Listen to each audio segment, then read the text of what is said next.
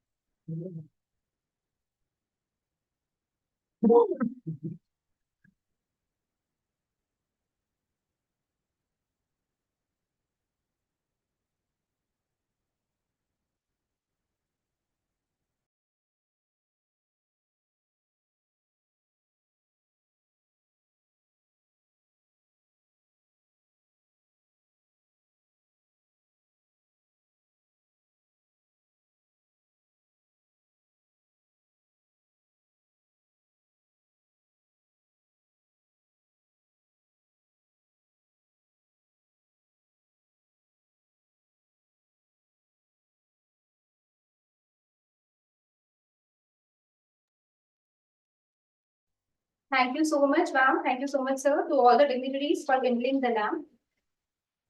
I will now give a brief introduction about our institute. The institute was established in 1996 in the heart of Ghaziabad under the aegis of Lux Educational Society under the Societies Act 1860. We are an A-grade accredited institute by NAC. We strive to offer world-class education to our students by amalgamating curiosity and dedication to ensure that all of our students are self-driven towards learning. The college serves as an innovative center to focus on imparting knowledge through wide exposure and frequent research and scholarships. We have signed three kinds of MOUs, namely academic MOUs, social MOUs, and industrial MOUs with various organizations, including Econos Foundation, Pinky Shee Foundation, Assert IT Solutions, Pitlight, Confederation of Indian Society, Indian Industry, and Ebro Furniture.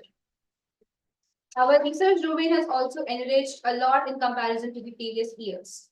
For our tremendous zeal for growth and development, we have received various awards over the years, like Best Academic Excellence Award, Indian Achievers Award, Shiksha Bharati Award, and so forth. Now introducing our conference. Quality education and higher management education is not only the need of the hour, but also a major concern of the contemporary education center. This affects all stakeholders, including industry, government, society, academicians, parents, as well as the employers. Quality in higher management education is the vision of business schools in the 21st century. In this regard, the conference's aim is to bring together the best academicians, business executives, research scholars, and students from universities and institutions all over the world. This conference will be a platform to learn, share, and discuss current and emerging topics in higher management education with thought leaders, technologists, and learning experts. This would be a great knowledge sharing event for a diverse audience, embracing international and national participants. The event has inspirational speakers and mutually beneficial working opportunities. We will now start our conference with the welcome address by Mr. Tejinder Singh, HOD, Management Department, IPEM.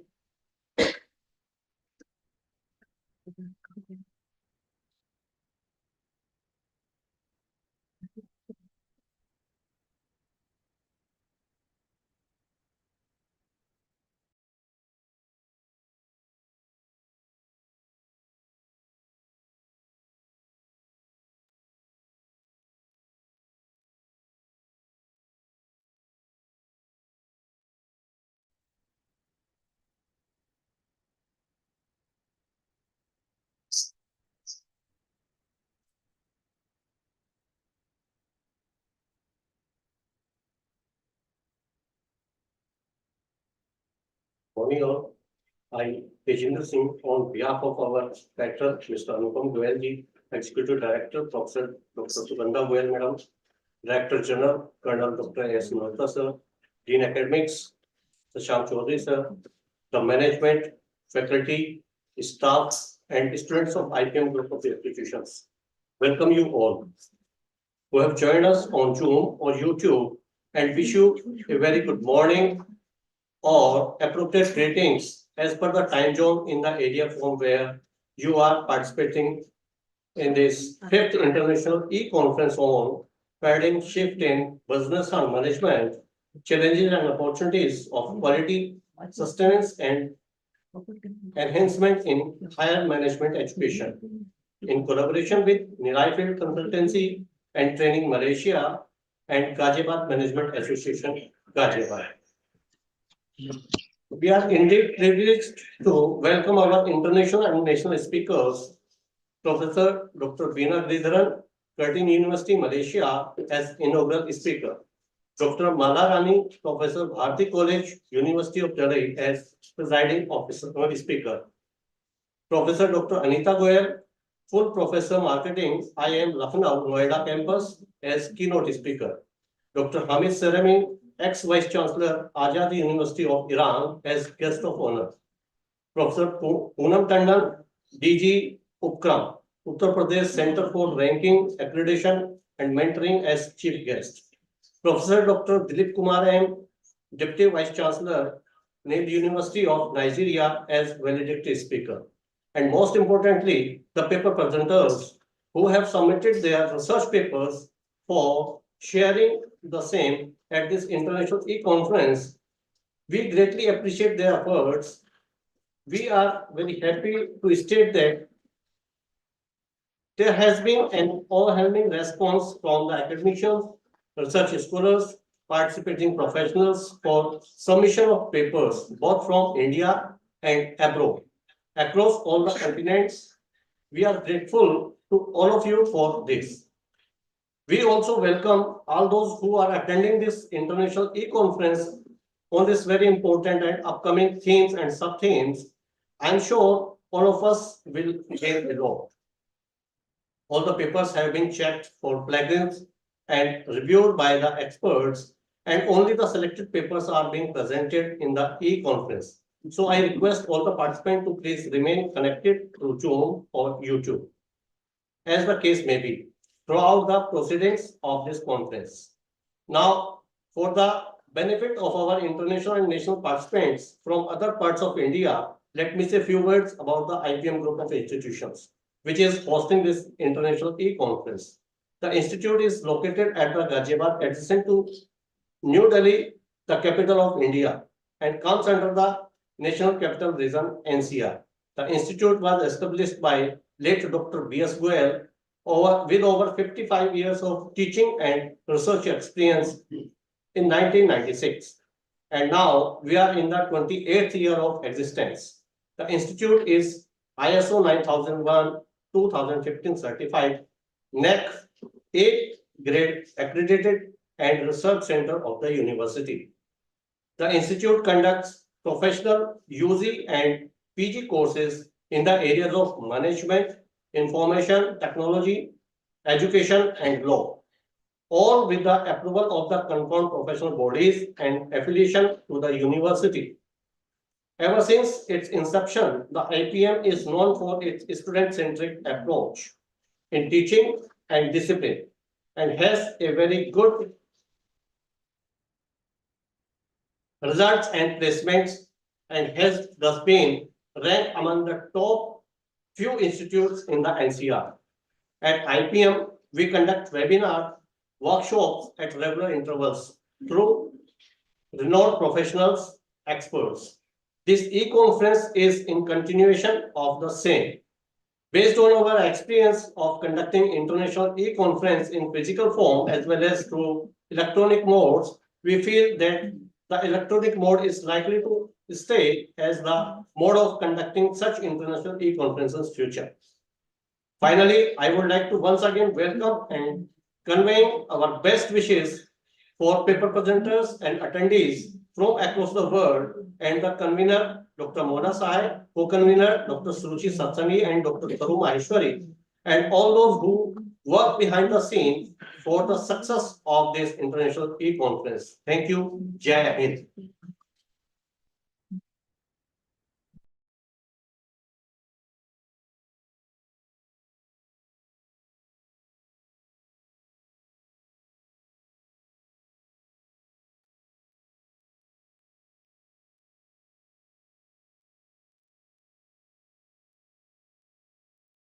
Thank you so much, sir, for such warm welcome of all the participants as well as the speakers. I now request all of our participants to please go through the program schedule as already shown in the presentation. We have addresses by inaugural speaker, presiding speaker, keynote speaker, guest of honor, and chief guest. All of those addresses are followed by the technical session 1, where the scholars, academicians, and industrialists will be doing the paper presentation. That will be followed by a 45 minutes lunch break. After that, there will be a technical session 2, where again there will be research paper presentations. Then there will be the address by valedictory speaker, followed by the best paper award announcement. Lastly, there will be vote of thanks. I request all of the participants to please switch off their cameras and put their volume on the mute so that we can progress this particular conference smoothly. And if any of the participants have any queries regarding this conference or regarding the addresses of any of the speakers, I request all of the participants to please put their queries in the Zoom chat box and they will be answered shortly. I now take this opportunity to introduce our inaugural speaker, Professor Veena Giridharan, presently Faculty of Humanities and Health Sciences at Curtin University, Malaysia. She attained a doctorate degree in Applied Linguistics and Education from Curtin University, Western Australia. And she was the Deputy Pro-Vice Chancellor at Curtin University, Malaysia for 2 terms.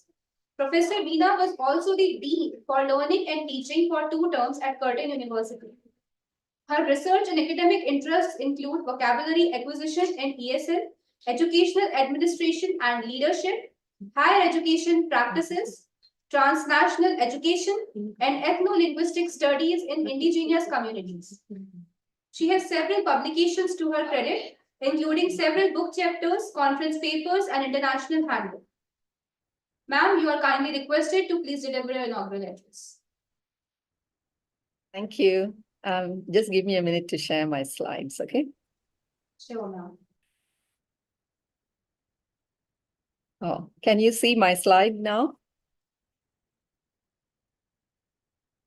Are you able to see my slides?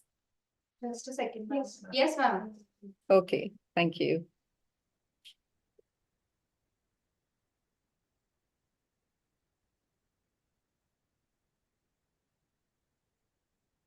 All right. So a very good morning to all of you who are joining, the conference. And sorry, just give me a second.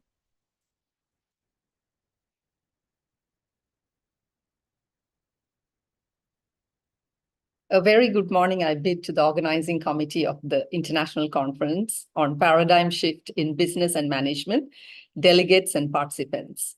As introduced, I'm Professor Bina Giridharan from Curtin University, Malaysia, and it's a real privilege to address you all today. And I would like to thank the organizers for inviting me to share my insights with you all today.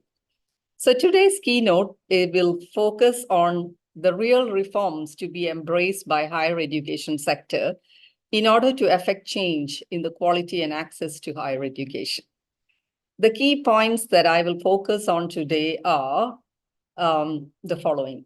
Firstly, making strategic and sustainable investments for the future of learning and teaching in higher education. What measures could be adopted?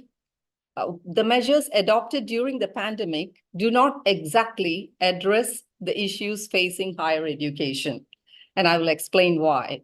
Institutions need to undertake true reform, moving towards active learning and teaching skills that will endure in a changing world. And finally, I'd like to make the point that formative assessments are more effective than high-stake exams in equipping students with the skills they need to succeed. So let me start. Higher education, as we know, is shifting and is in the midst of rapid change.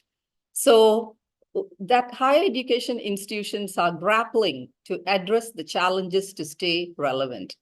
The COVID-19 pandemic not only exacerbated and compelled universities to switch to diverse learning and teaching modes, but also forced them to reflect on their learning structures and course offerings. And we know that it was not easy for academics to scramble, to use multimedia, to use technology, and to extend their abilities in order to fulfill their teaching requirements. So we know that education reforms were established in haste. It is mostly illusory, and it is not focused on dealing with the core issues facing students or academia.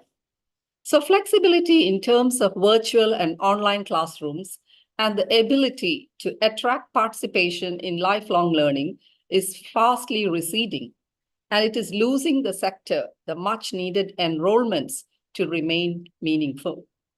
So although we adopted a lot of technology during the pandemic, it is really not enough. It is not sufficient to sustain what is needed in higher education. And some of the changes we give us the illusion that education is actually undergoing the much needed reform. In most countries, higher education is still inaccessible to socioeconomically underprivileged, and it certifies knowledge rather than nurtures learning. So in brief, it is failing on both counts of quality and access. So how can we address these issues? We have to focus on the important shifts that are occurring and adapt accordingly. Firstly, learning from everywhere. So let's see what we were able to do. What we can do, universities. Universities migrated rapidly to remote teaching and learning and online delivery modes during the pandemic, and the appetite for online and remote learning is likely to continue. So there is recognition that as schools and universities all over the world had to abruptly pivot to online learning, learning outcomes suffered across the education spectrum. However, the experiment with online teaching did force a re-examination of the concepts of time and space, and there were some benefits to students learning at their own pace and understanding and learning their lessons online. So hybrid learning and teaching is the way to go. Hybrid learning does not just mean combining a virtual and physical classroom, but allowing for a totally immersive and experiential learning, enabling students to apply concepts learned in the classroom and out in the real world. So rather than shifting to a learn from anywhere, I think we should shift to a learning from everywhere, which means that universities should offer work integrated learning. That means ability to learn, experience learning in authentic real world situations. This means working very closely with industry, working in future work labs, and undertaking research that builds analytical skills. So this kind of course is what we can call a truly hybrid learning experience.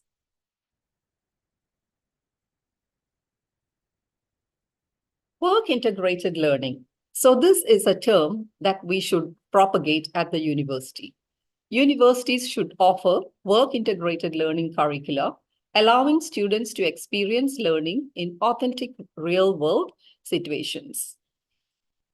And then we have to replace lectures with active learning. Although we have been used, yes, lectures are very effective to reach to a wider audience. However, it is not a very effective way of learning.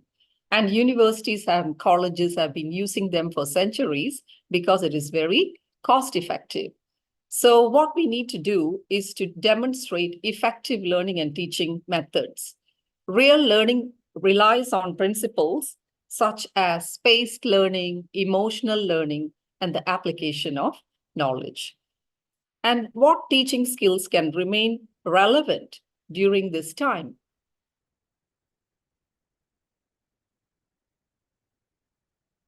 So universities continue to focus on the latest teaching specific skills involving the latest technologies. However, technologies are going to become obsolete. And as a result, we are always playing catch up with the skills that is needed in the future workplace. So what we need are skills that remain relevant in a new, changing, and unknown context. So how do we do that? So how do we, for example, redefining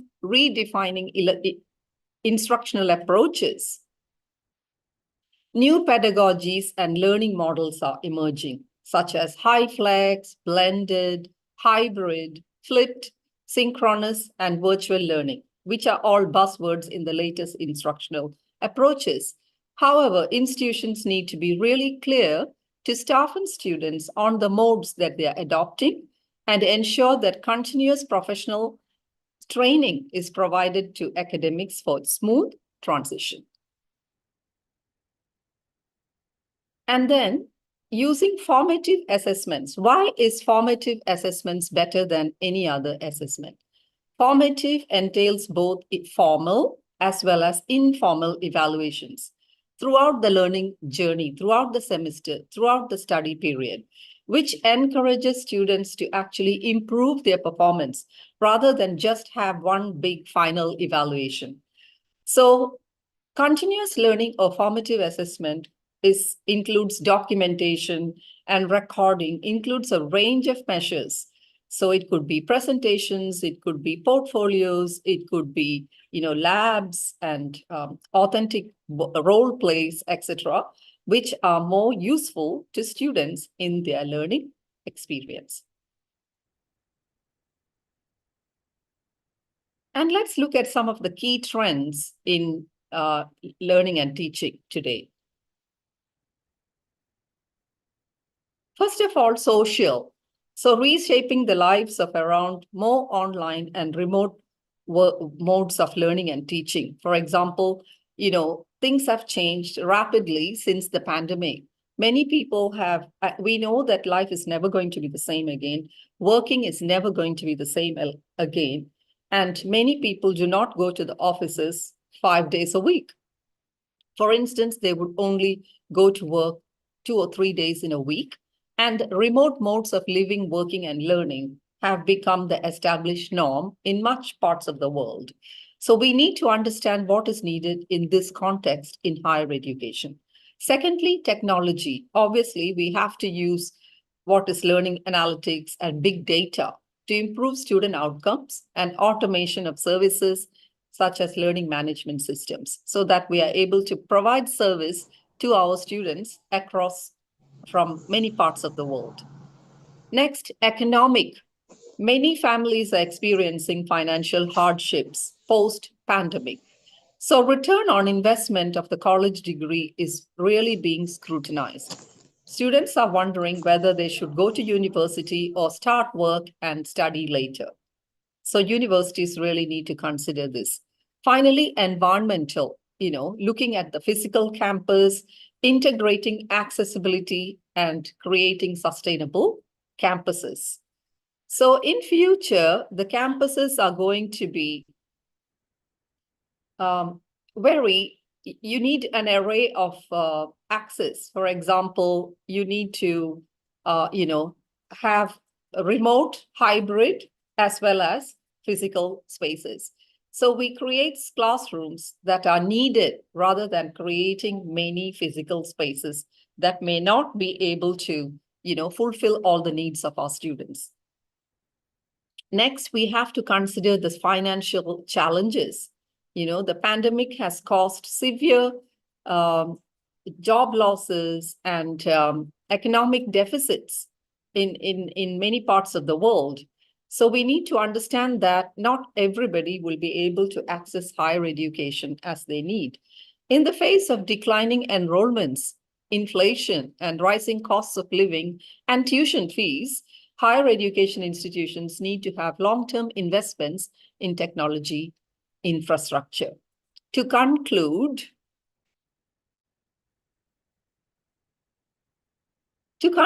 I think what we need to do is focus on improving student learning experience. The pandemic has provided an opportunity for institutions to be innovative and redefine what learning and teaching should look like. We should be able to evaluate past experiences and share and contribute knowledge regarding the lessons learned.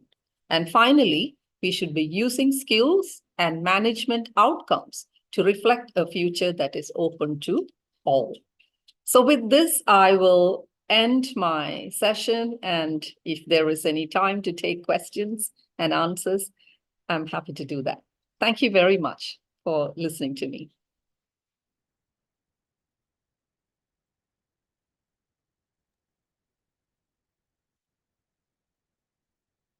Thank you so much, ma'am, for such a wonderful inaugural address.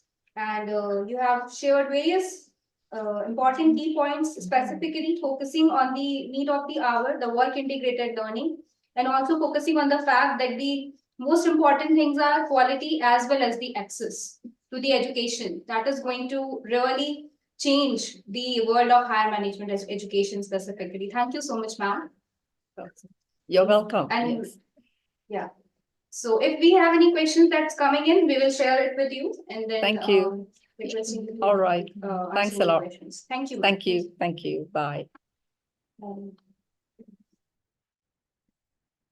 Professor Malarani, presently working at Bharati College, University of Delhi, is the presiding speaker for this conference.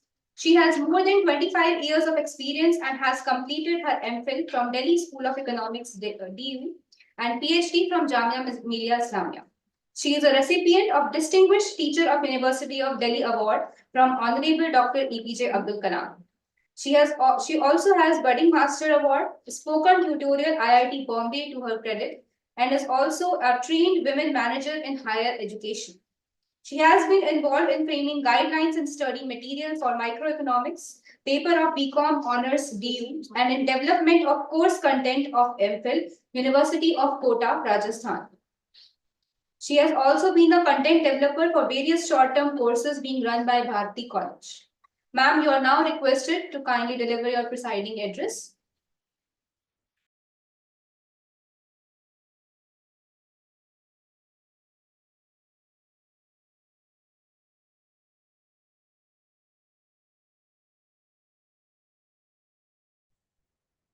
Thank you so much.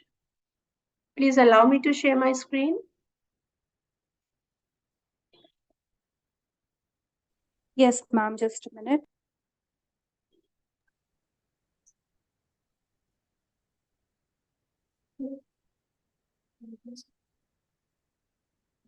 Ma'am, you can now share your screen.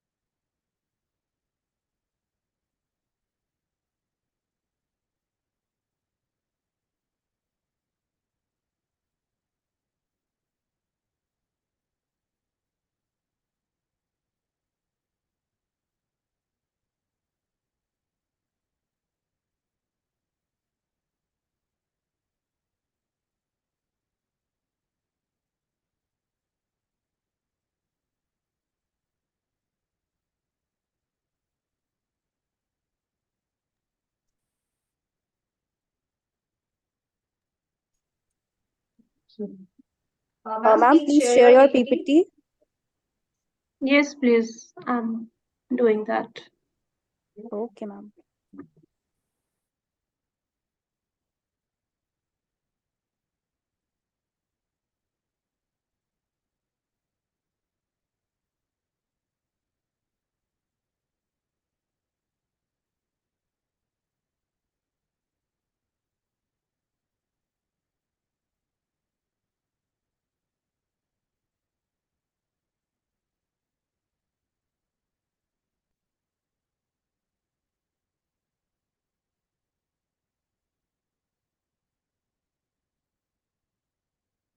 I'm sorry it took so long.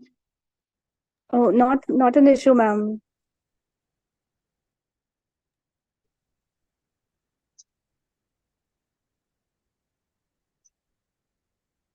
So are you able to see my screen?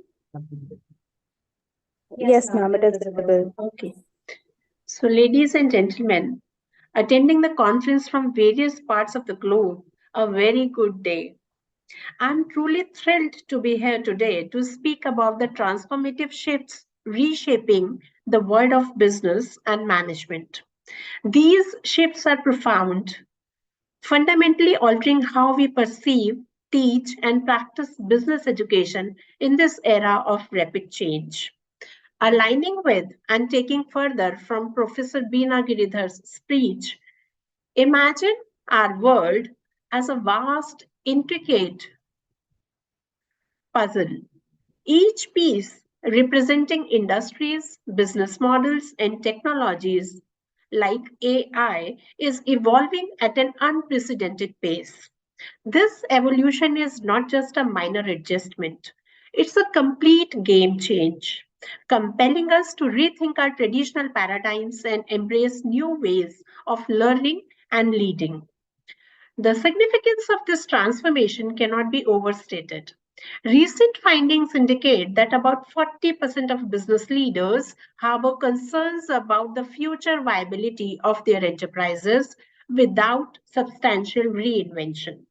The World Economic Forum reinforces this sentiment, advocating for a comprehensive skill set that transcends academic proficiency to include creativity, problem solving, and interpersonal skills. However, amidst this transformative wave, a stark reality confronts us. Reports suggest that a significant portion of our youth might not be fully equipped to meet these multifaceted challenges head on. This is not just a minor hurdle. It's a clarion call for business schools to revolutionize their approach, to transcend traditional teaching methods, and to truly prepare our students for the complexities of the modern business world. Let's dive into the fascinating journey of how we learn today. We have got the dynamic online learning sphere where the world of knowledge is just a click away, and the enriching traditional classrooms where the spontaneity of face to face interactions weaves lifelong connections. This blend of digital and physical learning spaces is a puzzle we are passionately piecing together, striving for an educational symphony that resonates with every learner. As we ponder over the global tapestry of business education, the value of international experience shines brightly. It's about immersing ourselves in diverse perspectives and engaging in rich intercultural dialogues that shape global leaders. Yet, we are also increasingly conscious of our ecological footprint, striving to retain this precious diversity while also honoring our commitment to the planet and seeking innovative and sustainable pathways to enrich our global educational journey. The advent of artificial intelligence marks a transformative era, revolutionizing mundane tasks and complex problem solving alike, granting us the luxury of time that we can invest in nurturing creativity, delving into the critical issues of our times, and forging deeper human connections. In our classrooms, AI has transcended its role as a mere tool or topic. It's now an integral part of the learning experience, shaping how we assimilate information, develop insights, and unleash creativity. The intricate challenges of today's world necessitate an orchestra of knowledge, demanding collaboration across diverse fields. Business doesn't exist in isolation. It intertwines with every facet of society. Our educational ethos is embracing this interdisciplinary approach, uh, fostering a holistic understanding and innovative solutions to the multifaceted challenges we face. Sustainability is a chorus that echoes across every aspect of our educational endeavors. It's not just about integrating it into our curriculum, it's about embodying it, nurturing a generation of leaders who are not just adept in their fields, but are also passionate advocates for a sustainable future.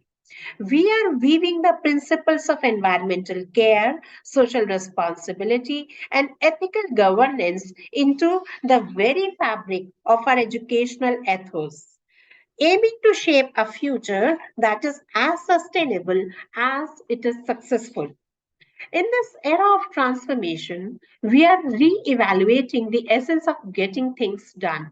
We are transitioning from mere analysis to effective execution, translating insights into actions, and turning the knowledge we impart into tangible positive change. The role of MBA and traditional business qualification is under the spotlight, prompting us to ask crucial questions. Are we in sync with the evolving societal and professional landscapes? Are we flexible, inclusive, and comprehensive enough? It's a call for us to reshape these programs to align with the dynamic balance of today's world, ensuring that they remain not just relevant but also pioneering pathways of learning and leadership. As we navigate through these changes, the spotlight on environmental, social, and governance aspects grows brighter. It's a testament to the evolving conscience of our society, a reflection of the growing desire among students and professionals alike to forge a career path that's not just successful but also socially responsible and environmentally sensitive. Career paths in business are branching into new, exciting directions, and sustainability is becoming the core around which businesses and business education alike are revolving. The rapid evolution of social media trends is also redefining the dynamics of communication, reputation management, and customer engagement, making it an integral part of our curriculum. The global socioeconomic landscape, especially in the wake of events like the pandemic, has led to significant shifts in student mobility, job market trends, and the overall approach to business education. The great resignation has prompted a profound re-evaluation of career trajectories, life priorities, and the role of further education in shaping one's professional journey. Looking ahead, the horizon is brimming with transformative trends. The fusion of online and hybrid learning is not just changing how we learn, but also who has access to this learning.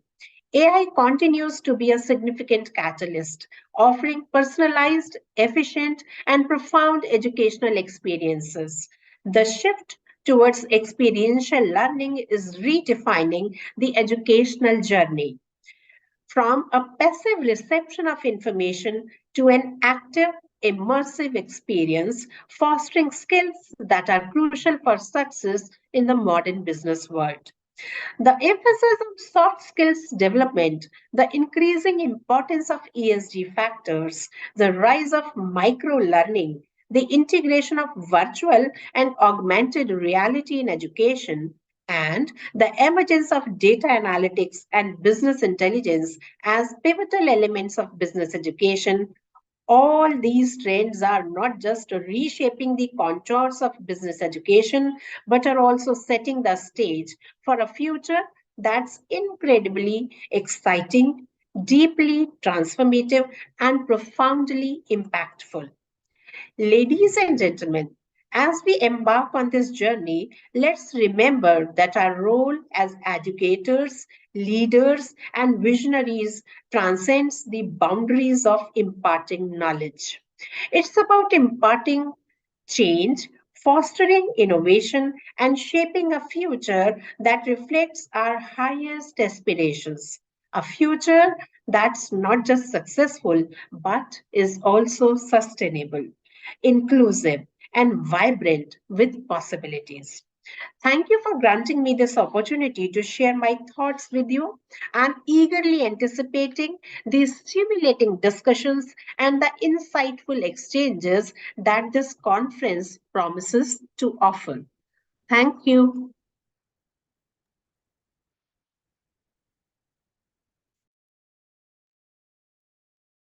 Thank you so much, ma'am, for such a wonderful and informative address.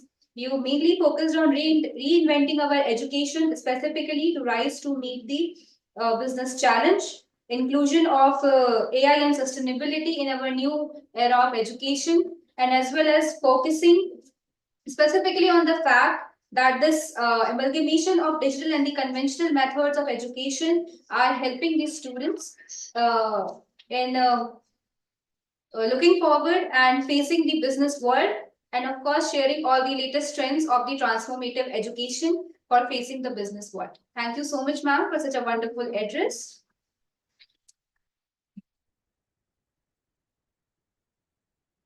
Now we have Dr. Anita Goyal with us. She is working as a professor of marketing, Indian Institute of Management, Lucknow, and she is our keynote speaker for this international conference. She has more than 25 years of experience in academia and holds Bachelor of Science from DU, Masters in Business Administration in Marketing Management from University of Pune, India, and her Doctor of Philosophy in Marketing from Jamia Millia Islamia. She was recognized as a Gandhi Chatra twice in 1988 and 1989. She conducts sessions in short-term academic as well as training programs for industry executives. She coordinates several management development programs for industry executives and also chairs the academic administrative positions. She has supervised various BBA and MBA dissertations with Thames Valley University, London, and an ongoing doctoral thesis advisor for marketing scholars. She is a keen researcher and has to her credit research articles in reputed national and international journals, book chapters, and marketing cases. And she is also editor of the book on innovations in service marketing and management with IGI Global USA.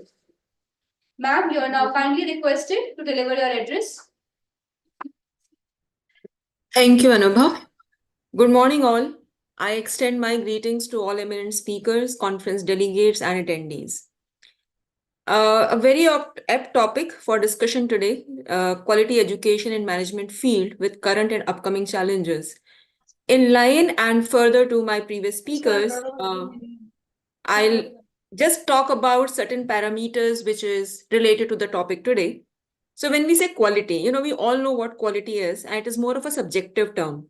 Can be interpreted from different perspectives, especially relating to the area of implementation.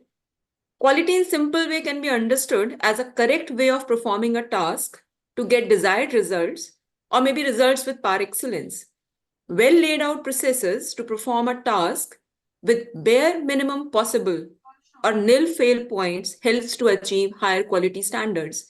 I know this is today the focus of the all organizations or corporates, that how they can have Six Sigma and other parameters and the quality is the best which they are going to deliver. Japan has given a very robust way, a very simple way to build quality, which we know as Kaizen. In simple terms, it means continuous improvement, which also indicates that there is no end to improve quality, and it is always an ongoing process. So we cannot say, okay, something is achieved and now what we should do later or how we can enhance it further. Quality enhancement is a continuous process which all of us in management education and in our lives can take care of. Now, continuous changes, specific in terms of environment and technology, have specific impact on the management education. COVID-19 had presented different challenges and perspectives to manage education delivery and learning as well as operate day-to-day lives. Technology was growing earlier also, but with COVID-19, technology has taken a key position in performing our activities. Growth of internet and reliance on digital platforms has impacted education, businesses, societies, and all of us as human beings for whatever we do now. In business and management perspective specifically, I like to particularly point towards digital transformation as one of the paradigm shifts. Whether it is banking, eating food, booking a cab, for everything we need to download an app. There's a web application. It can be seen in terms of internet, cloud management, artificial intelligence, machine learning, chatbots, chat GPT, metaverse, and I think the list is never ending. We can keep adding so many things to it. We can see both positive and negative outcomes from it. Delivery of day-to-day requirements at doorstep without much time gap between order placement and product delivery. I think Blinkit is one very good example, and how Amazon and others have changed their facilities. Many services are available at arm's length, plus many services are consumed at one's own place without going to service provider. It happens in earlier times also that you can call a barber at home, you can have something at home as a service, but now it is a part of life. And further, COVID enhanced it, technology development enhanced it. So if I say urban clap is one good example, or nowadays how we are booking the cabs and at our doorstep cab is there. We are not going out or hailing a taxi by hand and then going further, right? So a lot of many changes are there which we have seen, and maybe the generation Z is, for them it is okay, they are the born in the digital domain. So maybe for generation X and generation Y, these are the changes which they are observing, and generation Z see it in their own perspective and in the part of their daily lives. However, among negatives, cybersecurity risks are cause of concern. That's the biggest आपका Wednesday को फिर lecture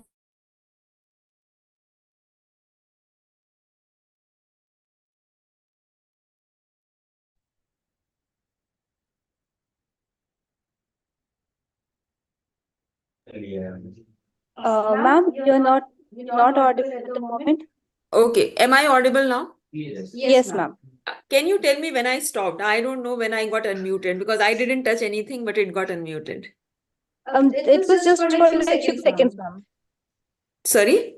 Just for a few It was seconds. just for a Okay. few seconds. Yes. Perfect.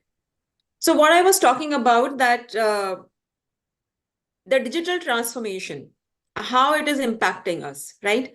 And if I talk about it, I think digital transformation is one area where any company is now putting their services on digital platform.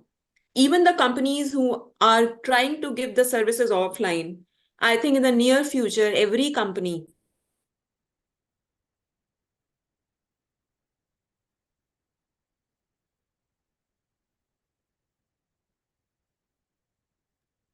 I'm surprised why the host mute me. So I got muted in between.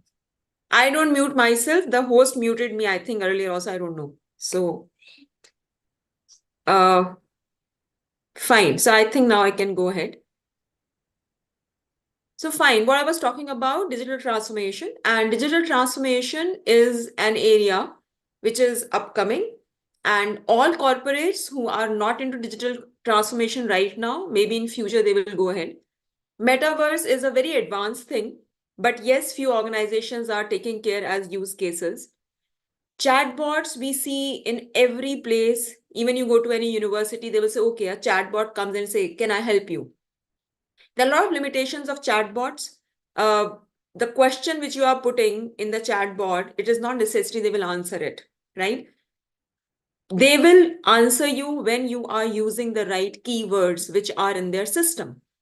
So problem comes in that chatbots are not so effective. However, a lot of research are going on where they are trying that, okay, Can chatbot takes a human voice, can go beyond it, or maybe the human voice words can identify any zone in the corporate website and try to give the answer.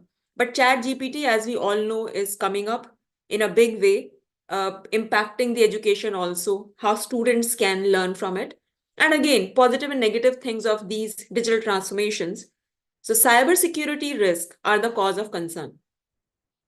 And when I was seeing the initial slides of the institute, when they were just showing how the institute is growing and what activities are, so I come across two terms. One is techno hack and one is blind coding, right? So I think the techno hack, because hackers are also gaining understanding about the internet and they are getting more aware of the fact that how they can do fraud through the internet way. So I think our newspapers many a time give these kind of stories. So a blend of both positive and negative has of this digital transformation in our lives. With this fast pace in technology, it is also a big task to maintain and enhance quality of management education, being the direct impact on technology on corporates. Because this all impact of technology is on corporates. So it is important that we have to incorporate it in our education so we can meet the challenges of the corporate jobs and the corporate requirements, and we can deliver better there. Outcome in any higher education institute normally considered in terms of how institutes are learning, how students are learning, whether students are able to understand and apply, gain knowledge in their respective fields, the kind of jobs they are getting, and how they perform in their jobs. These parameters are assessed by many ranking systems as well as by institutes for self-performance assessment. If we look closely, then it is evident that these parameters are kind of hygienic factors for a higher education institute, including the management or any kind of institute we talk about.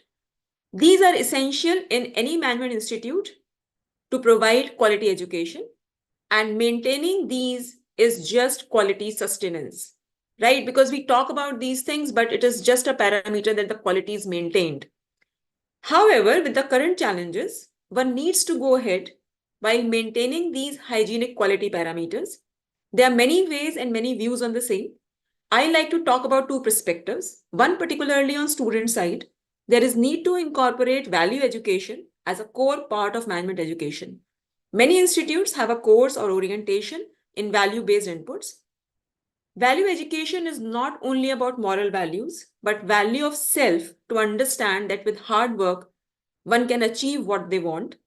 Value of family, value of community and society. A value system which will guide to take correct decisions. From correct decisions, I mean considering the welfare of all who will be affected by the taken decisions. Value related to empathy and not guided by own self motives. This is not only required to remove or reduce malpractices, but will result in better human life of younger generation and for all. This younger generation has huge potential. They have great minds capable of doing great things. They need a right direction rather than misguided by short-term goals for their lives. Simultaneously, there comes a responsibility with institutes and faculty members. And faculty members need to build with the new concepts and managerial practices, which I also see in my daily life. This is a Herculean task and always a concern. At individual level, it is very difficult considering the resources available vis-a-vis the pace of change in information. Always we get with information or information get added in chunks, whichever field you are.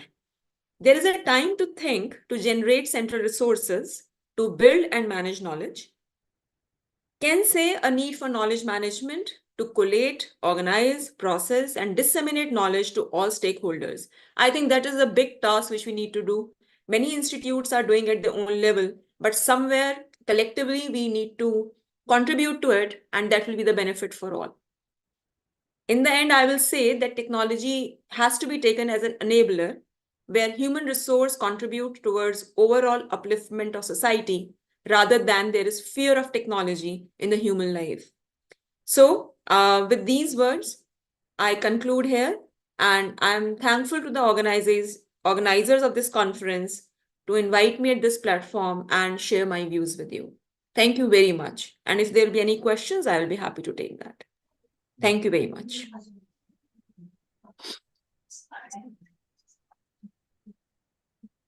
Thank you so much, ma'am, for such an informative address. We do have one question for you that is being shared by, एक second, just a second. I think Devyendu, if I'm not Yes, wrong. ma'am. Yes. Yeah.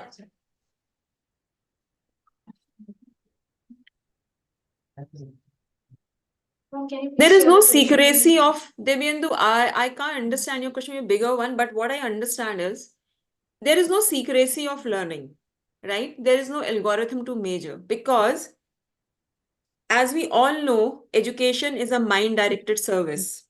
And how each one of you is getting it is affected by a number of parameters.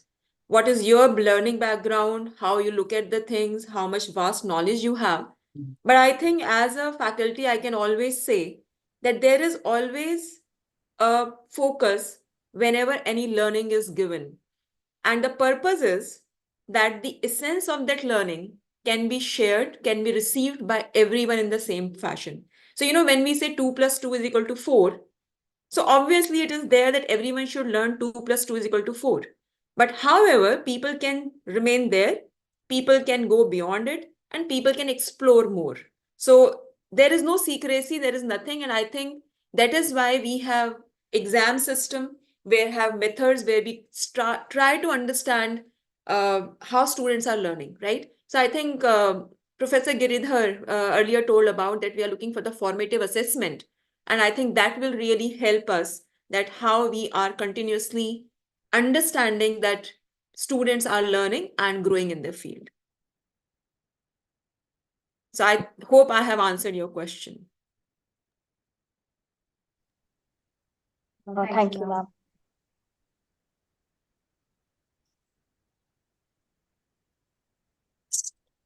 Once again, I would like to thank you, ma'am, for delivering your address, specifically focusing on the quality Focusing on and mentioning this term called as Kaizen, Japanese term Kaizen for continuous improvement.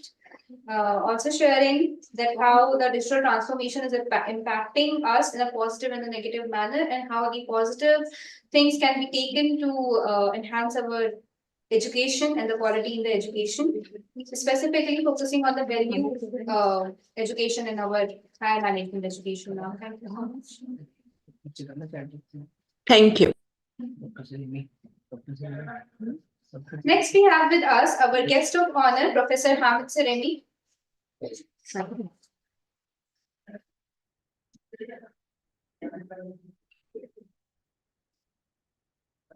Next, we have with us our guest of honor, Professor Hamid Saremi. He's a former Chancellor, Asrar Higher Education Institute, Iran. He did his PhD in Financial Management from University of Mysore, India, in MCom, BCom, and BA in India. He has over 33 years of experience in academics and research and has several papers published in international journals to his credit. He is a member of advisory and editorial boards of international journals and has been invited as a guest of honor for several conferences and seminars. Sir, you are now kindly requested to please deliver your address.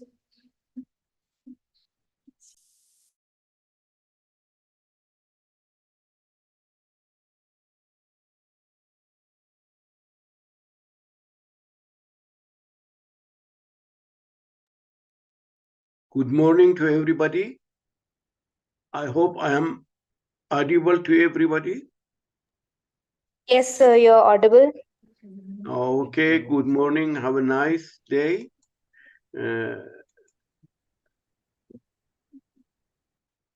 I am. Sir, you're not visible currently. I guess your camera is not on.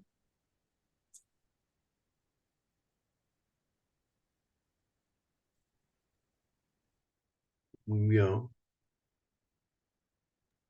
Yes, sir, you're visible now. Okay. I am going to share my PPT. I hope it is visible to everybody. Sir, Sir, it is not visible at the moment. Okay. Is it visible to everybody? No, sir, it is not visible. Okay. Let me Let me share.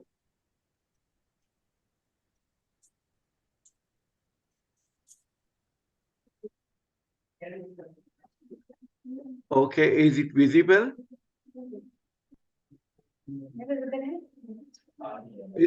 Is it visible to everybody? No, sir, it is not. You just started. I guess if we wait for a few seconds, it will be visible. Is it visible?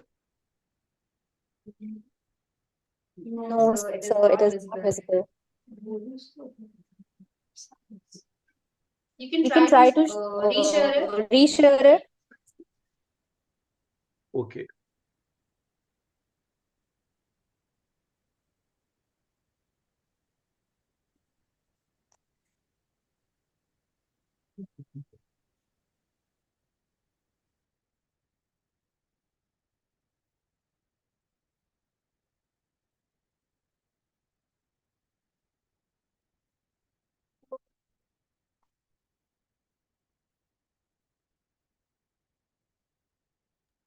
Sir, it is visible now. Visible? Yes, sir. Okay. Okay.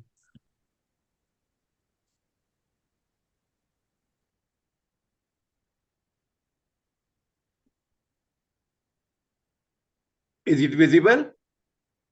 Yes, sir. Yes, sir. Please continue. Okay. Am I audible? Yes, sir, you're audible. Okay. Good morning, ladies and gentlemen. I am thanking Professor Sudha Gol, Honorable Executive Director, Institute of Professional Excellence and Management, Ghazi Abad, and also Colonel Dr. Malhotra, Honorable Director General IPM, Dr. Tijendra Singh, HOD Management Department, IPM Ghaziabad, and also Dr. Mona Sahi, Professor and Governor of the conference, IPM Ghaziabad, and all other members of organizer of this valuable event for inviting me to attend this conference and let me have this golden opportunity to be among you and with you nice and kind people of my beloved India and share my experience and opinion with you. I am sure and believe their effort will have a good result. Wish them all organizer of this conference successful future. First of all, let me wish you very happy new year. May the new year offer a fresh start of your life. May you have all your dreams fulfilled. Have a great year ahead. God bless you. And also very valuable event, 26th of March, 26th of January. Wish you a very happy Republic Day of 2024. Dear audience, as you are well known at the changing business world, a paradigm shift is often a change in the perception of the how things should be thought about, done, or made. A paradigm shift can require entire departments to be eliminated or created. Since the human resource department in the organization is one of the department in the paradigm that can be changed nowadays, turning and improvement of human resources is one of the main strategies for the obtaining human capital and positive adaptation to changing condition as to competitive advantage of organization. In recent years, significant and extensive changes have taken place in the field of education, which is referred to as a paradigm shift from the teaching to learning. Therefore, I would like to share the topic of my speech with an emphasis on the role of human resource manager and the paradigm of the change in 2030 vision. As you know, human resource managers are one of the most important success factor in the organization. They are in the charge of the human resource tasks and try to improve the efficiency of organization by improving human resources performance, and they perform better in front of competitor and gain more market share by adopting strategies related to human resource field. Human resource management is not an easy task, and many opportunity and challenges of human resource management are faced by human resource managers. In today's competitive world, one of the most important tools for transformation and survival of the organization and achieving the desired goal and mission is the human element.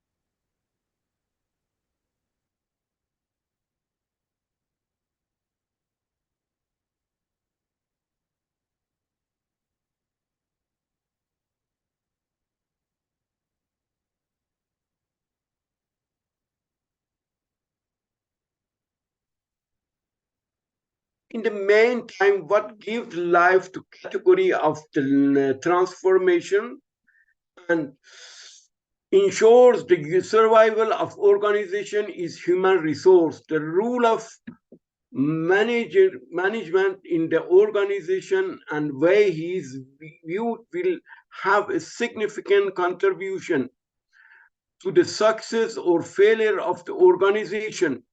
With the beginning of the third millennium, the rule of human resources has become more permanent every day, and now it is referred to as a only factor of achieving success and sustainable competitive advantage in the organization. This is particularly true in today's knowledge economy. Empowered employees cooperate and participate with manager in order to solve challenges, because in empowering human resource lies motivation, participation, commitment, creativity, and loyalty. The successful manage these development and stay relevant. Human resource professionals must adopt and develop the right HR competence to embrace future opportunities. With these changes, the scope of human resource expanding to include areas such as sustainability, employees' well-being, digital transformation and analytics, and organization adjust their strategies to meet market need. This requires revising the outdated human resource competency model that organizations use. As you see, education, skill training, interpretation, empowerment are involved with human resource management. Today, despite the great importance of the empowerment, unfortunately, in some developing countries, still due to many reasons, including the vagueness of the organization's goal, lack of proper definition of work, relationship, and personal relationship, lack of proper performance evaluation system, lack of definition of proper indicator to measure the productivity of human resource and some other exacting factors in the market, which is due to non-competencies of the business environment and the country's economic structure, has caused that a specific mechanism to improve the quality of the source of the board of work in changing rapidly. Change due to global skill shortage and demographic changes. To successfully manage this development and stay relevant, HR professionals must adopt and develop the right human resource competence to embrace future opportunity. With these changes, the scope of HR is expanding to include areas such as sustainability, employee well-being, digital transformation, and analytics as the organization adjusts their strategy to meet market need.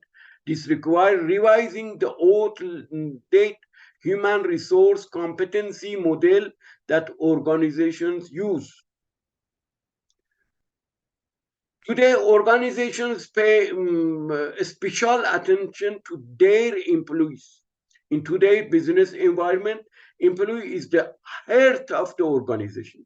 Since today's economy is based on the services of companies, therefore, enterprise should be participate employees in the business activity of the companies to motivate them and increase their productivity.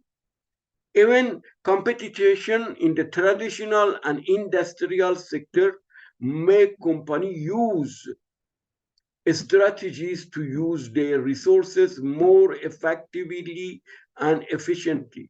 The organization should be aligned with the business and work strategies so that the policy is aligned with the management. It means that human resource is no longer a separate unit that wants to perform tasks such as employment and salary payment. Rather, it is strategic and vital in ensuring the success of the organization. The days when the human resource manager was concerned with administrative duties are over now. And today, human resource management is considered serious and important in many parts of the industry, such as production and marketing. Today, the goal of human resource management is to give direction and purpose to organization by developing and training employees. The importance of human resources for organization success, human resources management programs should be designed based on the strategic and macro goal of the organization. Therefore, it should not be considered as a small and separate department or unit.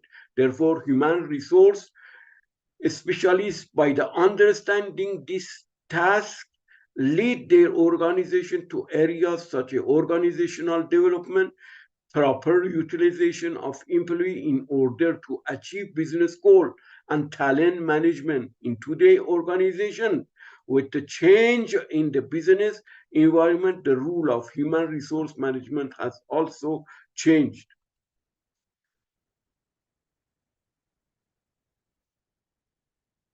Provide this is entrepreneurship provide one of the those element which is help to human resource management, provide the necessary environment and condition for the production good product or their marketing. Human resource management should consider themselves strategic partners to ensure cooperation and participation in the organization. In this view role, the effect of the human resource personnel are aimed in the direction of business development and reaching to the organization major goals. Therefore, this sector must think strategically in order to be successful business partners. The human resource managers must participate in the formulating the vision or mission, vision, goal, and strategic plan of the organization and support them in order to achieve success in the entire organization. Finally, human resource managers help to determine the criteria to measure and show the success of organization in related active carry out. This is where the T-shaped human resource competency model come in. The T-shaped model is about the competencies we believe human resource professionals will need to succeed in the future world of the work. Let us addressing to the details of these human resource competencies and the T-shaped model. T-shaped human resource competency model. A competency model identifies and defines the knowledge, skill, ability, and behavior required to succeed in the specific professional or role. Competency models serve as a guideline for individual to understand that it is expected of them in their work, where they should focus developmentally and how they can enable themselves to be successful in their role. In this regard, an human resource competency model identifies the requirement of human resource professional at a different level to build a strong human resource capability across the function. Human resource professionals should be T-shaped. Being T-shaped means that all human resource professionals, regardless of the role or context, must master the five core competencies complemented by the area of the expertise that it depends on their specific role or organizational requirement behind the specialized skills. Being T-shaped also requires mastery of leadership competence of the human resource leader who manage team of the people. There are 5 core human resource competencies which include business acumen, data literacy, digital agility, people advocacy, and execution excellence. These competences are essential for the all human resource role, equipping human resource professional to navigate the rapidly changing world of work, like a business acumen, interpret external trend, analyze the customer need, co-create business strategy to achieve sustainable business. The other is data literacy, the ability to read, apply, create, and communication data into valuable information in order to influence decision-making processes. Digital identity utilize technology to increase the impact of HR and prepares the organization for the adoption of digital practice. People advocacy, the ability to create strong internal culture, get the best out of people, and act as a trusted champion and communication expert. Excellence, execution excellence, the ability to translate the organization purpose, mission, goal, and contains into a strategy, positioning human resource policies and activity to best serve the organization interests. Shape company framework, the T-shaped competency model provide human resource team with the overview of the skill, behavior, and knowledge required to deliver on the business objectives successfully.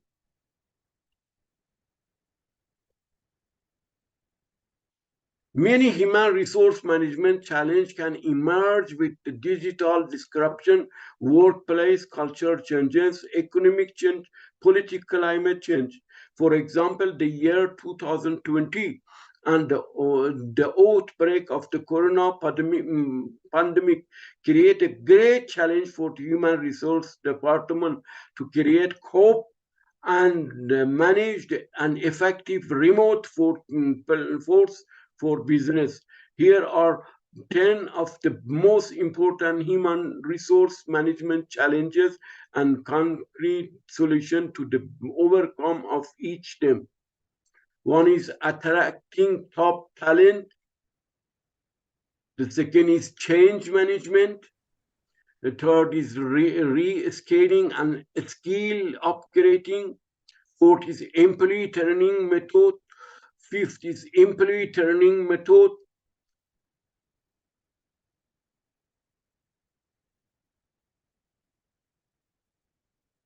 Digital skill creation, diversity management, employee participation, retention of the employees, leadership development, and employee presence. Now come to rule of human resource manager and the paradigm change in the 2030 vision. As the vision 2030 starts its journey, will one step unsurprisingly, change management's first step is the most crucial for the successful transformation. HR leaders should reach for burning platform to inspire a sense of the change urgency in the people and in the business. HR will need to guide companies in the navigating these shifts in the value way while making decision on opportunity.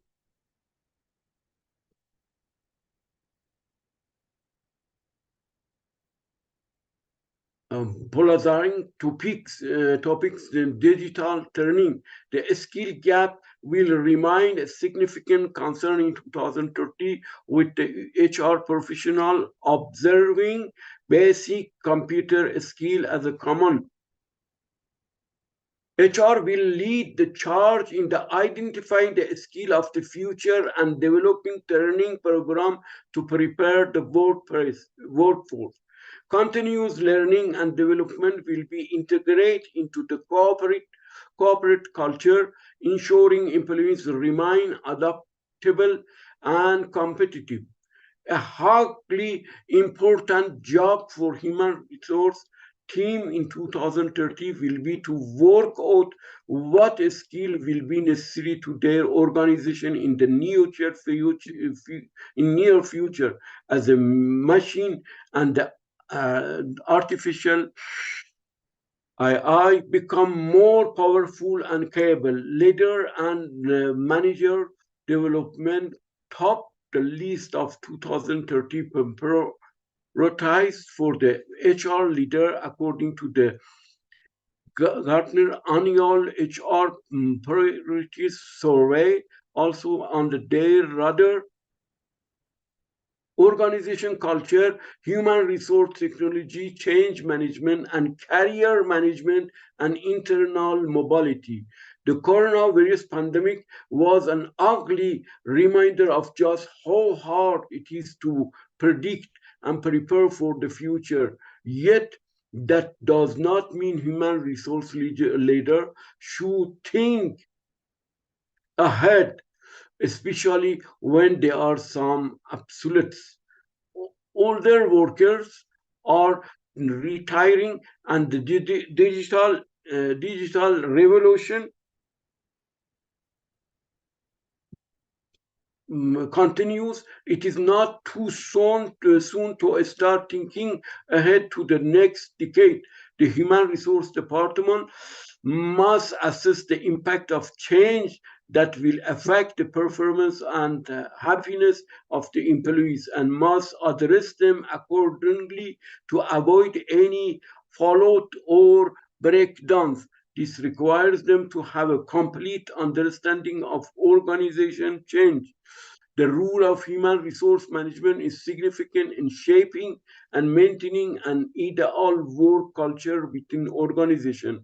Hence, the need to actively promote a positive work culture by the implementing reward and recognition program in the brief cultivate a culture that values the diversity and inclusion.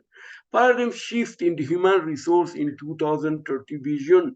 Paradigm shift example in the life include the discovery of new freedom and liberal idea upon the moving from the strict and conservative society and realizing the need for the different measure of life actualization upon the attending a previously set goal. A leadership paradigm is a set of the assumption, beliefs, value, and the practices that define how leadership is perceived and practiced in the given context. It is the framework that shapes the way leaders think about their role, their relationship with the other, and their approach to leading people and organization. This paradigm shift requires human resource professional to find a fit between organizational strategy and structure, identifying value-adding processes and developing core competence through the people. A paradigm shift is a major change in how people think and get things done that upon and replaces a prior paradigm. A paradigm shift can result after the accumulation of the anomalies or evidence that challenges the status quo or due to some revolutionary innovation or discovery.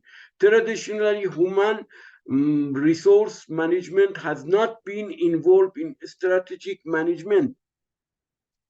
Paradigm shift example in the life include the discovery of new freedom and label upon the moving from the strict and the conservative society and realizing the need for the different measure of the life actualization upon the attending a previously set goal.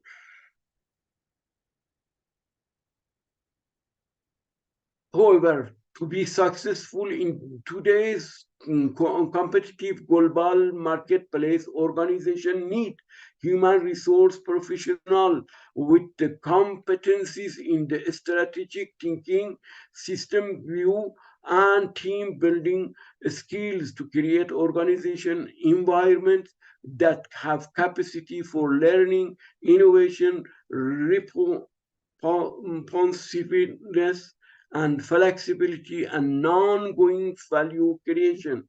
This paradigm shift requires human resource professional to feed between the organizational strategy and structure, identify value adding process, and developing core competence through the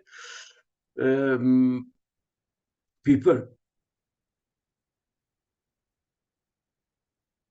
No come to conclusion, human resource professional possessing these competencies can develop a culture of the respect, trust, and open communication, promoting learning and developing core competencies within the organization. By exercising best practice in human resource management, employees can understand what is expected and desirable in the workplace. Human capital can be continuously developed to the increased capacity through efficiency managing employees relation, ethical practice, critical evaluation, leadership, communication, and consolidation. Human resource manager can prove activity influence organizational strategy and decision making to achieve organizational success and competitive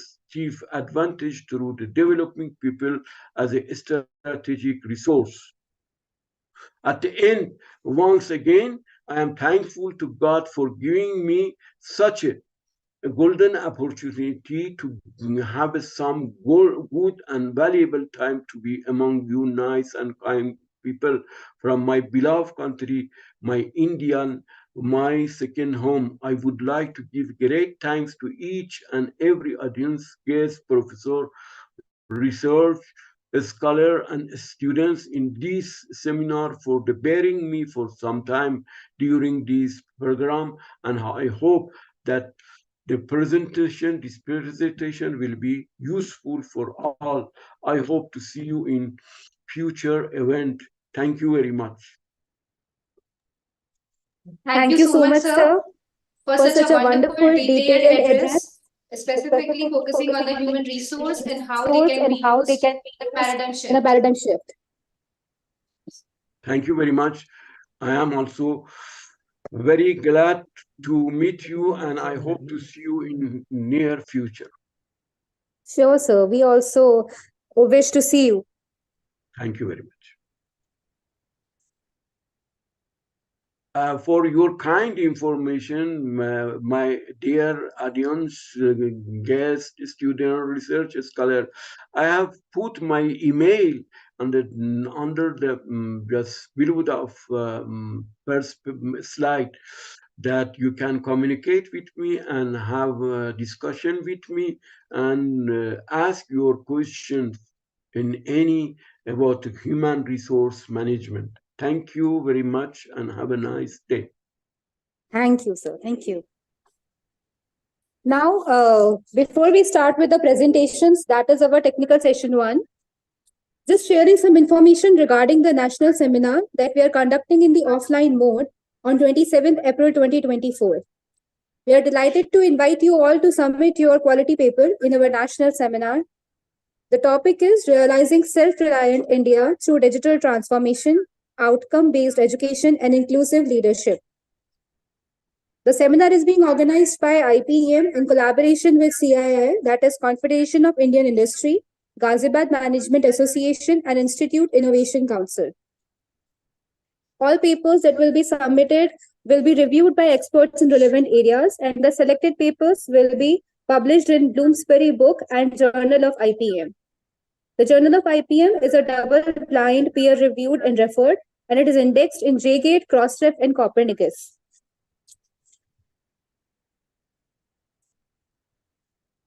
Now, since the tone has already been set with such enriched, knowledgeable, and powerful addresses by our respected and reputed eminent speakers, now is the time for presentation of our dear participants. The schedule for the presentation has already been shared to all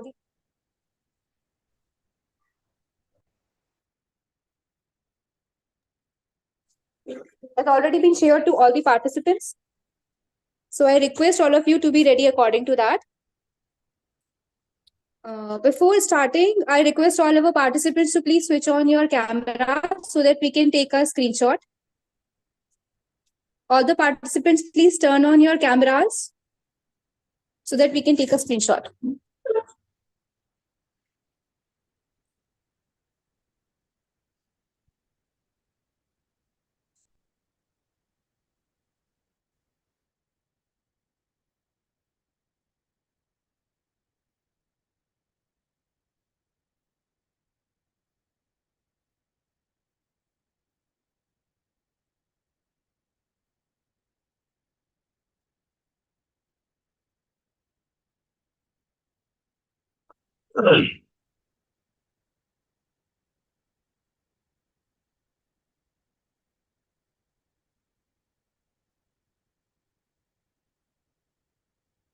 Okay, thank you so much, everyone. Now I request once again to please turn off your camera. Now for the presentation, please ensure that all of our presenters have the schedule with them and they are prepared accordingly.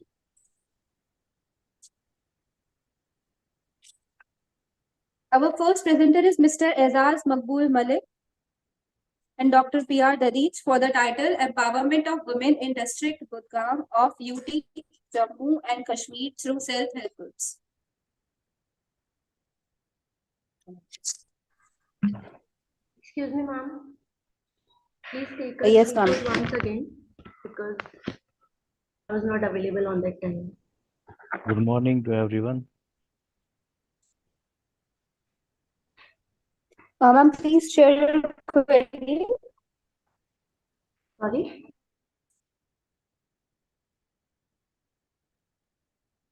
Am I audible to everyone?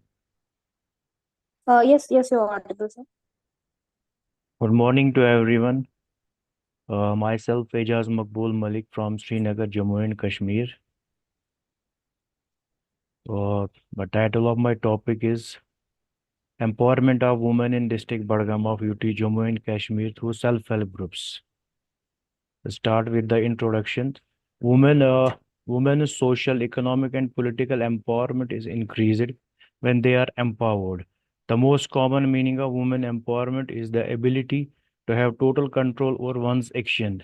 Due to growing social awareness everywhere, gender equality and women's empowerment are the two crucial issues that have came to light. There is a huge demand for empowering the traditional communities, self-help groups. Sir, please share your PPT also.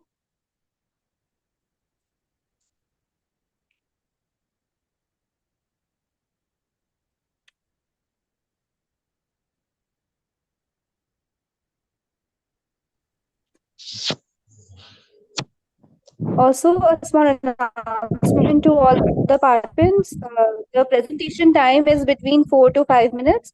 And after the presentation, there will be a small question and answer round by our chairpersons of technical session 1, Dr. Divya Rana and Mohammed Arwa. Dr. Divya Rana is the associate professor at IPM Ghaziabad and Mohammed Arwab is the assistant professor at IPM Ghaziabad.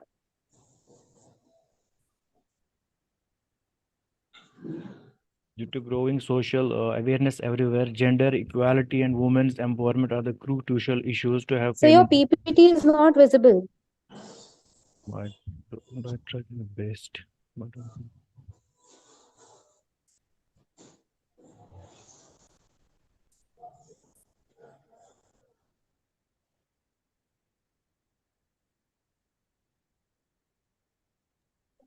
Please screen share कर दीजिए sir.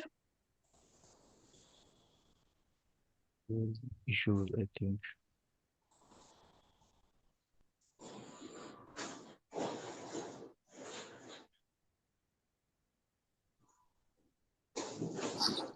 पास आई में हमको देख ले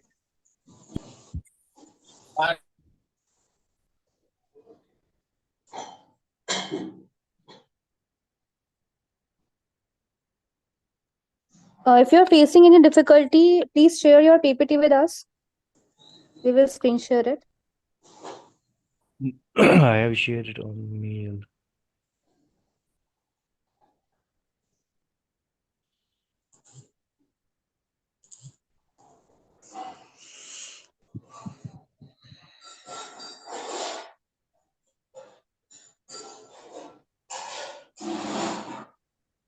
sir आप share कर पा रहे हैं PPT को?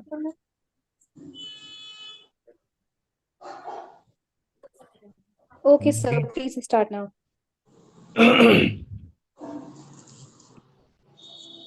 ठीक है ma'am.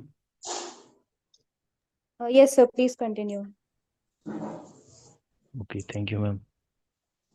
Due to growing social awareness everywhere, gender equality and women's empowerment are the true crucial issues that have came into light. There is a huge demand for empowering in traditional communities. Self-help groups are the crucial for guaranteeing the complete empower of the rural woman. Empowerment occurs in numerous ways. A group that provides self-help services in all voluntary groups made up to 10 and 20 individuals that get together to form a group that serves as a home grown model for reducing poverty while all while also aiming to empower and improve everyday lives of its members. The core feature of SIGs groups are the approach, mutual trust, small, manageable group formation, group cohesive thriftiness, demand-based loans, collateral fees, women's friendly loans, peer group pressures in the playback, skill development, capacity building, and empowerment. Regarding the ability of SSGs to empower the women, there have been a number of objections and conflicting findings in the recent years. In spite of this, SSGs has been seen and enacted that gives women is more influence in the areas of economic, society, and politics. SSG groups are essential for empowering women in India, as self-help groups have helped rural women transition from being housewives to becoming a businesswoman via microfinance. Self-help groups in the study area. one, one of the 20 districts that have made up India's union territory of Jammu and Kashmir, located in northern India, is called District Badgam, Jammu and Kashmir. Badgam serves as an administrative center for the districts Srinagar and Pulwama districts, encircle the Badgam district. In 2016, the district authorities calculated the area to be 4190 kilometers in Magam, Narbal, Birwa, Chadura, Badgam, BK Pura, Char Sharif, Khag and Chadura Khan subs are the 9 tehsil that make the Badgam district. There are 87 assembly constituencies and 17 CD blocks in the district. Commercial banks include JK Bank, PNB, SBI, Central Bank of India, as well as J&K Grameen Bank and Badgam Central Cooperative Limited are the topmost banks' involvement in the SSG linkage projects. In 17 blocks of Badgam, there are 5,466 SSGs with 46,332 SSG members.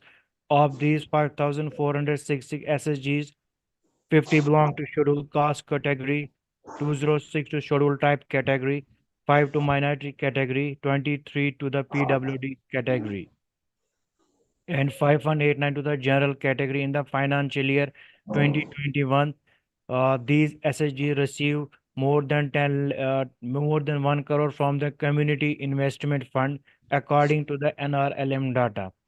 According to Census 2011, over 53.4% of the population were men. Females were 46.46% of the population, which is much lesser than the national average of 940, represents a gender ratio 885 females over 1,000 men. What are the objectives? To identify the SIG organization structure and purpose in the Badgam district, to look at how women self-help groups affect their ability to participate in the politics and economy and other spheres in the society. To assess the impact of the SSG's involvement on the ability decision making. Research methodology.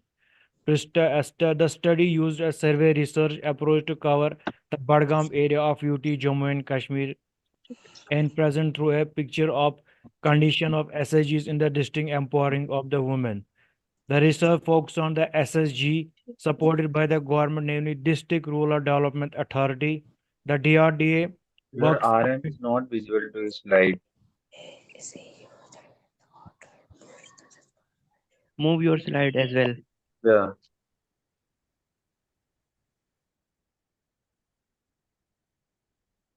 perfect. Thank you.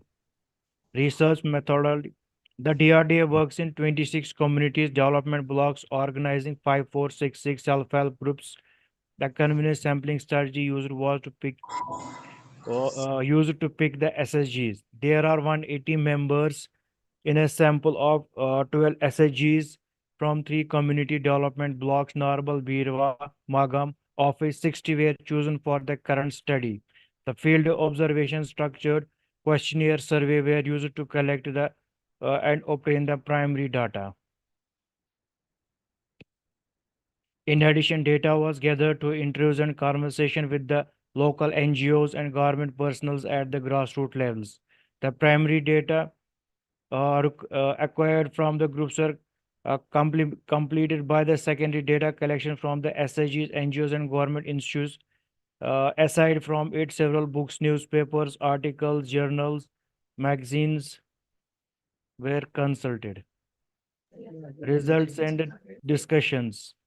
The SSGs and the members of them provided with a wealth of information, including membership breakdown, deposit mobilizing the occupation, financing, contributed rates of interest, recovery methods, assets development, influence over families, financial resource, influence on the growth of the woman, influence over decisions regarding the family's overall welfare, impact through native and political engagement, outside support received, and more to assess the empowerment of the women through SSGs to assess the effectiveness of the SSG with the research region. The analysis from the various blocks are collected and compared. Conclusion. In India, self-help groups are crucial to empower the women. SSGs in the present research also significantly contribute to the empowerment of the women by enhancing their earning potential, enhancing their self-confidence, and promoting regular savings.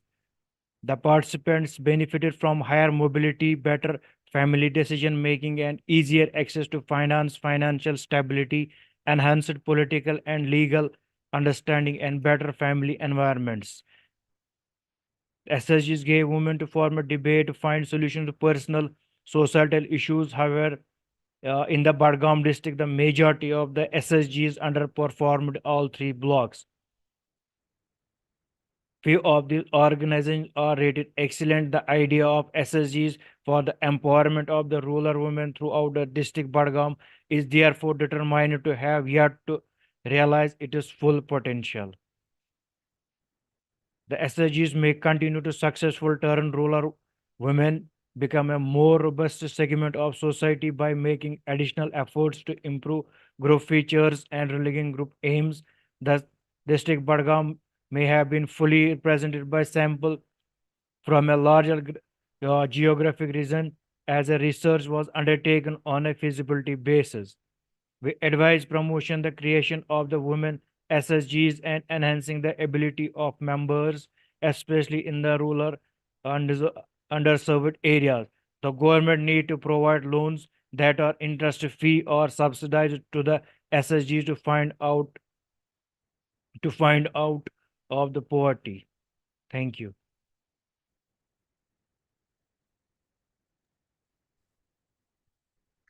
Hello, Mr. Malik. Am I audible? Hello. Hello, am I audible to you? Yes, ma'am. Thank you, Mr. Malik, for your presentation. And it was a nice presentation. I just have a one question. How many self-help groups working in Belgaum district and number of women benefited from these groups? Total number of self-help groups Total number of self-help groups. in Belgaum. There are 5,466 self-help groups with 46,332 self-help group members. And how many women benefited from these groups? Sorry? The number of women benefited from these groups. It is 46,332 members that are benefited from these groups. Okay, thank you, sir. Thank you. Thank you, ma'am.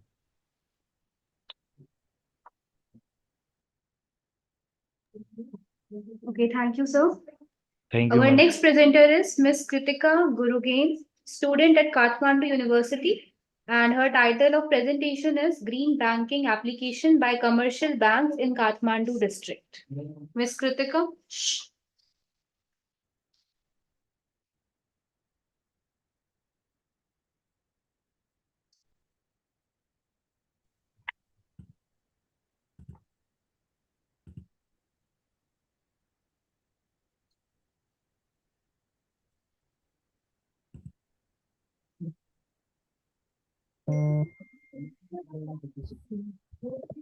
Audible? Am I visible?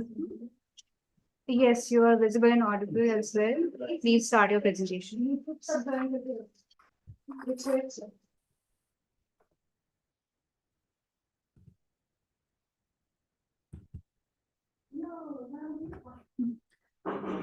Hello everyone, good afternoon.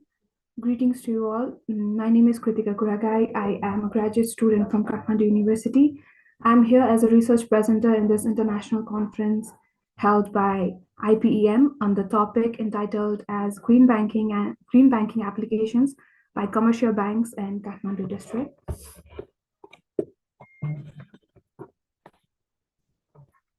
Green banking is still in its early age in most vast parts of the world. It is a very new type of banking that is aimed at promoting the environment and promoting sustainable development.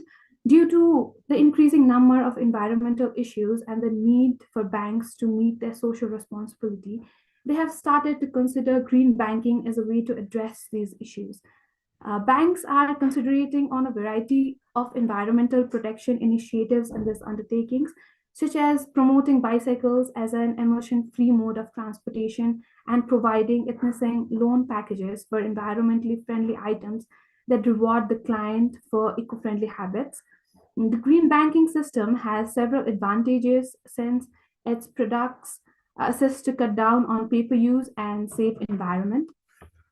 Strategies for green banking have two parts. Managing environmental risk comes first, followed by seeing potential for creative financial solutions that are ecologically conscious.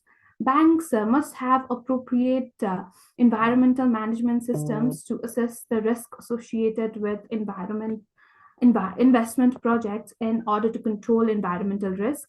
The second aspect of green banking is developing financial services and solutions that promote economic growth that is environmentally friendly. This includes bonds and mutual funds designed for environmental investments, renewable energy projects, biodiversity protections, energy efficiency investments in cleaner manufacturing process and technology, and so on. In order to build a robust and phosphorus low carbon economy, banks are voluntarily adopting a set of standards for handling social and environmental concerns associated to funding of developed projects, both inside and outside of the company. Green banking entails integrating technological advancements, operational improvements, shifting customers' behavior in the banking industries as well. This can take many different forms, such as switching to online banking from branch banking, paying bills electronically instead of by mail, operating money market and CD accounts with small regional banks rather than big multi-branch institutions, or finding the local banks in your community that is doing the most to support the regional green initiatives. There are three research questions in this research paper, followed by three objectives. The research questions are as follows: Do green investments affect or enhance the financial effectiveness of commercial banks? Does green bank business strategy enhance or affect the financial effectiveness of commercial banks? Do green product and services affect or enhance the effectiveness of the commercial banks? The objectives are as follows: to identify which commercial banks in the Kathmandu district use green banking, to investigate the connection between green banking practices and how Kathmandu's commercial banks customers see their financial success, and to analyze the impact of green banking practices on the established financial standing of commercial banks in Kathmandu. Green investment, green business strategies, green product and services are my independent variable, whereas effectiveness is my dependent variable in this research conceptual framework, followed by three hypotheses. Hypothesis one, green investment have significant and positive relations with banks' effectiveness. Green product and services has a positive and significant relationship with effectiveness in banks' performance. And hypothesis three, being green business strategy, shows a positive and significant relationship with banks' effectiveness. There are studies done in the green banking topic. Some of the research works which drew my attention more were of these authors. These research and these findings gave me core background information. Ms. Kritika, 5 minutes are already up, so please share RM and the conclusions. Okay. In the study development, and I followed quantitative research design, exploratory approaches, primary source for sample collection. This research have a convenience and descriptive sampling methods with a population of 225 in total. In the analysis, KMO and Bartlett's tests were run, followed by the exploratory factor analysis. From the reliability and validity, it had concluded that the variables were reliable and were valid, and composite reliability, conversion reliability, and discriminant validity was measured, and the modal fit was excellent. From the correlation table, it was concluded that all the dependent variables and independent variables were correlated with each other, were significant and positive. And in the regression summary, it concluded that all the independent variable was significantly and positively related to dependent variable. The findings concluded that there is a significant association between experience of bankers and their opinion about the adoption of clean banking system in commercial banks. Commercial banks provide almost all kinds of clean banking service, ranging from online banking, mobile banking, banking through ATMs, green deposit, green credit cards, and green reward checking accounts. Also, the green banking service saves their lots of time and also saves with all the paperwork, which makes the activities and bank works complex procedures. Further, they also said that as the green banking services are available 24/7, so it can be easily accessible at any time during even holidays. Banks are adopting green banking services to save environment from carbon footpoints from banking activities. In the conclusion, I can say that in our globalization world, the function of green banking is required to be observed at all stages of business process while keeping in mind all the factors associated to environmental protections. The examination of the notions and necessity of green banking in business process has received the majority of attention in an effort to improve our environment's liability and boost our economic output. The recommendation and future scopes can be done as it can be include the other independent variables in the study, adding mediating as well as moderating variables, or large number of sample size as well as wide study locations.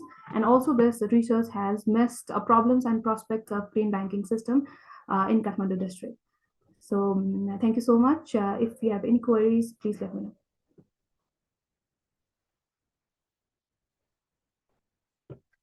Thank you, Kritika.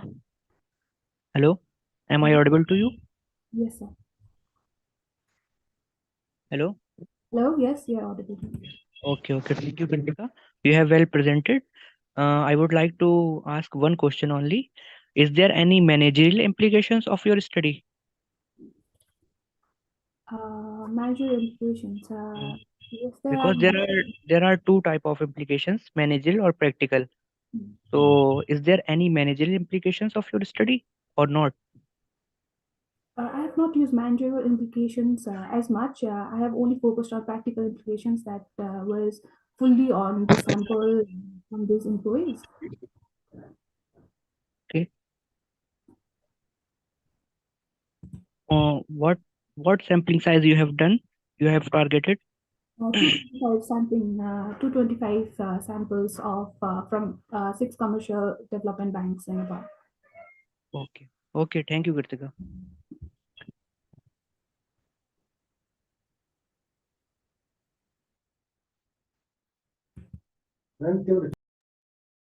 Okay, thank you so much, Kritika. Next, we have Mr. Mukul Jain, Research Scholar, Tirthankar Mahavir University, Moradabad, and Dr. Chanchal Chawla, Associate Professor, Tirthankar Mahavir University, Moradabad. The title for the presentation is Literature Review, Role and Importance of Business Incubators in India.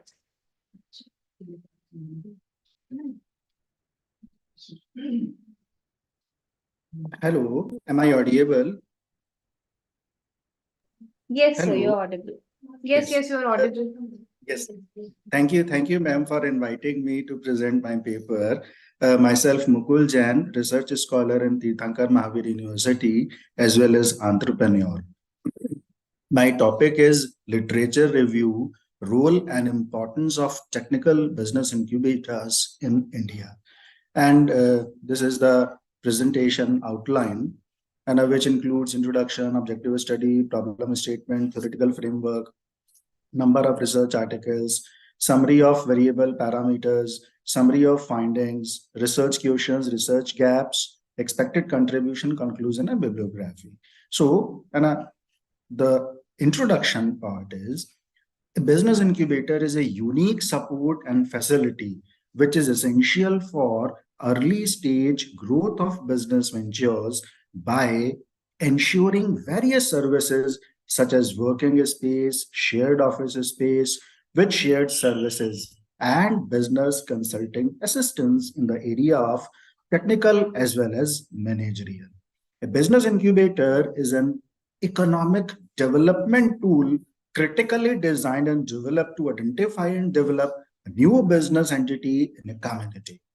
Business incubators provide various support services such as assistance in developing business and marketing plans, even building management teams, obtaining capital and access to a range of so many other specialized professional services.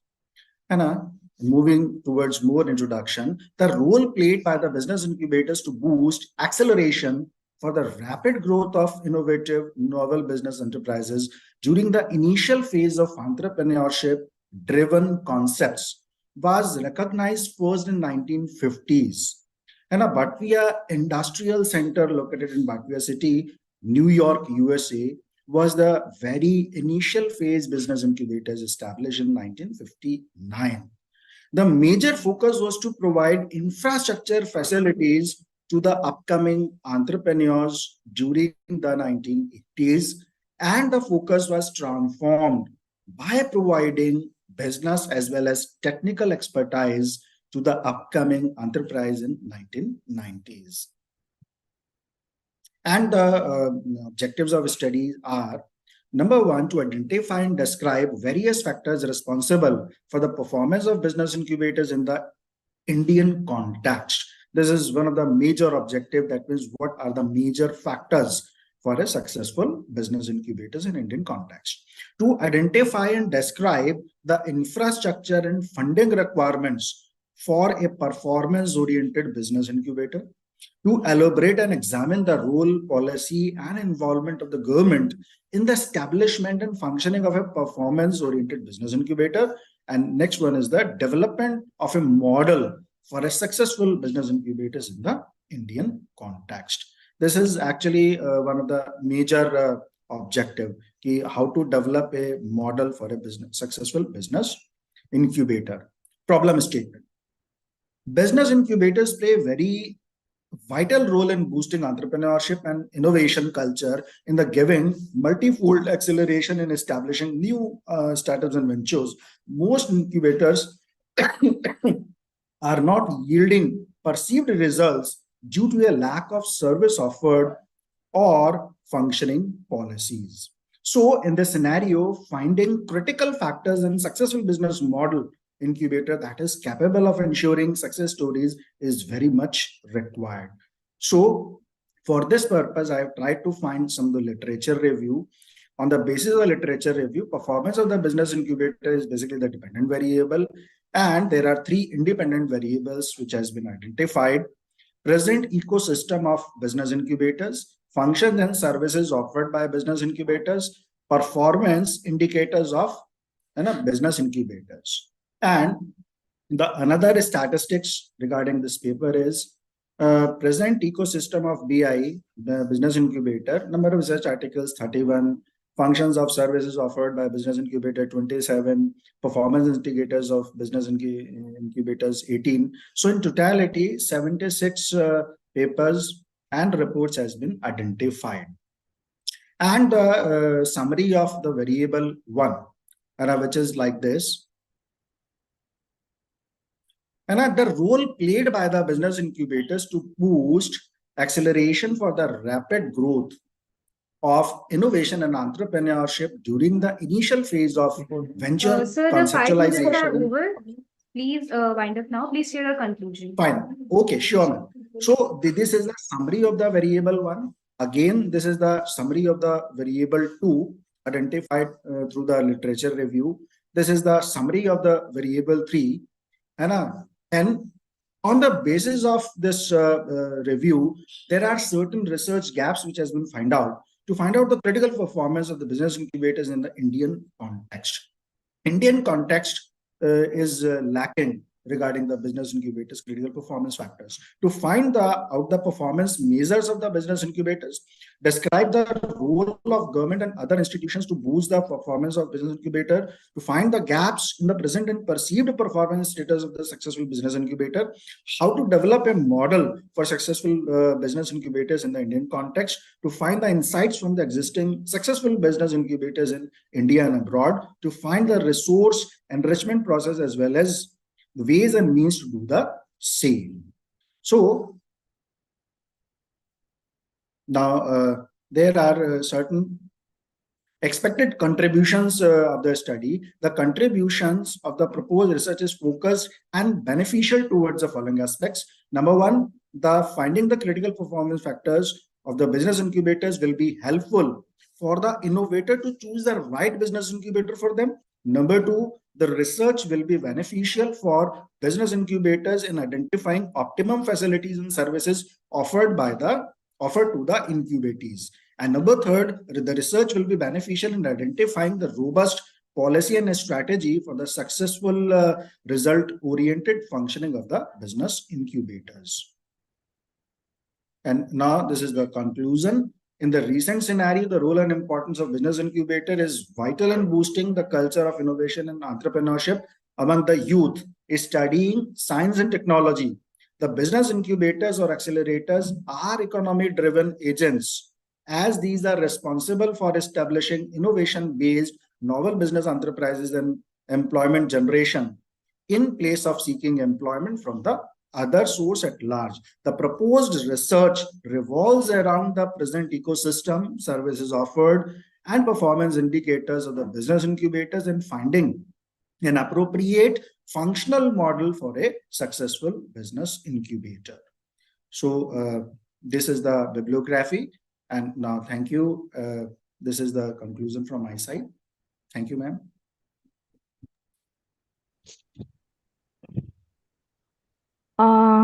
Thank you, Mukul sir.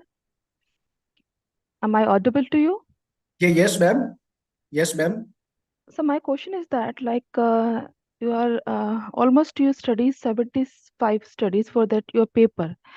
So how much time have you given for studying these research papers? Research papers, this is approximately 2 months. And just one thing is that how did you find these studies? Did you use any tool for finding out these papers related to your subject? Yeah, yes, ma'am. There are actually so many friends are there in the IITs as well as so many other institutes. I have requested them to find through the keywords and regarding these papers to find the papers for me.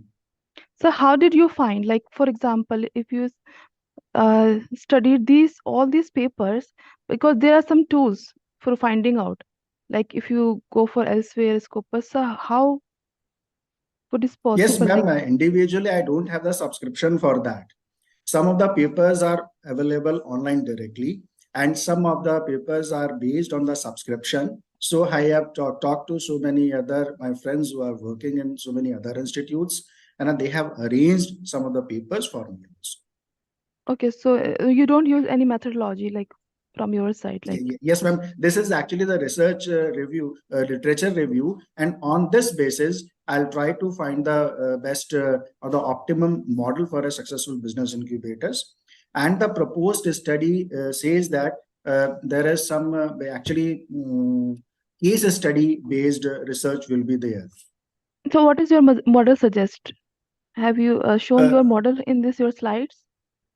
No, ma'am. This is actually only the research review. And the research methodology will take care of the case study based research. Because in your objective, you mentioned you're developing a model. Yes, ma'am. Right? Yes, ma'am. So But on that basis, so you will do. Right now, it is You not completed, right? A model. Yes, ma'am. The research will be done for that. What about the model? I'm asking about the model. Where is your model? Model, ma'am, basically case study based model will be there. Fine. That means I'll take the case study. Another proposed case study will be the IIT Kanpur. And what are the practices will be, they are following the practices, and how many companies they have incubated. And from those respondents, I'll try to find the data, and after the analysis, I'll find the best measures as well as the model and out of their practices. Okay, sir. Thank you, sir. Thank you, Mukul. Thank you, ma'am. Thanks a lot. Thanks a lot for giving the opportunity. Thank you so much, sir, for the presentation. Thank you, ma'am. Next. Thanks a lot. Next, we have Nauman Ahmed, Mohammed Musa, Sahiba, and NUK Sherwani. And the title for the presentation is Relationship between Empowerment, Job Satisfaction, and Turnover Intention for Teachers. Yes, ma'am. We are available. So give me a second to share the screen. Is my screen is available? Yes, your screen is visible now. Please start your presentation.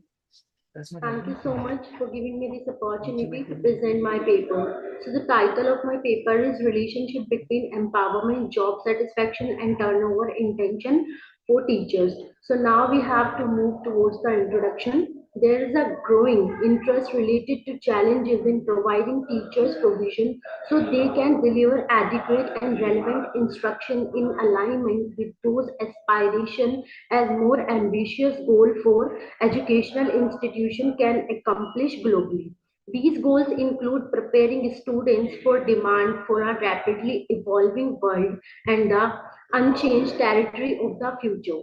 Having more authorities over students is crucial for teachers. It is vital to value teachers' autonomy in the classroom. To be empowered, to be empowered, teacher must be capable for managing their growth and develop on both a personal and professional level. Every educational institution, especially those aiming to provide a high quality education, depends heavily its teacher for success. Teachers' work performance is the primary reason for providing quality education. Performance is the major component of the learning process. The teacher turnover rate has become a critical concern for education officials worldwide.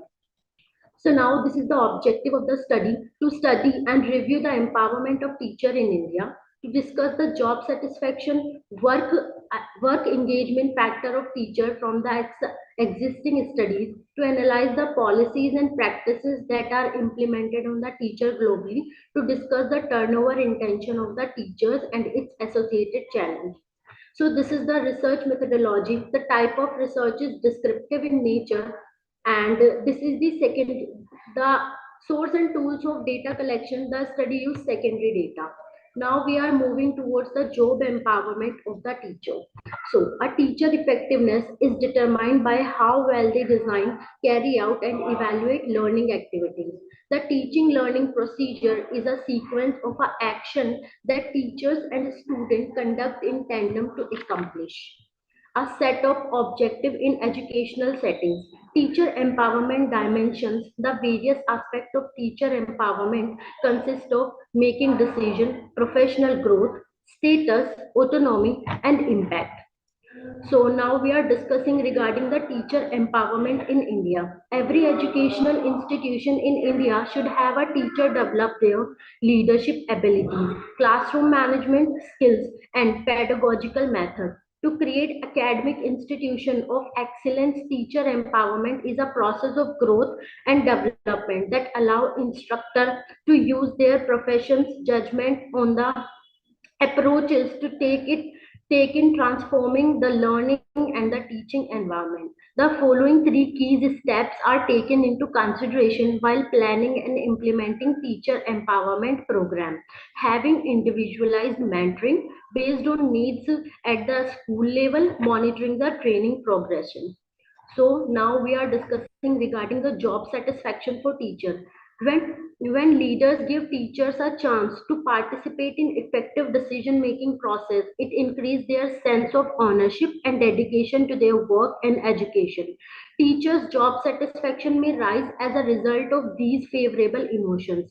The attitudes and components that make up work satisfaction have been satisfaction meticulously dissected in theories that address in it teachers, and the teachers will develop a positive identity via the happiness of their work, which will inspire them to perform better in future. So now we are moving towards the teacher turnover in educational institute. Attrition and turnover among educators are issues that are generally recognized to be occurring worldwide.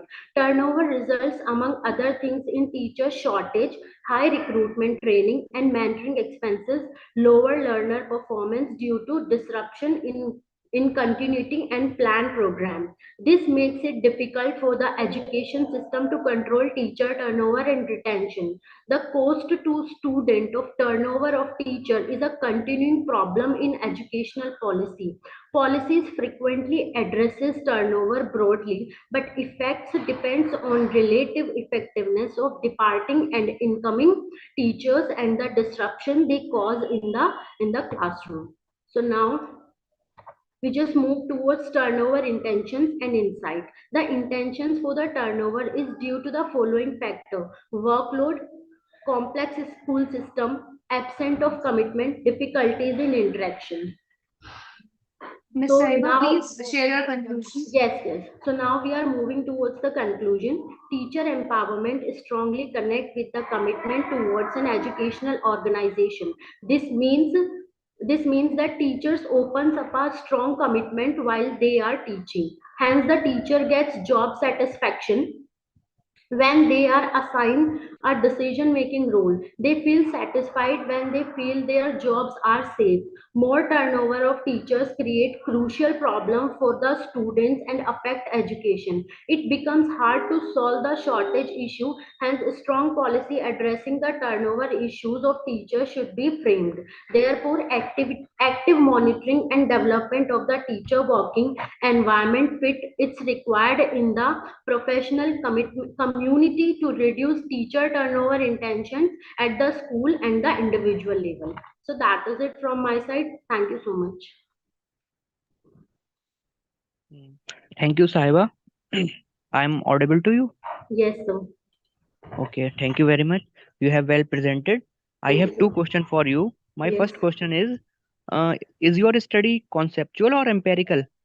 Uh, Sir, that is the descriptive studies. Okay. That is, yes. Okay. Have you used any model or tool for data analysis or something else? No, sir. This is the descriptive paper. I did not use any kind of model in that. But your title reflect the relationship between empowerment, job satisfaction, and turnover intention. Yes. It seems like you have checking the relationship. It means Okay. the impact one variable to another. Yeah, but if you suggest me, then I will definitely to think about the title. But I did not use any kind of model in that to find the relationship.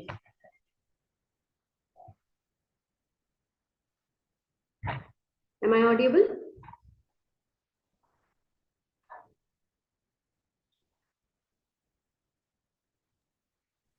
Am I audible to? Am I audible? Yes, you are. My suggestion is that Yes. if you are using any technical tool like SAM or Okay. Amos, anything to check the relationship among variable, it will be Mm-hmm. more appropriate. Okay, definitely, sir. I will Okay, definitely implement this in my paper. okay. Thank you very Thank, much. thank you so much for your suggestion. Okay, thank you, Saiba, for the presentation. Most Next, we welcome, have ma'am. Ms. Nidhi Saxena and Dr. Om Prakash from Noida International University School of Business Management. And the title is A Comprehensive Review of Literature, Quality, Hiring Parameters for Organizational Excellence.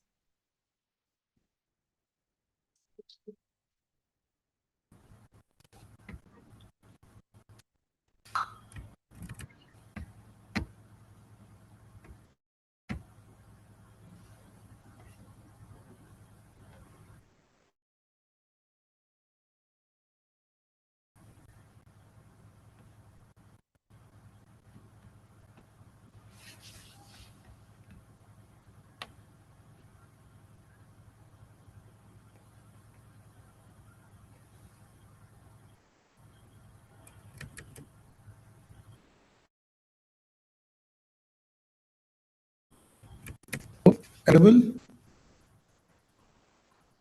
Hello, am I Yes, sir, you are audible. Please go ahead. audible? Oh, Hello, sir, you are yeah, audible. ma'am. Please Very go good ahead. morning. Yes, Am sir. I? Yes, sir, Oh, you are audible. yes, ma'am. A very good afternoon to all of you. Okay. Just I want to share my screen and then start within a very soon my topic and my presentation. What we have did in our paper.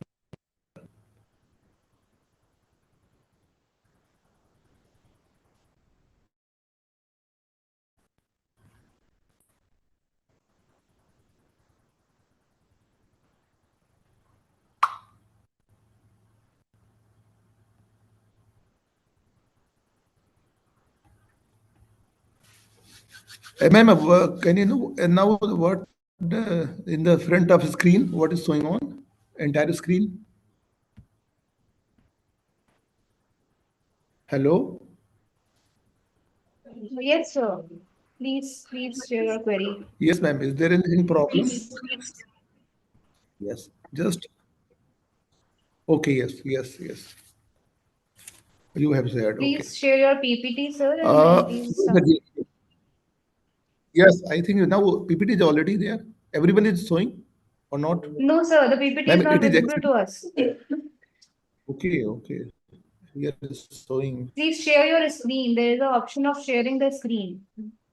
With that, you can show your Yes. PPT.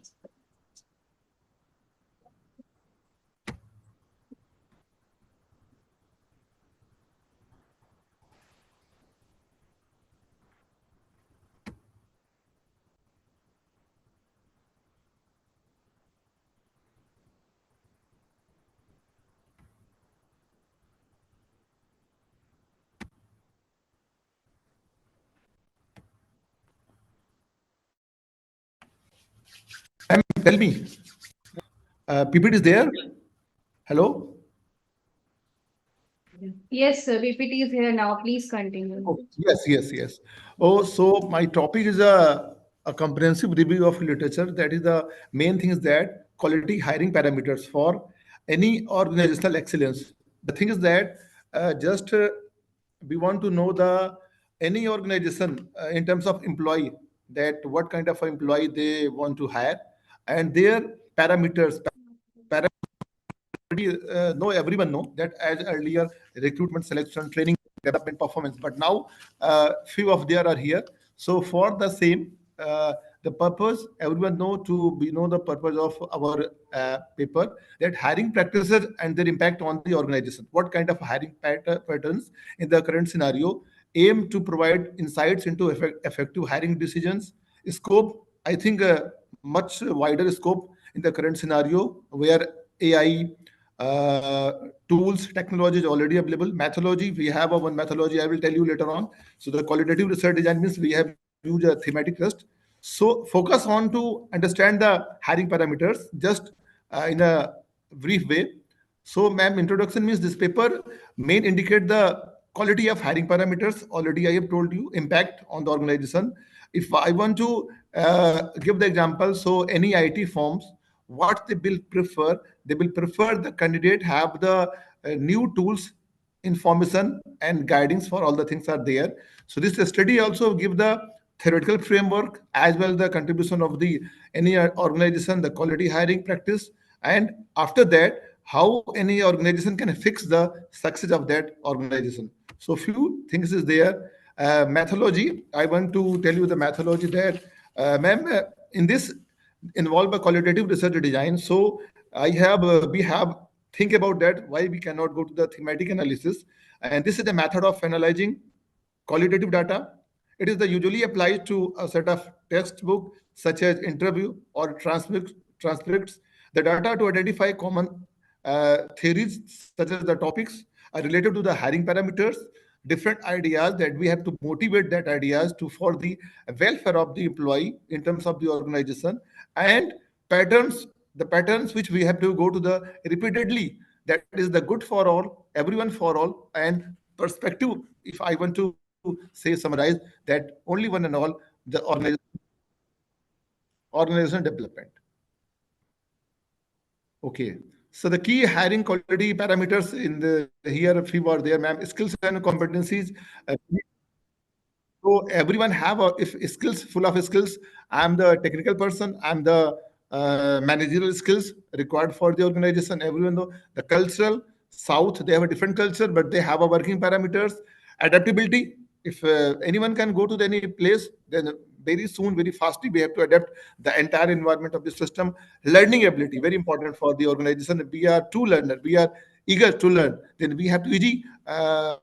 Adjust the things in the organization and the ethical values very important is this that any organization uh, we have to know the ethical values of that organization because without that we cannot go the standard of that organization. For that we have to find out the importance of this. I think everyone know the software skills required, cultural fit, we are fit, that an impact of organizational dynamics too young, too fast, to cover the entire things in terms of your cultural values, in terms of the adaptability, in terms of the ethical values, in terms of everything is there. So, and here understanding the link that hiring and performance, human capital theory, investment in people. Any organization can invest on their employee or manpower. So they have to think about the what kind of parameters are there, skills are there, and different things is there. Resource-based view. What kind of resource? So we have a strategic HRM. We have to know to the different tools that is required for the Sir, excuse organization. me. Yes, ma'am. So the time is already up of 5 minutes, so please just share your RM in the Yes. conclusion now. Yeah. Yes, ma'am. Ma'am. Yes, ma'am. Ma'am, I have already told you about my RM for findings here.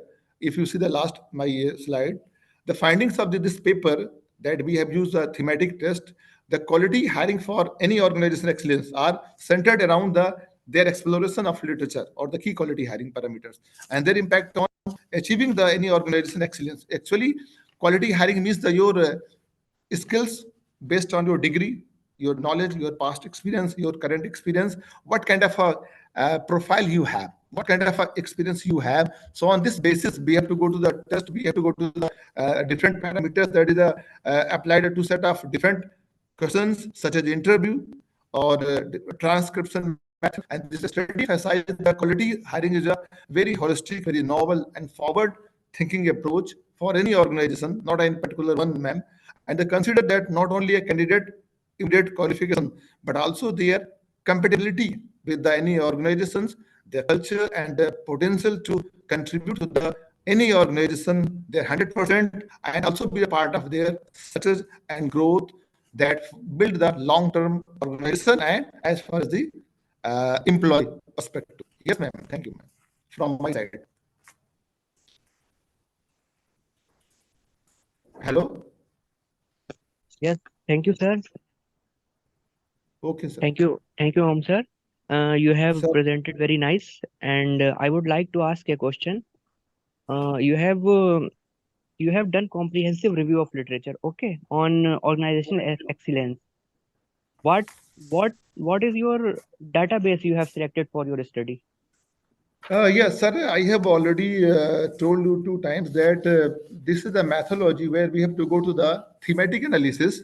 And thematic analysis, we go to the primary findings that this is the analyzing the method in terms of qualitative data. And this data means we have to apply to a set of particular findings, such as the interview. We have conducted an interview for few of the new old employee as well as older employee. Suppose any institute organization, so few parameters are there. You are getting promotion, you are happy with the environment. As per the any South person is here, so in terms of culture fit are there, full of skills or not, and these we have to apply it. So this data maybe sir use techniques and the parameters of their meaning to come up the repeatedly in the organization, showing on the welfare of the note, showing that the Fine, parameters sir. is good I or not. got it. I got it. Okay. I think you have using these keywords to extracting the data. Okay. Sir, yes, thematic analysis on the basis of this paper. We have used methodology and depend upon the findings that qualitative research design we may prefer. Just use this analysis. You are somehow okay, sir. And these are the points, but this okay. Fine, sir. Fine. Okay. Thank you, sir. Thank you very much.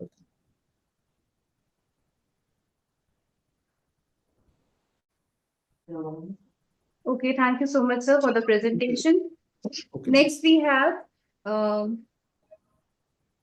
Ms. Rukhsar, Department of Commerce, Muslim University, Aligarh, Professor Mohammed Yamin and Ziba Khanam, both from Department of Commerce, Aligarh Muslim University, Aligarh.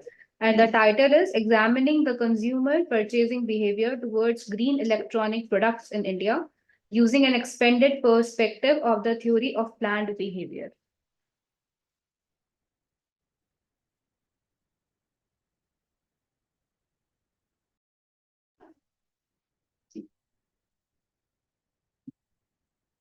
Can you hear me?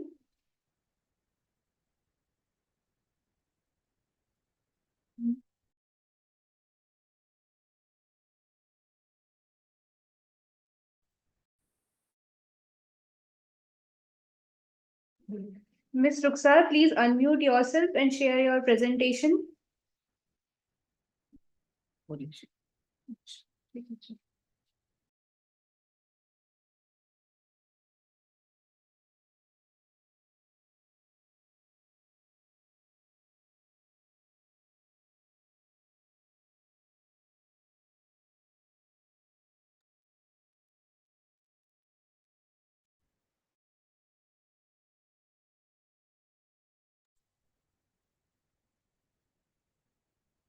I am audible.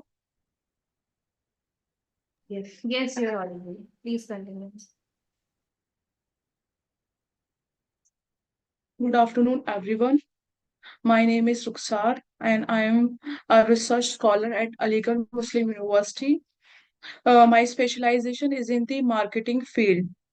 Now, today I am here to give a presentation on the topic examining the green purchasing behavior toward green electronic products in India using the extended theory of planned behavior. Now, begin with the introduction. As we see that the current condition of our environment day by day. Ms. Rukhsar, your PPT is not visible to us.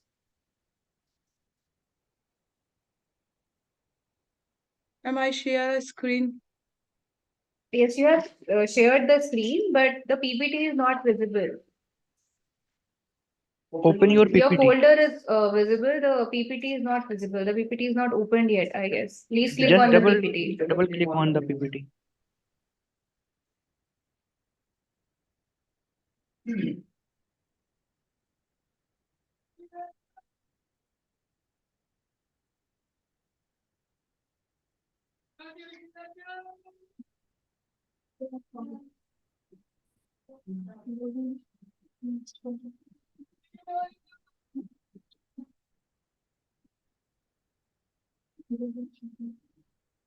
You can try double clicking on PPT, then maybe it will open.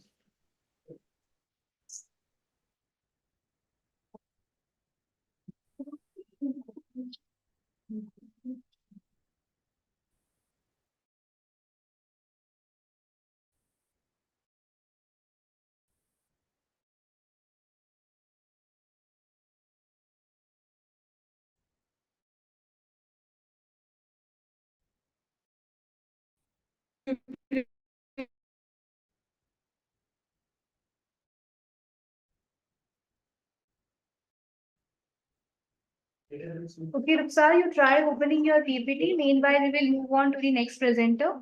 And after that, we will come back to you. Oh, no, wait. Oh, okay.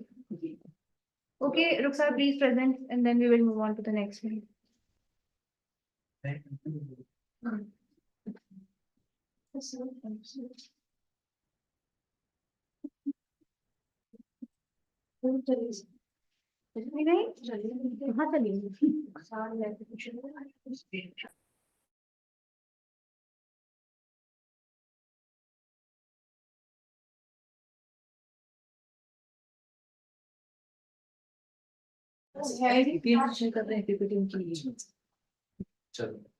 अच्छा आप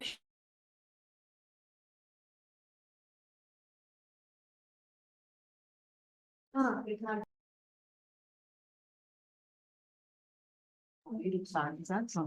Okay, so maybe there is some technical problem with Rukhsar. Let's move on to our next presenter, Mr. Gaurav Sharma and Mr. Manish, Assistant Professor, Rajdhani College, DU. And the title of their paper is A Systematic Review of Adoption and Effectiveness of Unified Payment Interface in Indian Banking Sector. Mr. Gaurav Sharma and Mr. Manish, please share your PPT and then start your presentation. And unmute yourself, please.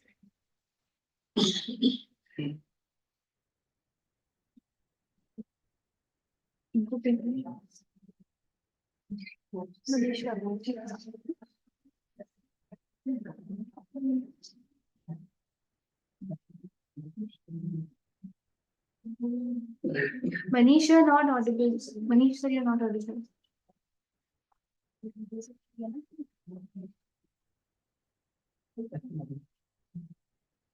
You're not audible, sir.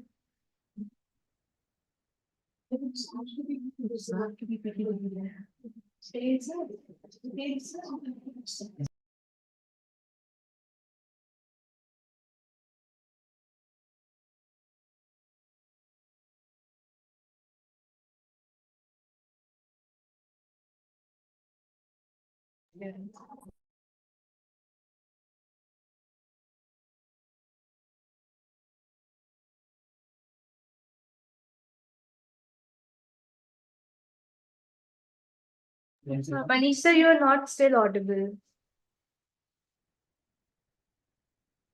No, you're not audible, sir, not at all.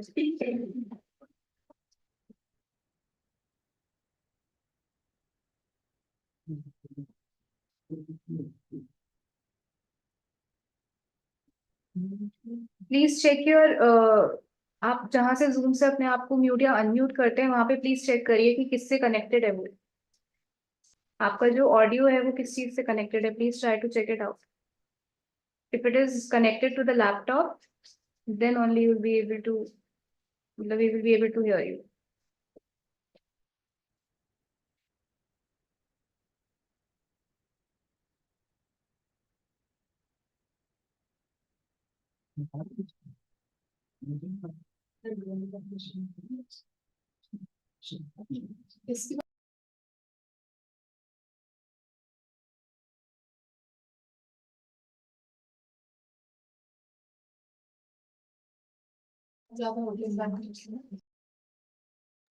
Okay, is Ruxar present? Is Ruxar here?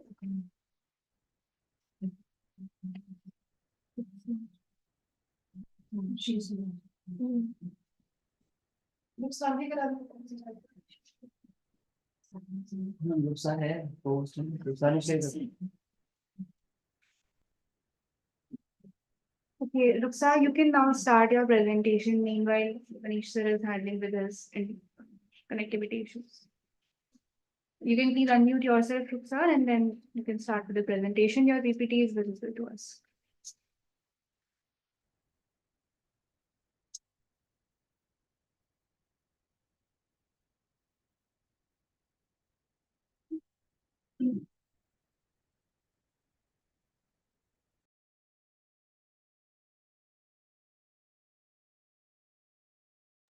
You are on mute, Ruxar. Please unmute yourself.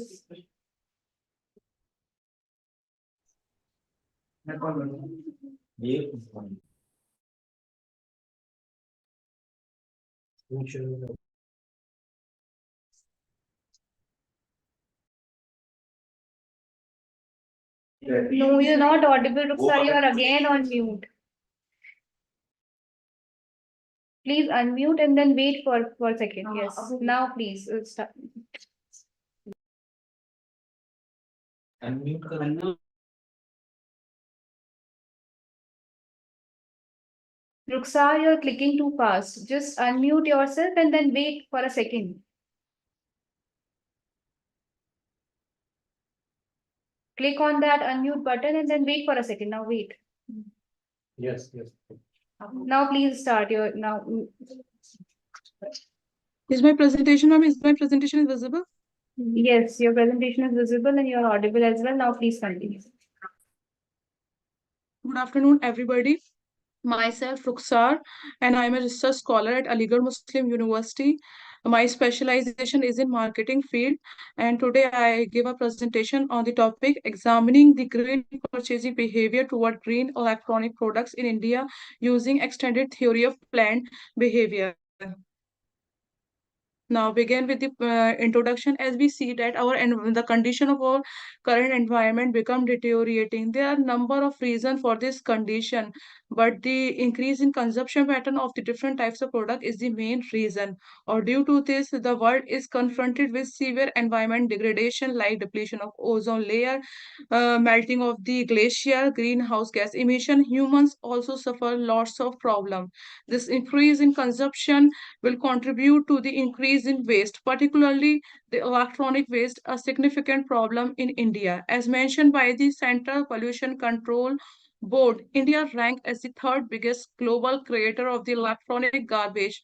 The amount of electronic rush in India rushed from 708445 tons in 2017, and this figure increased in 21 to 22 by 160,155.36 million, and there is a probability if no one take this step, this figure increase by day, and survival for our next generation is impossible.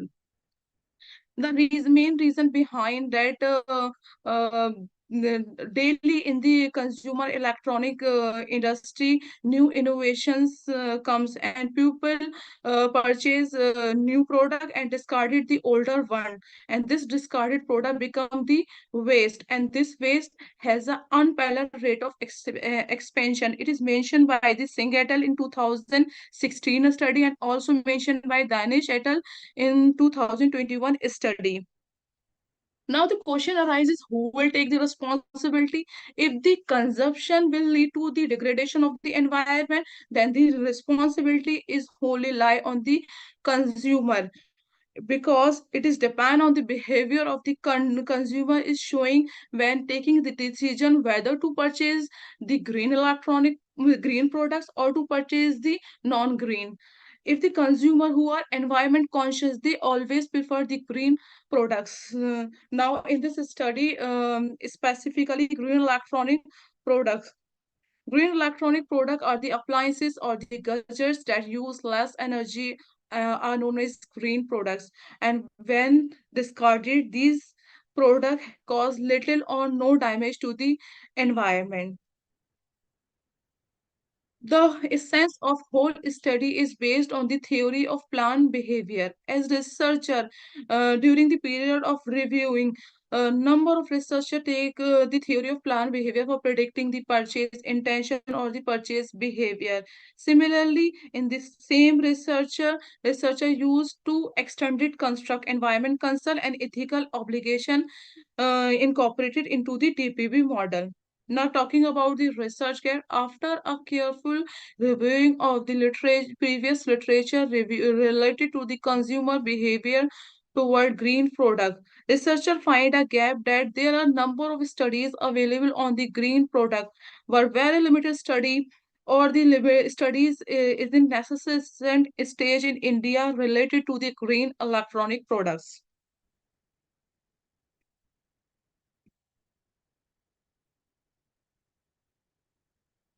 Now talking about literature review.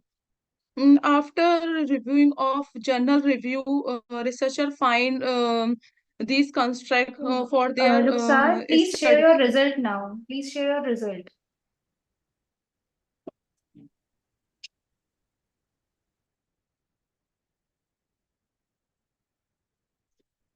These six hypotheses are made on the basis of the literature review.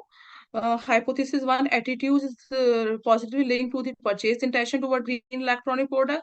Subjective norm is positively related to the purchase intention toward green electronic product. Perceived behavior is positively related to the purchase intention toward green electronic product. Environment concern is positively related to the purchase intention toward green electronic products. Ethical hypothesis 5, ethical obligation is positively linked to the purchase intention toward green electronic products. And last hypothesis 6, purchase intention is positively linked to the purchase intention toward green electronic product.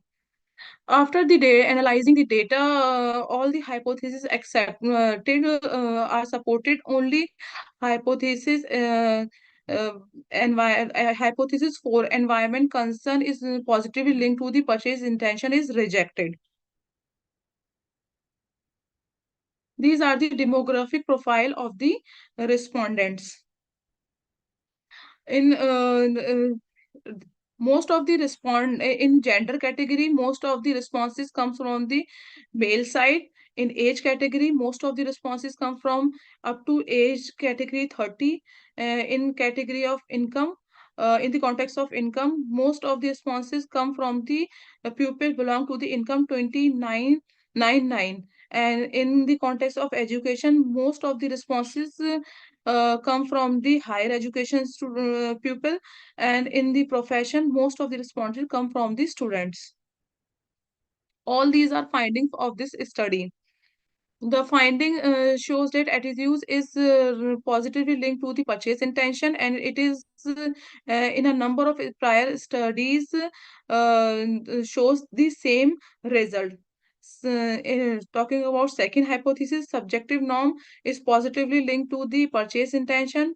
It is in line with the previous researches of Harun et al., Hussain et al. 2022. Another study revealed perceived behavior control is positively linked to the purchase intention, which is also in line with the previous study, mentioned previous study. In this study, environment concern is insignificantly related to the purchase intention. In some studies, found there is a positive relation, and there is also basis for this research. There are some studies found insignificant result.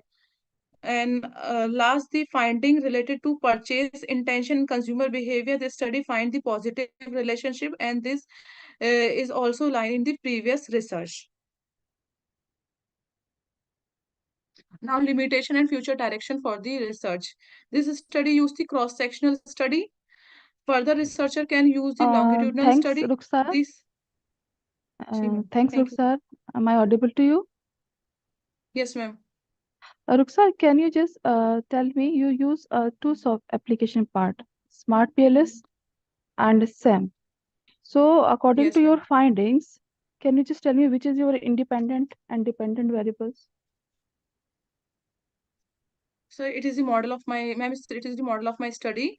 Attitude, subjective norm, perceived behavior control are the component of TPP, are the independent, and extended variable, environment concern and ethical obligation are also independent, which then purchase intention is dependent. Then purchase in the again purchase intention is taken as an independent, then with purchase behavior taking as a dependent. This research model is based on ABC relation.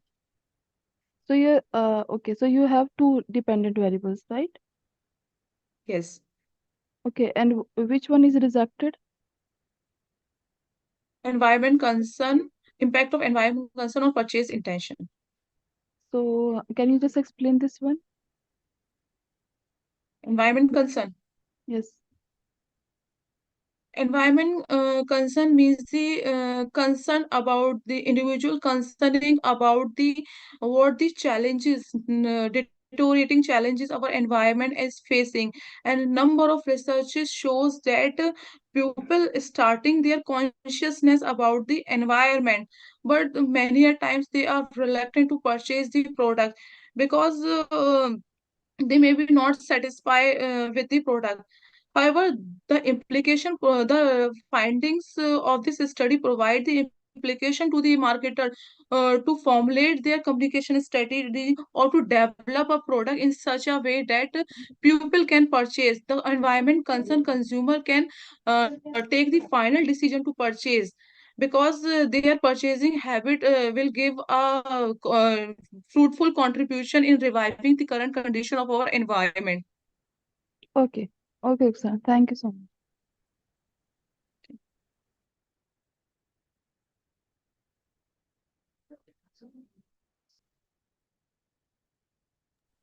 Okay, thank you so much, Rukhsar.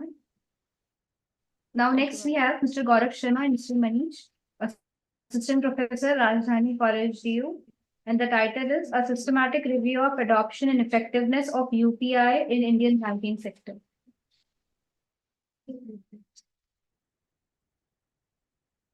Good morning, everyone. I'm audible now. Yes, yes, you are audible. Please now share your screen.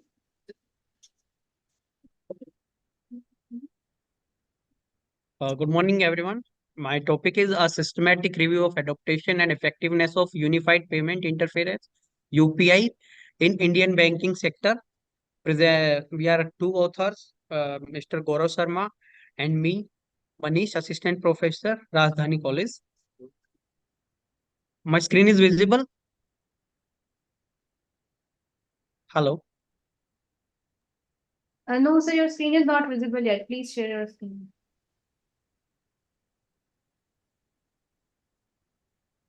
मैंने कर तो रखा है क्यों नहीं हो रहा है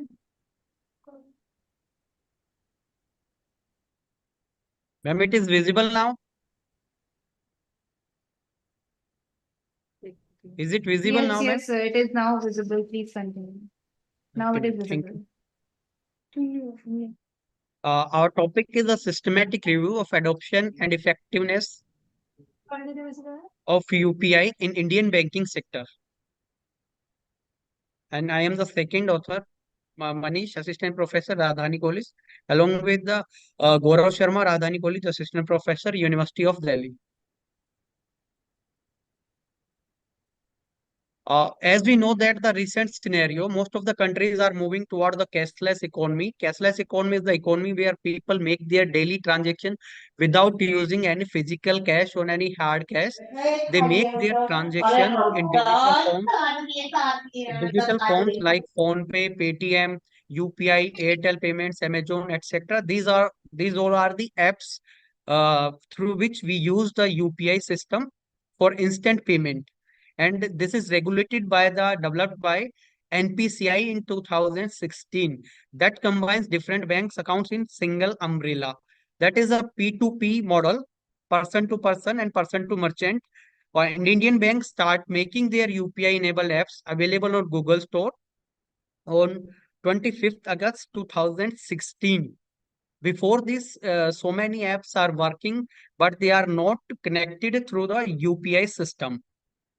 And we saw a rapid growth in the digital payments in terms of numbers as well as value. Our study is focusing on the adoption and the effectiveness of UPI in Indian banking sector. And this is also examine the UPI platform acceptability, continuity, and recommendation to others to use. The major focus is on the digital payment apps, mobile banking, UPI, and cashless transaction and banking sectors. The major reason for the evolution of Indian banking sector was nationalization of commercial banks with the aim of social objective, and the banking industry undergone a significant shift as a result of the tremendous development in the area of information and technology. After that, we've seen so many evolutions in Indian banking sector. That is that is internet banking, ATM machines, and after that the technology come. In recent years, we can see the UPI system, improvement in the UPI system. The COVID is the main reason. Improvement in the basic technical education and a sudden effect of COVID-19 pandemic causes for the rapid usage of e-banking features, according to a study conducting on the mobile banking services such as UPI and mobile wallet during the Indians demonetization. And this is demonetization. Demonetization is also a very big factor uh, to shifting the hard cash to digital economy. This world, we can easily see that everybody has a smartphone, and with the internet enabled, very huge population in India. If we leave some remote areas, otherwise everybody has the access to a smartphone. A truly digital cashless society is intuitive and imminent. Several countries, Singapore, Hong Kong, Sweden, had started the journey quite earlier. Most of these early initiatives were centered around plastic money that come in various forms such as debit cards and the credit cards, prepaid cards, and so many things. Then a significant change for more meaning that dissolve the frictions that exist in the entire process of eradicating intermediaries, transfer the benefits and the subsidies of various social welfare directly to the last mile beneficiary, ensure access to banking to all household within the country, corruption and more. This is our review of literatures.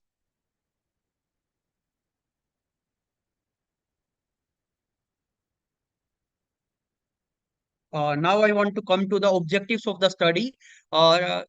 The mode of available for cashless economy, different modes of available in Indian economy for cashless transactions, and opportunities and challenges for this digital economy, and what step taken by the government toward the digital economy, and the analysis of future prospectus of cashless India. Uh, we use the research methodology. Primary Excuse data me, and the secondary data Gaurav, is collected. Mr. Gaurav, Mr. I'm the Manish. Manish. Yes, sir. Okay, okay. Mr. Manish, please move on the last slide, conclusion. Okay, sir.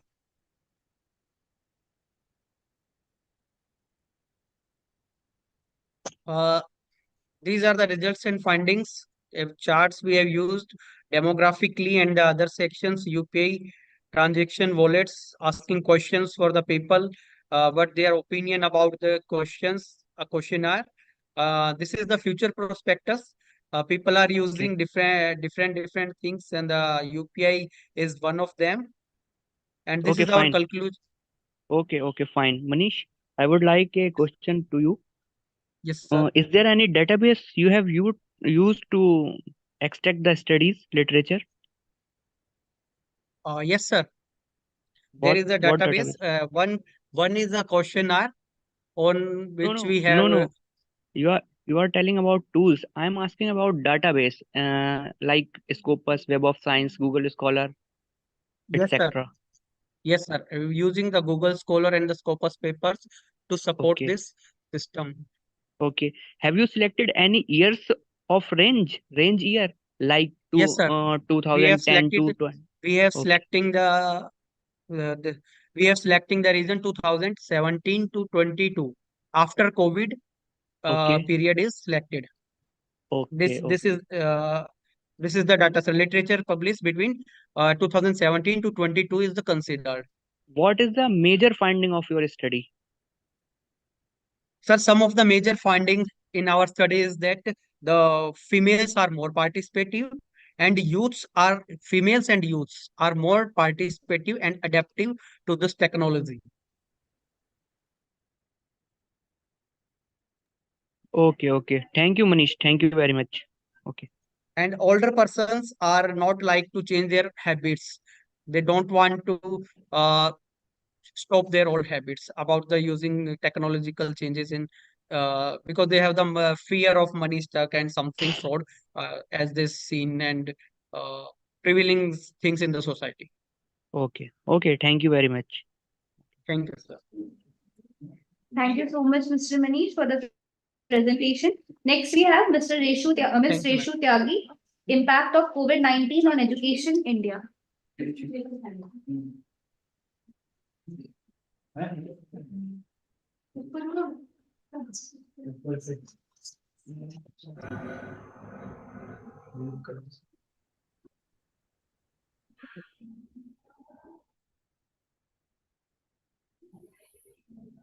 Am I audible, ma'am? Yes, ma'am, you're audible. Okay. Very good morning to all of you. I'm Rishu Tegi, assistant professor, and my specialization area is finance and HR. Ma'am, actually, there is a lot of disturbance from your end. There's a lot of Now, disturbance from the background.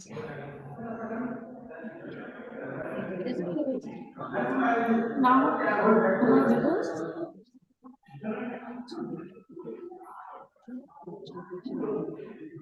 Hello? Yes, yes, ma'am. There is a lots of disturbance, so that is why your voice is not that audible. Okay, ma'am, now I'll start. And my topic is impact of COVID-19 on education in India.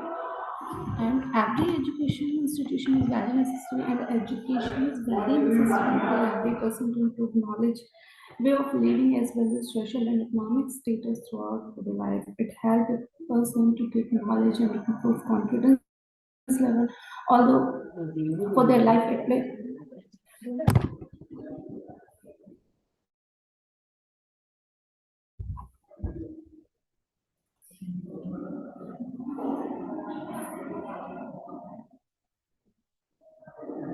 Hello, am I audible? Actually, I don't know.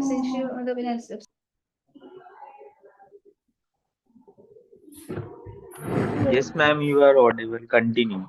Okay, thank you, sir. It play a great role in the career growth as well as in personal growth. Making more employment opportunities, securing a higher income, developing problem-solving skills. Education has always secured respect from the society. Education is a key of essence of modern society, creating equal opportunity and introducing empowerment. And now, impact of COVID-19 on education. The global pandemic known as COVID-19 significantly impacted the nation worldwide, including India. The introduction of virus, subsequent lockdown, and profound impact on various sectors, with education being one of the most affected, emphasize the critical role of education in the shaping individual and society, highlighting its role as a fount of progress for the knowledge and social development. Educational institution in India represent based on the traditional methods to learning. So learning, this is follow the traditional face-to-face lecture in the classroom. Even though many academic units have starting blended learning, still a lot of them stuck with the all events. The sudden breakdown is deadly disease is called COVID-19, caused by the coronavirus, shocked the entire world. Around 32 crores learners stopped to move school, colleges, and all educational activities held in India. Our breakdown has led to the changes inevitable, and it worked a very educational institution to grow our platform to technologies which have not been used before. And positive and negative impact of COVID-19, the breakdown of COVID has taught us the change of inevitable. The lockdown phase that created major impact of education system, and traditionally education system that we generally use, it is not completely shut down. Most government decided to temporary educational institution is an attempt to reduce the spread of COVID-19. As of 12 January 2021, approximately 825 lakhs learners are currently affected due to school closure in respect to the pandemic. The nationwide closure are affected to 91% of the universal teacher population. According to UNESCO, 63 million teachers were affected. India Hello. 65. Yes. Reshma, can you conclude your presentation? Yes, ma'am. Ma'am, can you conclude the result part? Okay, yes.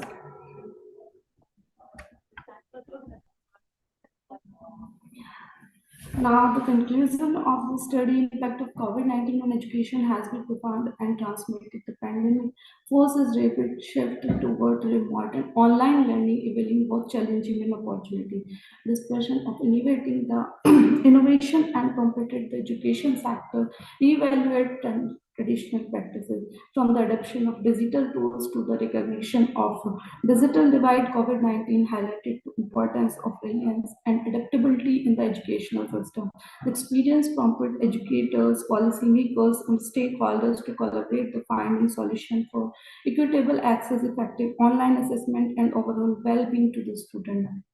Looking ahead, the future of education is likely to incorporate a blend of person vital elements to embracing technology advancement and flexible learning models. The lessons learned during this challenging period offer a creating more exclusive, adaptive, and landscape and opportunity to build the lesson, fostering more resilient and learner-centric approach to the education. Thank you so much, ma'am. Ma'am, can you just explain your research methodology? Ma'am, I have used qualitative data and secondary data. Okay. Okay, thank you, ma'am.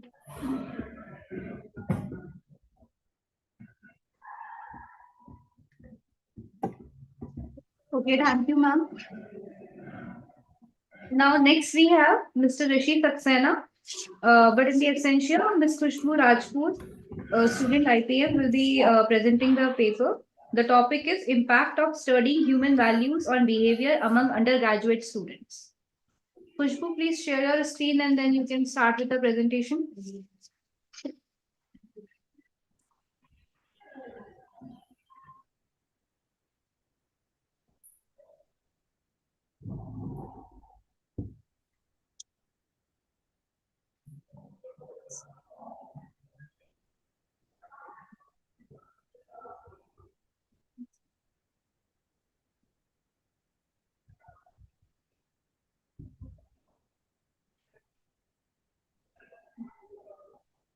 Am I audible, ma'am?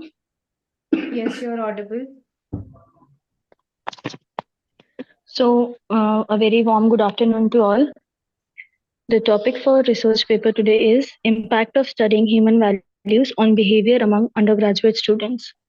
So, it's a very important and interesting topic. So, first of all, what are human values? Human values have a very important place in human life. When a student enters in school, college, and professional life, his or her behavior plays an important role in influencing teachers and friends and has a great impact on humanity and moral abilities. So, next, what is the objective of this study? First, evaluating human values awareness and understanding. Second, examining the effect of social interactions. Third, assessing cultural competence and diversity appreciation. Fourth, assessing individual development and well being. And fifth, analyzing the impact on campus and classroom culture. So, now we'll get to know about the like get a deep knowledge about the topic. So, we'll move further with the introduction. So, it is impossible to overestimate the significance of comprehending and fostering human values in today's dynamic and linked world. Human values serve as the moral and ethical compass that directs people's behaviors, interactions with others, and decision making processes. This stage of academic discovery is vital for undergraduate students' moral and personal development in addition to their intellectual advancement.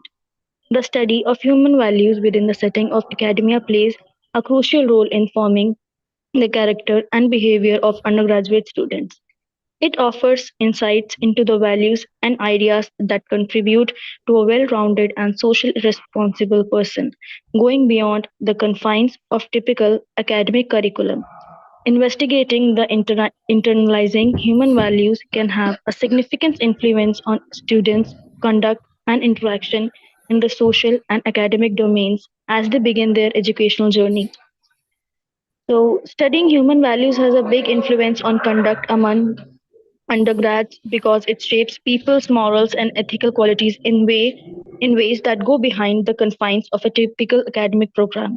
Human values taught to undergraduate students can have several Khushbu, significant behavioral. please share the research methodology and the result. You can leave other Okay, ma'am. things. Yes. Okay. So the research methodology says the explanation of techniques selected and applied in a research publication is referred to as research methodology. The theoretical ideas that further shed light on choice and use of approaches are also covered in this conversation. The data collection method in this research paper is secondary. Secondary data refers to the information that has been previously gathered or collected for purposes other than the research goal of the scholarly paper. This kind of information is currently accessible from numerous sources in several formats. If we talk about the future implications, there are many, and some of them are ethical leaders and global citizens, improved ethics at work, creative issue solving, good impact on upcoming generations, and last mental health and overall well being. So, if we move towards the conclusion, it says that essentially the long term effects of human values research among undergraduates go beyond individual behavior and include societal, cultural, and global aspects. These graduates' ethical underpinnings can reverberate across the society as they pursue a variety of careers and roles, bringing about significant and constructive changes. Given that integrating human values into education has a long term positive impact on the well being of individuals and global community, educational institutions, policymakers, and societies at large may all contribute to creating an environment that supports this integration. And the references for this research paper are ठीक है, Khushbu, you can leave the references. Thank you so much for the oh, presentation. okay, ma'am. Thank you so much. Okay. So next we have Mrs. Reshma Anil Ketkar, research scholar at Suryadat College of Management, Pune. And the title for the paper is A Review on Labor Laws and its Impact on Unorganized Sector Workers in India.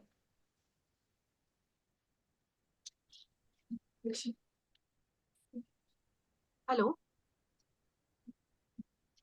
Okay.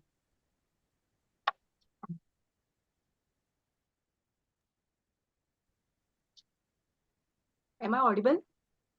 Yes, ma'am, you're audible. Please continue. And I request you to please share your introduction, your RM, and your results, ma'am. Huh?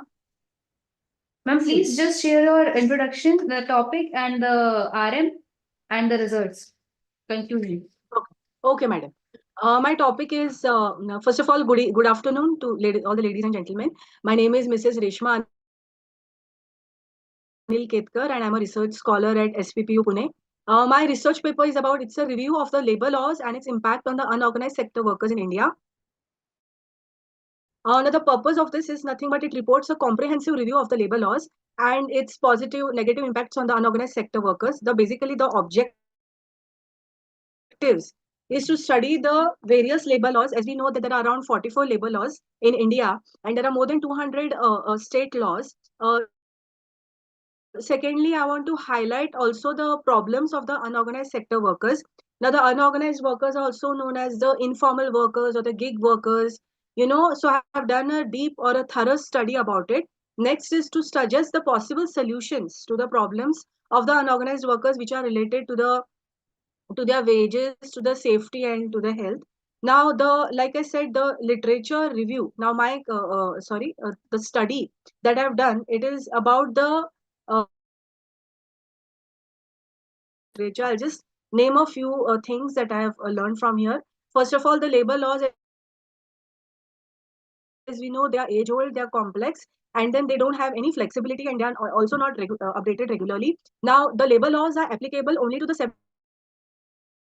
7% of the organized workforce of India, and the remaining 93% of the unorganized workers, they are kept out of purview of this particular laws. The unorganized workers, the working condition and the living condition is very poor. There's no flexible job timing, no steady income, no social security. Again, there are various policies which are framed by the government every now and then for their welfare, like Pradhan Mantri Jeevan Jyoti Bima Yojana, Mantri Suraksha, Pradhan Mantri Suraksha Bima Yojana, Ayushman Bharat Pradhan Mantri Yojana, and so on. But then these workers, they are unaware of the government schemes and also the labor laws made for their welfare.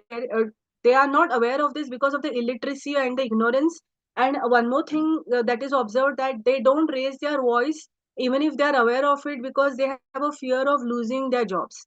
So these are the things that have come across through the literature that I have studied. And finally, the conclusion is the labor laws need to be reformed or they need to be updated, and in order to suit the needs of the Indian industries. And also the close check needs to be done whether the welfare schemes are implemented to this particular unorganized sector workers or not, and a strict action needs to be taken against those who violate this particular labor laws.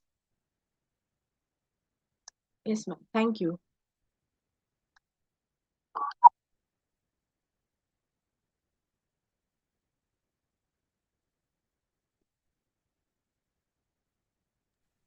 Hello, Reshma. Hello. Yes, Am I ma'am. audible to you? Yes, ma'am. Can you come to your research methodology part? Research methodology. Yeah. Yeah. Okay, so it is your secondary based research? Yes, secondary madam. data? I have Okay, so collected the matter from. I have reviewed a lot of research papers. I have reviewed a lot of okay, so what is your database? articles. Then I have gone through the blogs, the websites, What is the your webinar. database? Did you use any method for finding the research database? Sorry, I can't hear you. What is how you select your database? How did you find? हाँ जो आपका database है, किस तरह से आपने इसको find हाँ out हाँ किया? मैंने बहुत सारे I have read आपने Scopus का lots of research papers, madam. okay. हाँ, Google Scholar, ResearchGate, then there is International Journal of Law and Management. Then I have Okay, already okay. been to the law college, which is in Pune, and I have been to the Fine. library. Yes, madam. Okay. Thank you. Thank you. Thank you, ma'am. Thank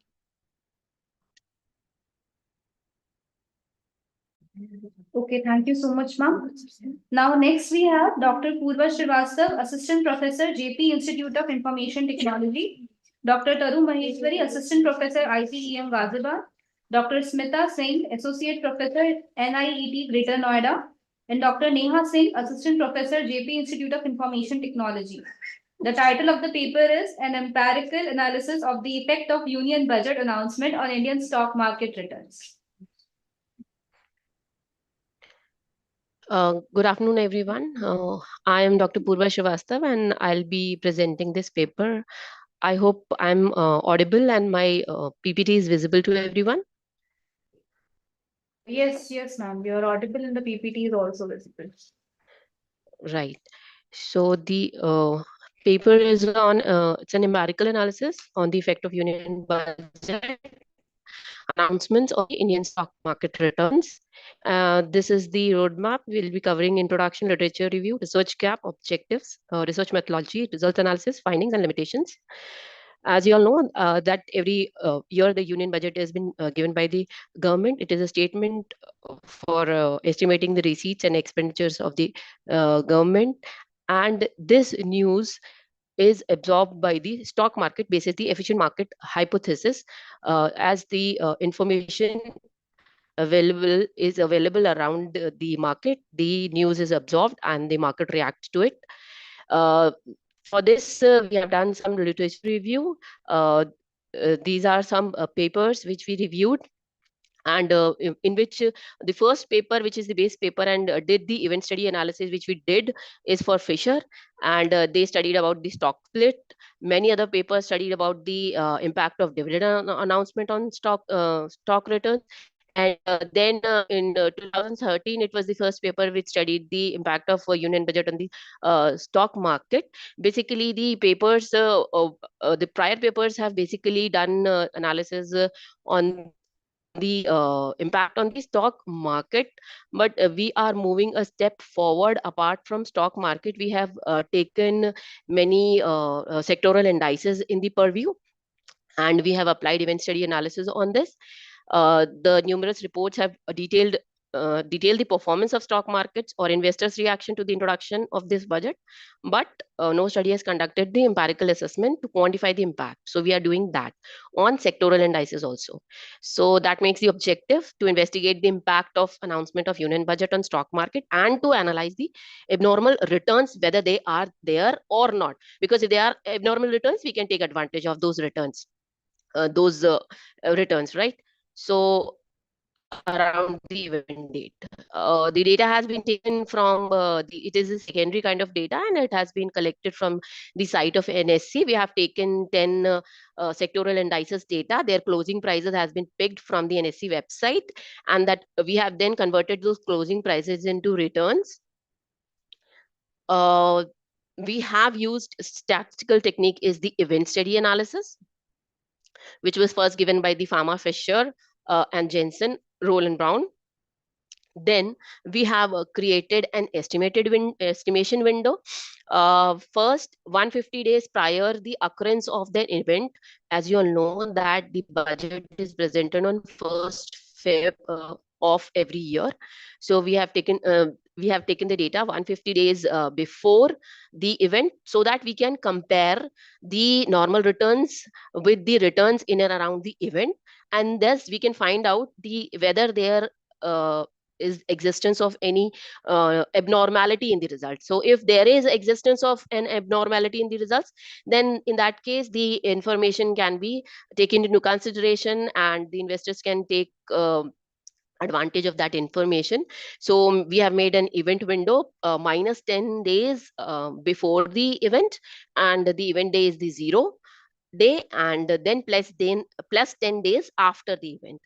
We have employed the market model in the study to determine the expected returns, and the difference between the stock returns and the normal returns have been computed to find out the abnormal returns, whether they exist or not, and then we tested. Basis this, we have made two hypotheses. The announcement of union budget has impact on the and having an abnormal return. An abnormal return do exist similarly across the various sectors. So these are the two hypotheses. Basis this is the base table which shows that there is an alpha component and a beta component in all the series, all the 10 sectoral indices which we have taken from NSE. The metal and bank and automobile tech sectors have been shown more volatile as the beta component is greater than 1. The alpha shows the unsystematic risk and beta shows the systematic risk in this. Now, these are the test results, which you can see the event window, that is -1 day, -2 day, -5 day, and -10 day, that is prior to the event, and 1, 2, 3, and 5 window, 5, 10 window, that is after the event. Here we can see the abnormal returns in various sectors. Some returns are negative and some returns are positive. Excuse me, ma'am. Yes. Please move on. Last slide. Okay. Yes. Yes. Conclusion slide. Yes, ma'am. Yes, ma'am. Please Yes. explain. Okay. Right. So the results, basically the results is that the banking sector and the automobile sector are the sector whose results were significant. The abnormal results, returns coming were significant. For the automobile sector, it was negative, and banking sector, it was positive. Both show anomalous returns. And if this information is known to the investors and fund managers in and around the event, they can take advantage of abnormal returns and can gain profit since the market is efficient. But rest all the sectors are not showing much change. The change is not significant. Abnormal returns are coming, but abnormal returns are not significant. So the market is in semi-strong form and is absorbing all the information which is coming from budget. So the impact of introduction of union budget was merely temporary, and it is quickly subsided. And thus this study suggests that the announcement of union budget has no discernible effect on the stock market. But Okay, ma'am. yes, this study can be extended. Okay, ma'am. Fine. Thank you. Thank you, Okay. ma'am. Ma'am, you have presented very well, and I would like to ask a question. What are the, as you have mentioned in your title, that it is an empirical analysis. Okay, ma'am. Yes. What are the measures of union budget announcement? Sir, we have taken union budget as an event, right? So Okay. as we are doing event study now. This, as soon as this event occurred, we have taken the impact which is coming in the stock market due to this event.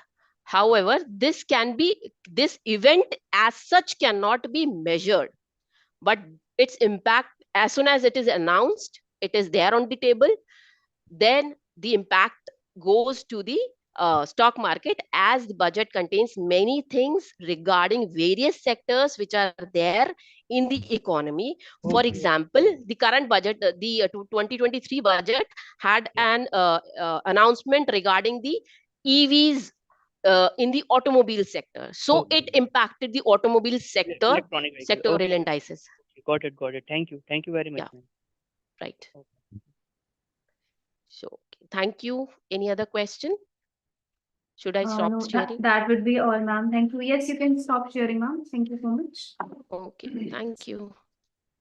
Okay, next we have Mr. Shivam Bhardwaj and Dr. Mona Sahai. Shivam Bhardwaj is Sales and Marketing Manager at Uniglobe MCOM, and Dr. Mona Sahai is Professor IPM Ghaziabad. The topic is the role of artificial intelligence in redefining management decision making, a paradigm shift in business operation.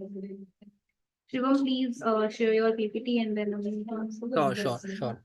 Thank you, ma'am. Thank you so much. Yes, Shivam, please now.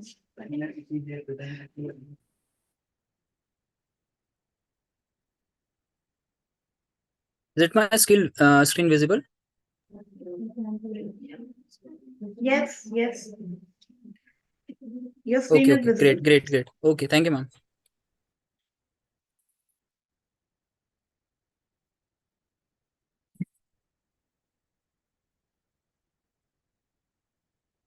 So, a very good afternoon to one and all present over here. My name is Shivam Bhardwaj, and I would like to extend my thanks to whole IPM team. So, providing me this great opportunity to presenting this paper. So, the topic of research paper we have made is that the role of artificial intelligence in redefining management decision making, a paradigm shift in business operations. And we have made this project. These are the writers who have helped me in designing this research paper. So moving towards slides. So what is the introduction? This study investigates the profound impact of artificial intelligence of fundamental process that underpin organizational strategies and day-to-day operation. As the global corporate environment undergoes a dramatic digital revolution, the incorporation of artificial intelligence stands out as a vital factor in changing established paradigm. The study's paper analyzes the far-reaching impact of AI on managerial decision making and its consequences of the fabric of corporate decision. So, the paper investigates the emerging paradigm shift in traditional management techniques, focusing on the augmentation and, in some cases, redefining of decision-making processes via incorporation of AI technology. The purpose of this research is to delve into complex interplay between AI and management decision-making, examining how this synergy pervades various aspects of business operation. So what is AI? Artificial intelligence refers to a computer system capable of performing complex tasks that historically only a human could do, such as reasoning, making decision, or solving problem. Oh, my camera is off. Shivam, please just share your RM and then your results. That would be.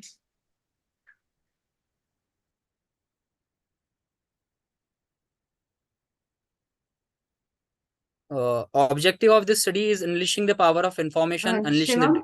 Sorry? Shivam, please just share your research methodology and your result. Okay.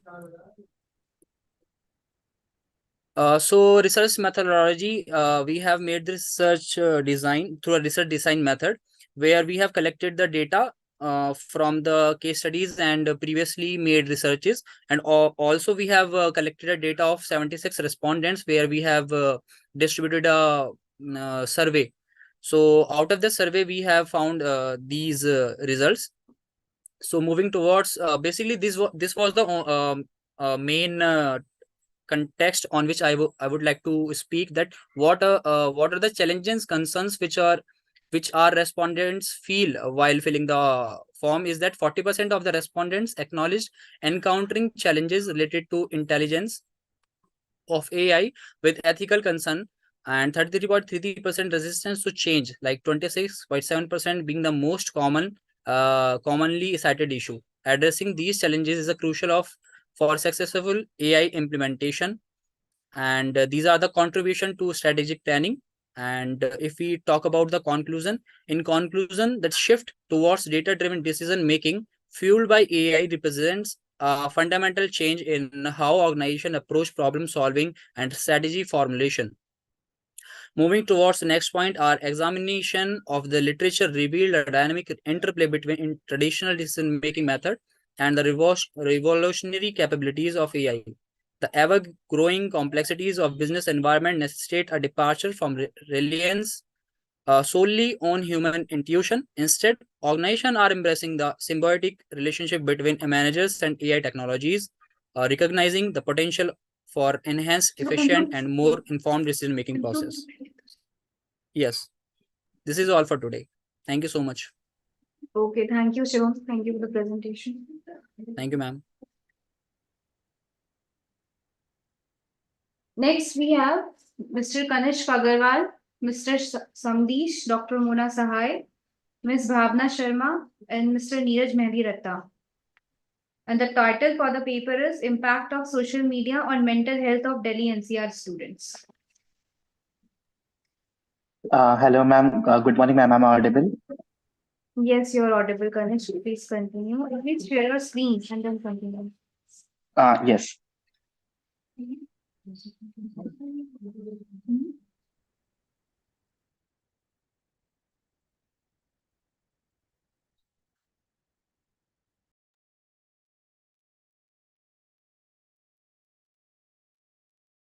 Screen is visible, ma'am. No, dear, the screen is not yet visible.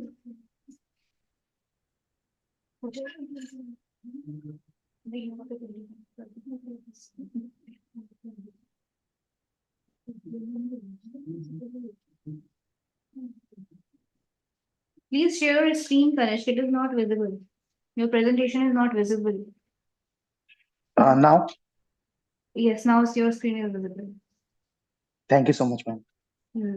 Please share your introduction and then your research methodology and your Yeah, results. sure.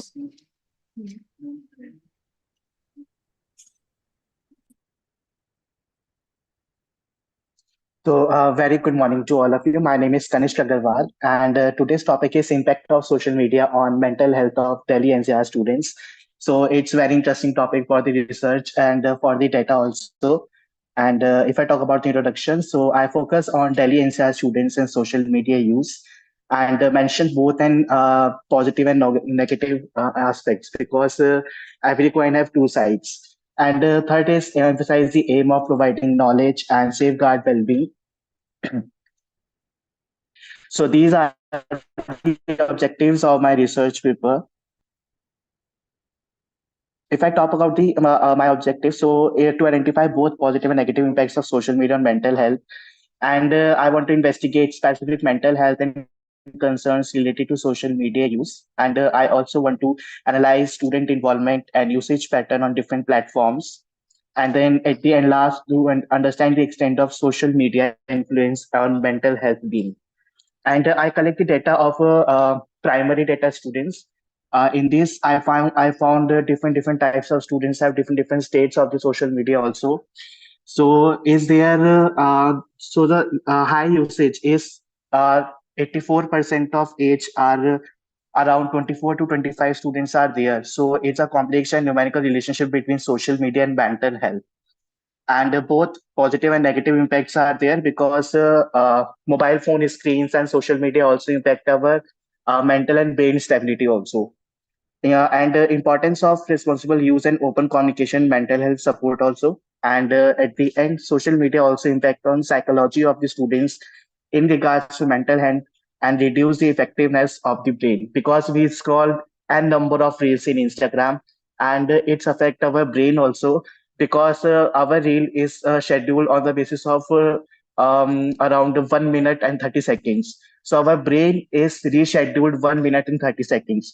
So this is the big conclusion of this research paper. So there are some recommendations, and some most important: individual awareness and self-regulation, open communication and collaboration, education and digital literacy programs, and mental health awareness and support. These all are the references of this research paper. Thank you so much, ma'am. Okay, thank you so much, Kanish. Very good presentation. Thank you. Thank you so much, ma'am. Thank you. Okay, so with this, we come to the end of the technical session one. Now I request all our participants to please have lunch. We are going to come back in next 20 minutes. Hello, Please ma'am. stay connected. Yes, yes, yes. Can you Please please, tell. as you already mentioned in the WhatsApp group that you have to share the feedback form. So what about That that? will be shared after the end of technical session 2, ma'am. But okay, after so we would also join that particular session also. Yes, yes, please be connected, and after the end of technical session 2, we will be sharing the feedback form. Okay, thank you.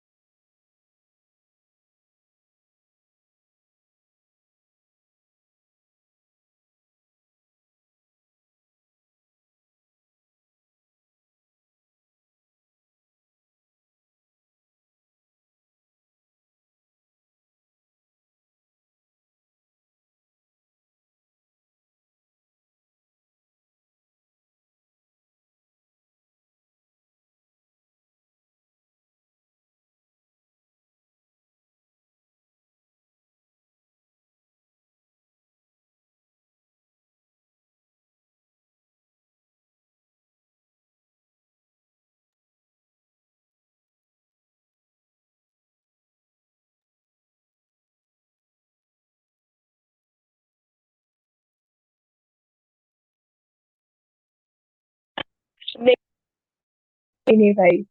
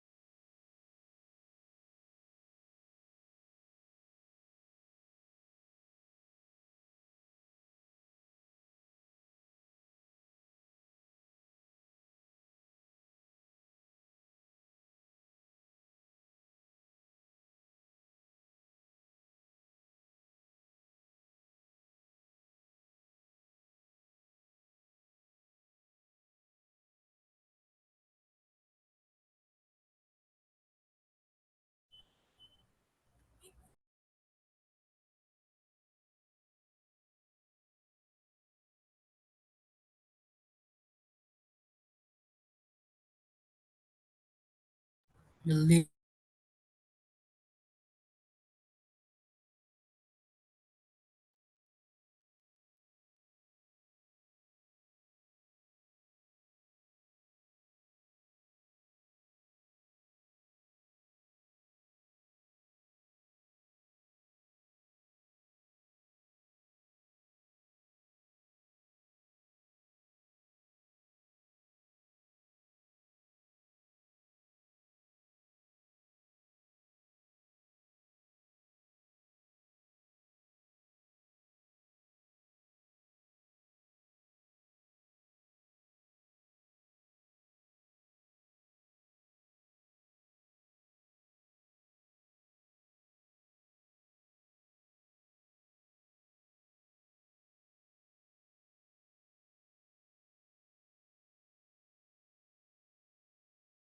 to something.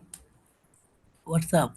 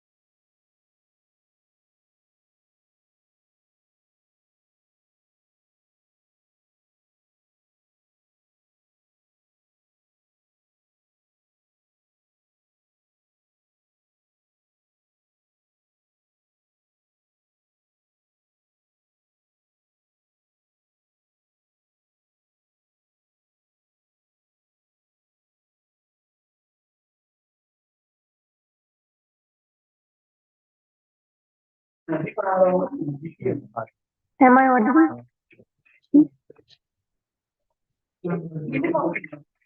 Yes, ma'am, you are audible.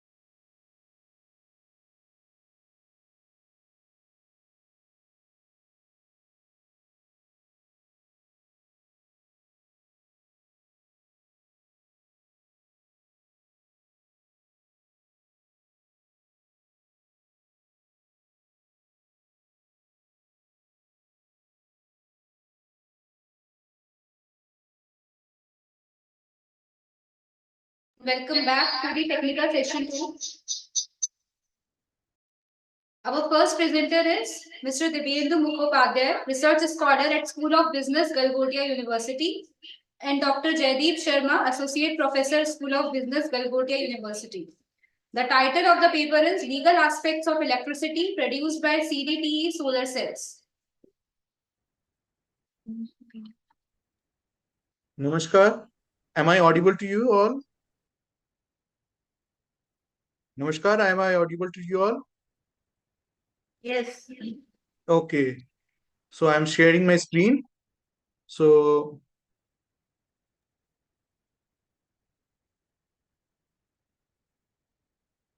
one second.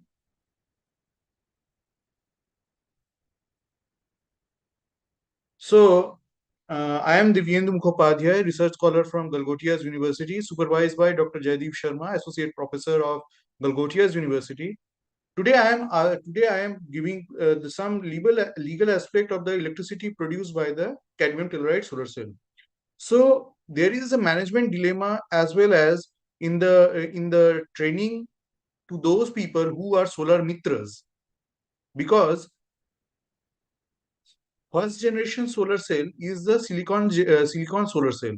Once I said that first generation solar cell are the silicon based solar cell. So I am working on the second generation solar cell called cadmium telluride solar cell.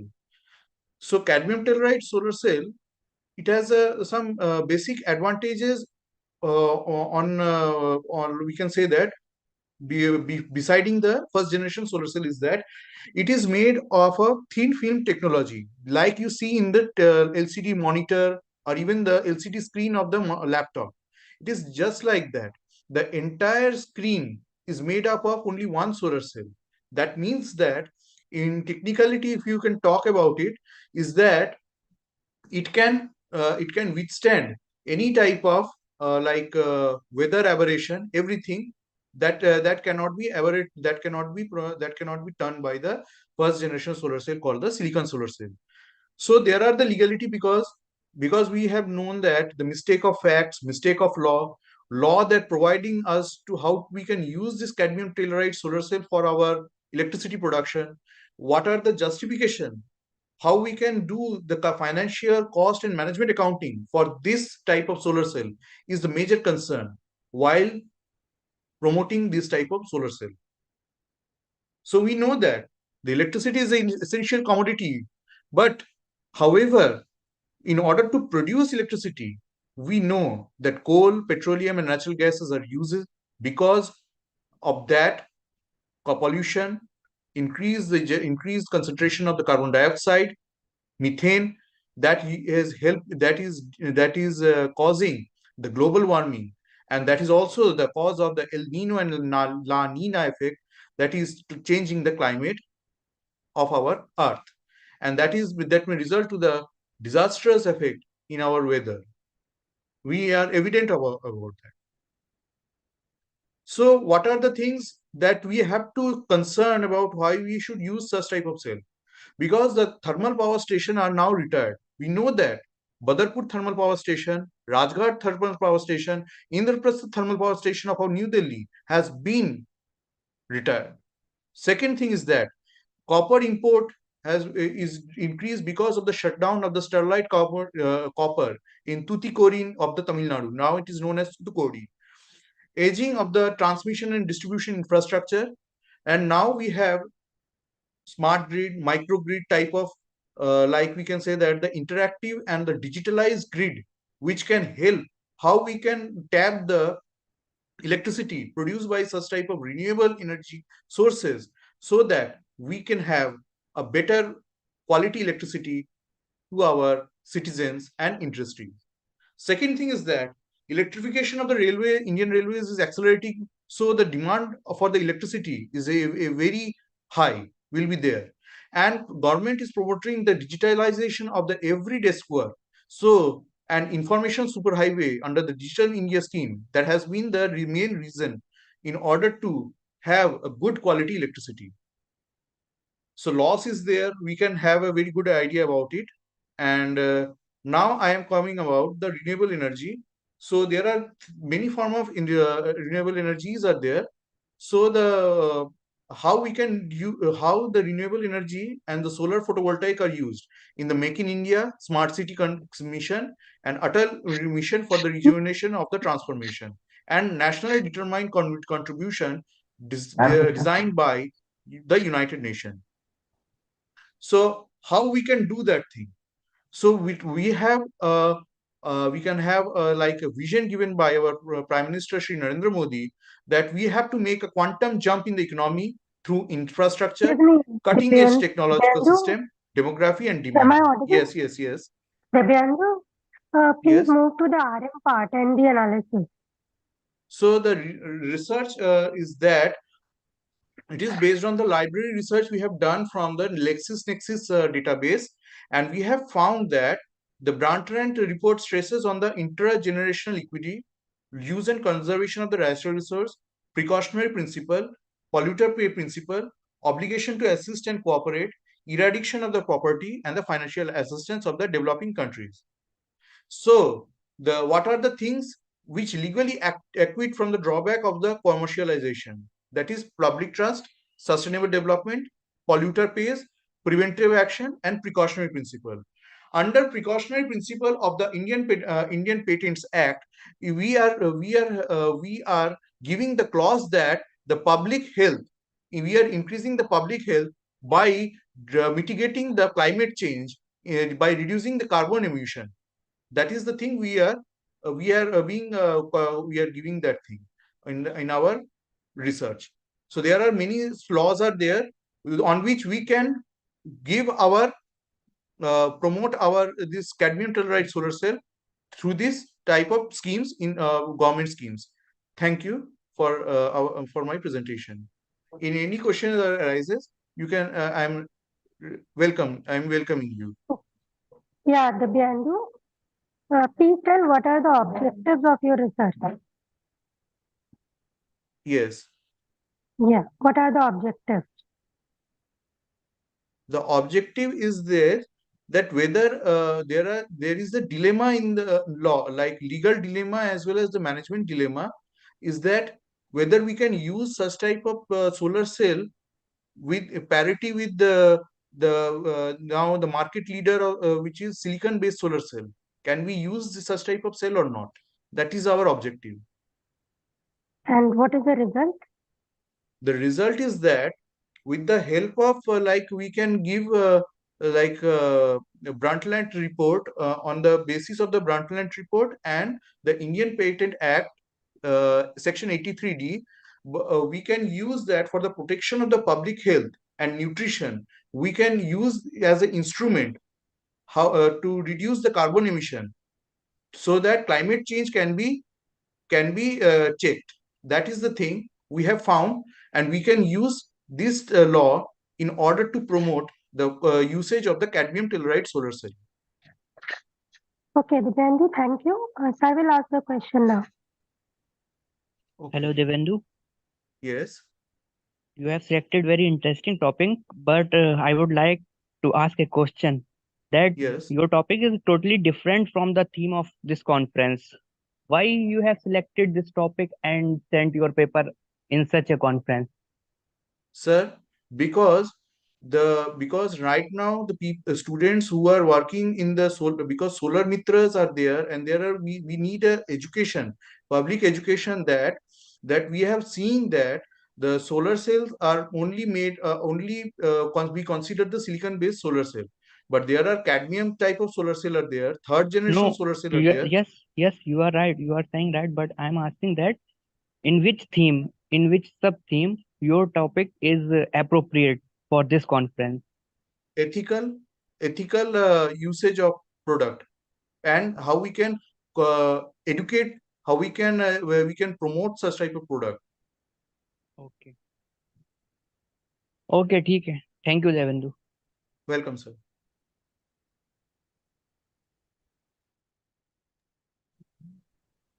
Okay, thank you so much. Next, we have Mr. Ajit Singh, Sneha Sharma, Devansh Upadhyay, the students of ABES College, and Dr. Ajay Singh, Professor, ABES College. The title of the paper is The Comparative Study of Investment in Mutual Funds Pre and Post COVID-19.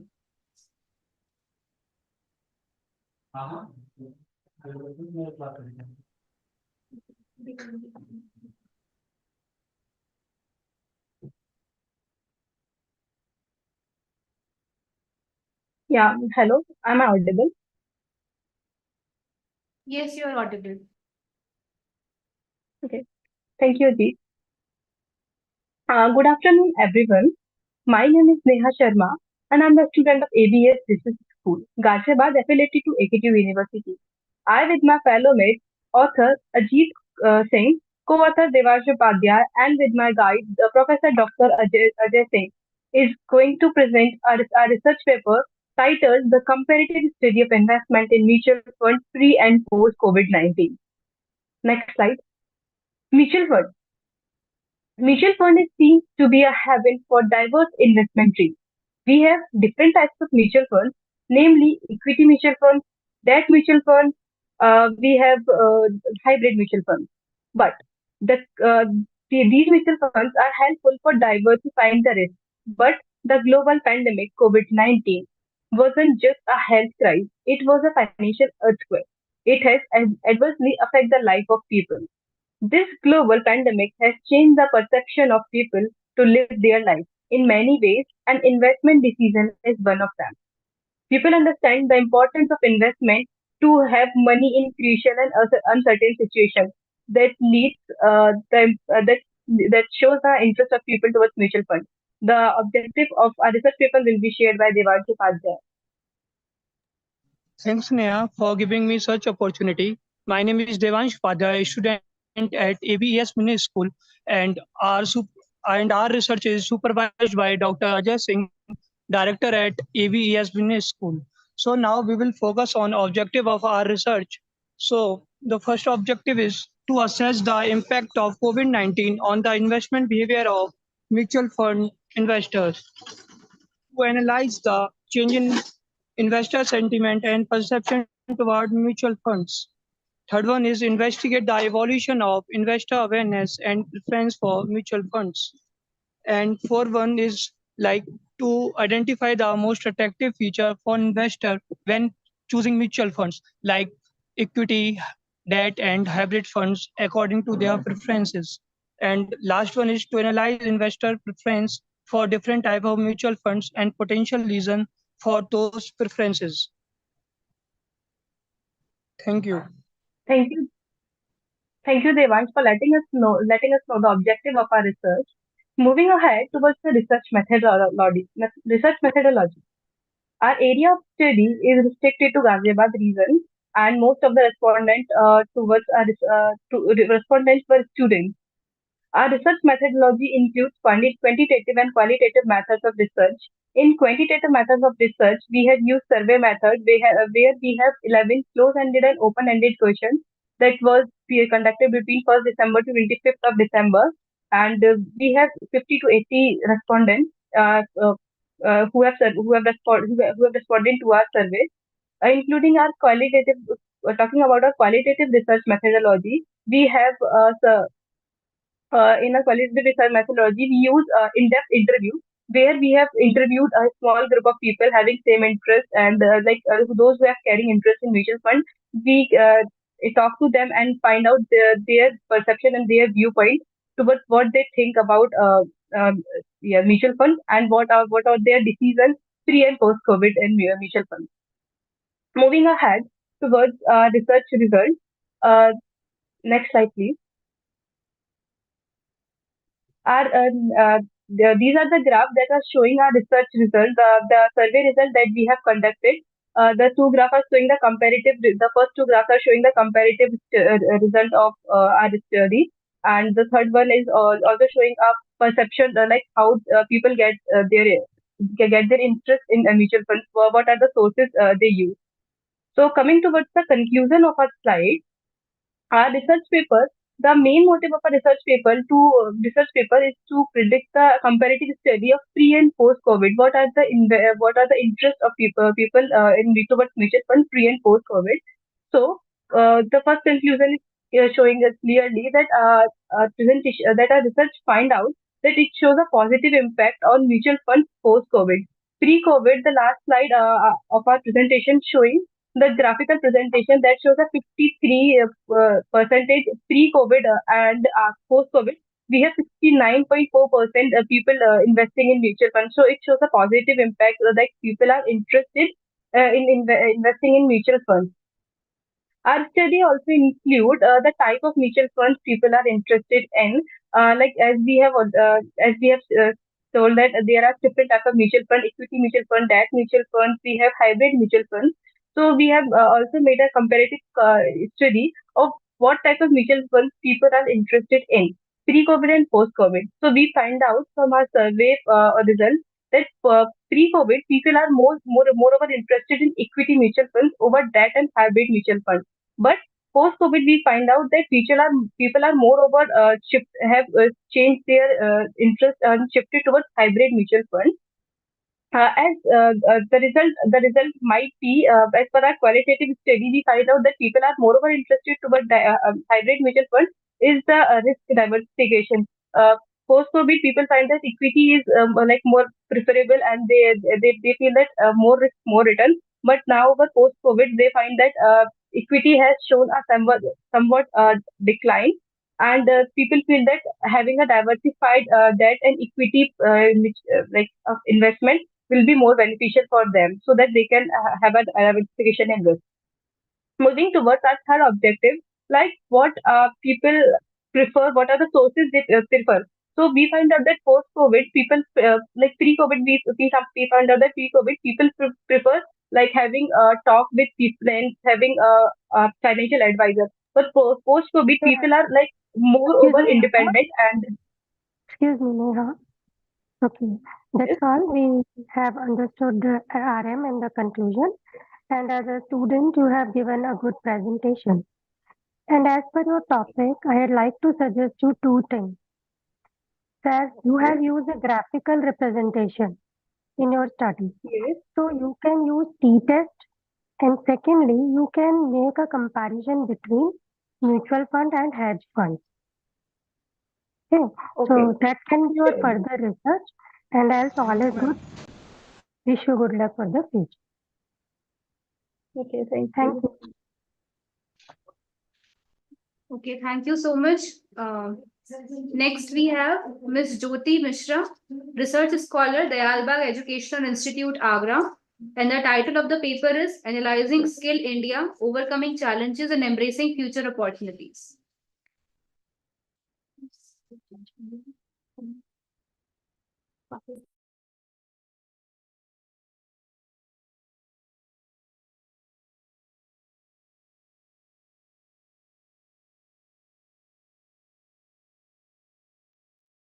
Am I audible, ma'am?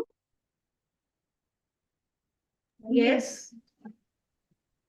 Should I start? Yeah. Yes. Yes. Go ahead. Okay. Good afternoon, one and all present here.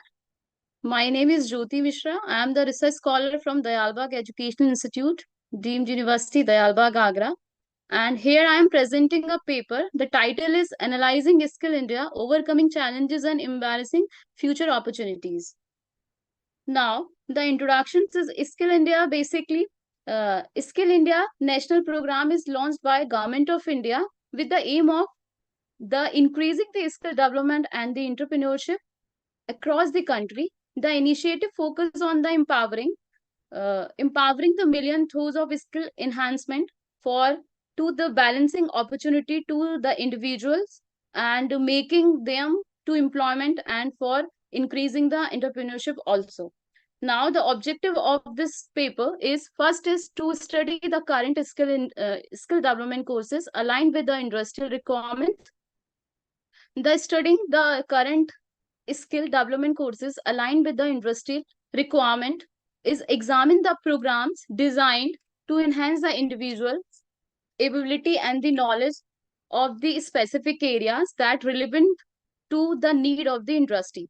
The second objective is to study the need to draw awareness to the skill development courses. The awareness that is about the individual with the skill needed for the current or the future job market, and innovations and increasing the employability also. And I think so it is ensuring the global competitiveness, and it is an essential component to adopting the rapidly changes to the dynamic modern scenario for the future workforce. And the research methodology is the study is analytical and descriptive in natures. Tools are collected is primary and secondary database, and the sample size is 30, and the analysis will be done done through the SPSS also. And the analysis and the finding is basically, I have conducting a 30 trainee survey, and the sample size is also 30. Because of the distributions, the questionnaire among the one batch of the trainees, that is 30. So the valid respondent is 29, the rest of one missing. So the total number of respondent is 30 sample size. And the various points adopted to a trainees frequencies for the respondent, and the 15.8% were agreed the skill development program in India adequately address the need of the current job market, and the rest of 10.5% believe in sufficient opportunity skill enhancement of and the vocational training in the region. And the 12% of the trainees were agreed the government initiative towards the skill India have positively impacted employability. And the 8.3% trainees were agreed the conflict skills acquiring through the educational trainings and relevant to the future job market. And also 8.3% is accessibility to the Skill India program among the youth populations. 10.5 are the gender equality to the Skill India program in India, and 9.8 is were agreed to perceive a gap between the skill taught in educational institute and the skill required by the industry. And the 9.8, 7.5 were agreed the trainees, that is the government initiative development initiative should be focused more technology driven skill. And the 11.3 Hello, excuse me, Miss were Jyoti. agreed. Is Yes, this sir. your last slide? Is this your last slide? Sir, findings and conclusion, that's it. Okay. After Move on last slide, please. conclusion. Yes. Yeah, sure. Okay.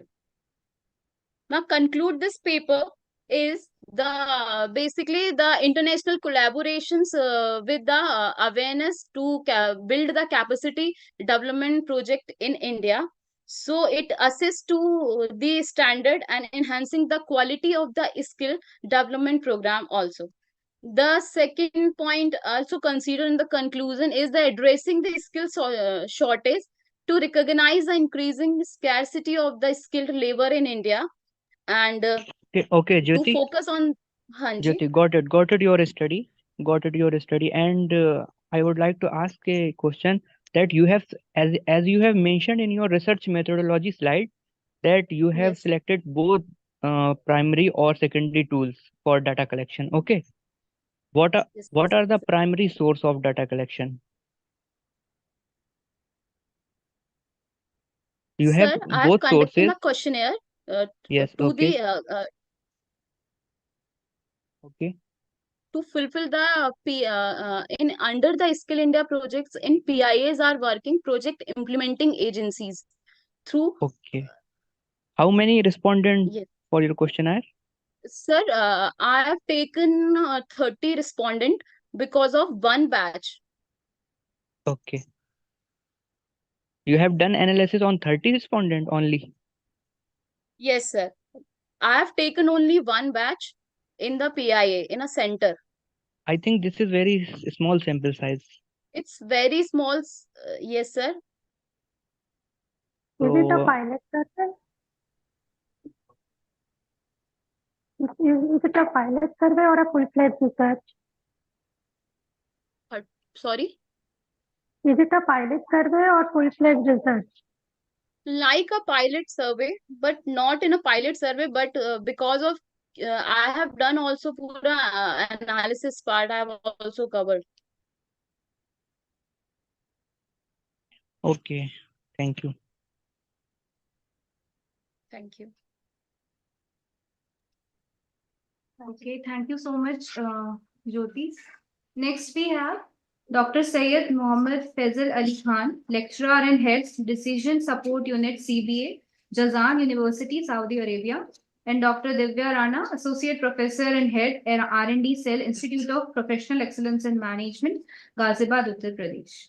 The topic of the paper is Green Crypto, the eco-friendly alternative, a move towards sustainability. Very good afternoon to everyone. I am Dr. Syed Mohammad Faisal Ali Khan. I am head of Decision Support Unit in Jazan University.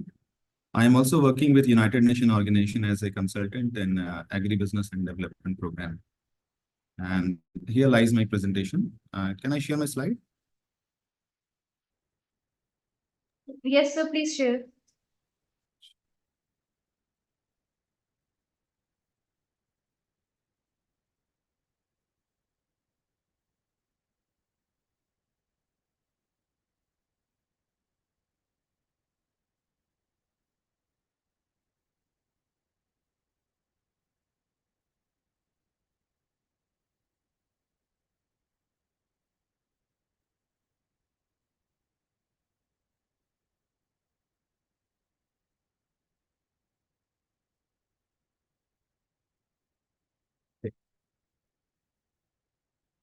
Can you see? Is Yes, it sir. visible? Yes, sir, visible. Okay, the title of my presentation is Green Crypto, the Eco-Friendly Alternative, a Move Towards Sustainability.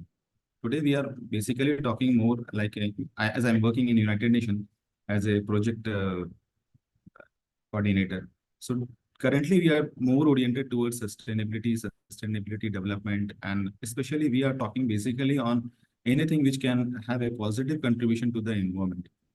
So basically, currently we can see crypto is one of the factor or an element which can be an alternative towards the current money which we do have. That's why that is the motive behind giving a short presentation based on the current scenario. The presentation is divided into 7 parts like introduction, statement, objective, literature review, research material, results, and conclusion. This is a very short presentation. I will try to summarize it in as quick as I can, though it's very difficult to summarize the whole concept in 7 minutes, but still I try my level best. So what is crypto? First, we need to know about crypto is basically a digital virtual money, which is considered to be a substitute for current trading option.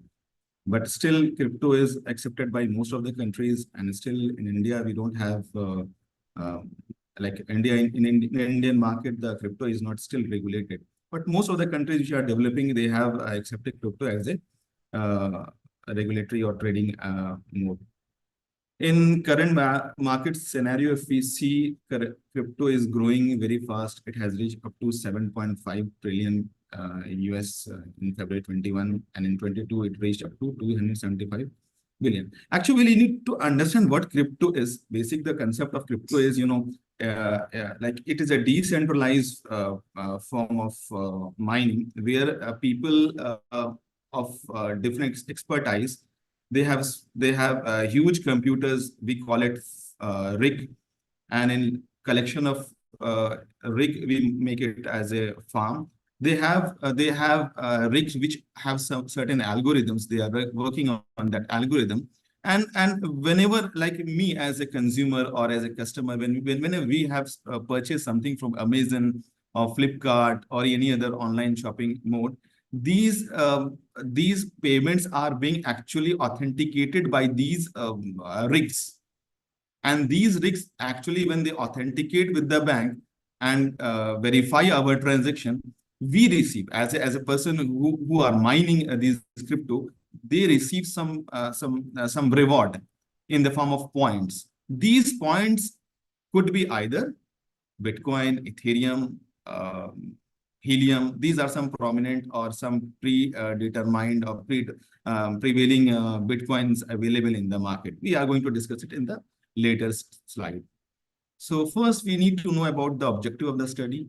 The objective of the study is to understand the given cryptocurrencies in context to behavioral intention. We are talking about the behavior, how we perceive crypto as a part of our daily life. To assess and evaluate the factor influencing adoption of green cryptocurrency as a behavioral intention, and to access and understand the challenges and barriers towards green cryptocurrencies as a sustainable alternative. These three three objectives we are going to see in our presentation. So as we told, we are not going into detail. Crypto is a decentralized part. It is based on blockchain technology. Blockchain technology is like several people. They have algorithms running, and whenever they are whenever they are validating any transaction, they get some points. These points could be in the form of Bitcoin, Ethereum, or Helium. So now these cryptocurrencies actually provide more security, more reliability, and more authenticity while making a online payment. So based on the review literature, we have reviewed approximately 500 research papers. And after reviewing 500 research papers, we have framed a structural model for the study. And this model is actually based on technology adoption model, TAM model, which was given by Venkatesh in 2001. So in this model, in this TAM model, we can have independent variable, dependent variable, and mediating variable. We can see risk here: risk, trust, awareness, social norm, and environmental concerns. These are actually the independent variable. Perceived ease of use and perceived usefulness are already the basic part of TAM model. Behavioral intention is a part of TAM model, and green and adoption to green cryptocurrency is a part of TAM model. So how an individual, a customer, a consumer, a person as an individual, how he perceives crypto as a part of their trading option. This actually is reflected by this framework of the study: risk, trust, awareness, social norm, and environmental concern. These variables we have framed it from our review literature, which we have studied in the previous studies. So research methodology is actually based on cross-sectional descriptive data collected. Sample size was 500. Out of that, 439 we have received, and complete sample size which we have taken it for analysis was 412. Technique was random. Data collection procedure was a Google form, and a statistical tool which we have used is Smart PLS, SEM-PLS, whatever we can call it. And this study is conducted in India. We have also proposed certain hypotheses based on the framework. Hypothesis 1, to assess, to understand the risk that has a significant impact on adoption to green cryptocurrency. Second, trust. Whether trust has a significant impact on adoption to green cryptocurrency. Awareness, whether awareness has a significant impact on green cryptocurrencies. Social norm similarly have a significant impact, and environmental concern has a significant impact on adoption to green cryptocurrency. This framework actually tells you hypothesis 1, H1, H2, H3, H4, and H5. So based on this framework, our hypotheses are proposed. Though we can also have a mediating hypothesis, but this can take the research like presentation to be too long. So I've just taken the direct effect. So we have first we have checked the construct reliability and validity. Probanca alpha test and average variance extracted. All are fine. We are not going into detail. Hello, sir. Then we have checked. Yeah. Hello. Any question? Shall I continue? Shall I continue? Okay. Then we have also checked our discriminant validity of the construct using Forner-Lurker test. So all the values are fine. So our independent variable which we have taken and the questionnaire which we have framed are fine enough to justify our study. Am I audible now? Then we am I audible? In 2 to 3 minutes. Yeah, I'm concluding. I'm very close to come to the conclusion. Then we have also checked the R square. The R square is actually how much customer perceives, like the total impact of independent variable on the dependent variable. Here we can see that we have R square value is 0.936. That is quite enough, very fine. That the individual, the customer, they are going to accept crypto as a part of their trading option. We have also gone through the hypothesis testing. Just zoom it on. Okay. So we can see here risk. The hypothesis is accepted. Risk has a significant impact on adoption to cryptocurrency. Trust also has a significant impact on adoption to cryptocurrency. And awareness do not have a significant impact. The hypothesis is rejected because 0.67, it is less, like it's higher than 0.05. At the same time, social norm also hypothesis is rejected because the value is higher than 0.637. An environmental concern has a significant impact on because the value is 0.00, which is less than 0.05. Now, conclusion, coming to the conclusion of the study is that though in the population are ready to accept crypto as a part of their trading option or as a part of their alternative, but we have certain concerns like trust, awareness, these and also the social norm, they may have a limiting factor on the adoption to green cryptocurrency. In my one of my research, I have shown like a government regulation as a part of a moderating factor, which also plays a significant role towards adoption of green cryptocurrency as a part of alternative. Now, coming to the implication of the study, or policy implication, the study is highly Sorry to interrupt. We have got the RM and the conclusion and the content of the study. Question to you is that how your study is different from the existing literature? How my study is different to existing literature. First, the thing is that we have in our review literature, we have done the research in context to global context, where most of the country, they have regulated crypto as a part of their trading option. But in India, we don't have a regulated environment. So in context to regulated and unregulated market, we have an important differentiation, or we can have a research gap in this context. And Secondly, how this secondly, study is beneficial for one more. I want to add one more research gap. Actually, I want to know that you are asking for a research gap. Second research gap is in most of the Western country, people are already trading with cryptocurrency.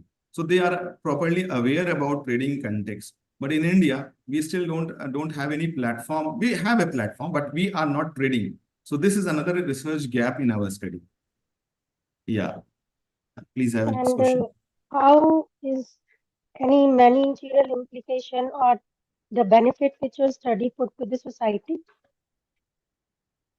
Basically, first benefit is is towards it's to the population, to the individual. They need to understand what the cryptocurrency is and how they can be useful in future transaction as a part. So this is the first implication. And second is to the government, because most of the countries, they are adopting crypto as a part of their trading option. So, but India still, we don't have any such regulatory environment. So India should have launched or should have crypto as a regulated part, so that our dependency on the real currency should be decreased, and online transaction, online digital transaction should be increased. Thank you, sir. Thank you very much. You have presented so nicely, and all the Thank you, questions ma'am. have been answered in a very efficient manner. Thank you, sir. Thanks a lot. Thanks a lot. Really appreciate it. Okay, thank you so much, sir, for the presentation. Next, we have And Miss I Sustenance. just want to add one thing. I'm very much thankful to the institution for giving me opportunity for giving presentation, and also to Dr. Divya Rana, who always like support me to give presentation. And Thank you thanks so a much. lot to the IPM. Yes, sir. Thank you. Thanks Thank a you lot. so much. Next, we have Miss Sustenance Roy, MBA third semester student, International School of Management Studies, Pune, affiliated to Savitribai Phule Pune University. The title of the paper is Buying Behavior Towards Ashok Leyland School Buses in Kolkata. Hello, good afternoon, everyone. I'm Suchishmita Roy. I'm sharing my screen.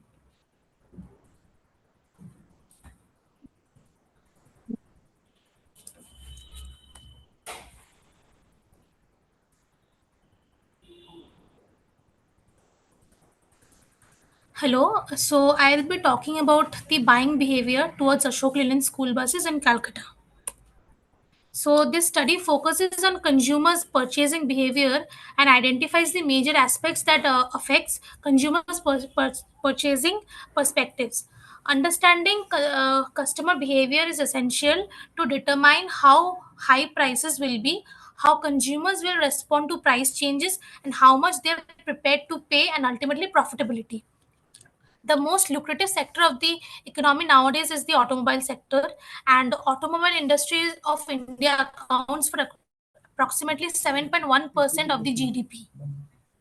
So the objectives are to find the need, want, and demand of Ashok Leyland school bus in West Bengal, understanding the requirements of the education institution in accordance to price, quality, model, and safety. Meeting and having conversations with the dealer of Ashok Leyland to know the current sales and current preferences of the customers, to see if there is potential growth for the Ashok Leyland school buses in West Bengal, to identify the factors which influence the customers' buying decisions, and to know the reasons for dissatisfaction towards Ashok Leyland school bus.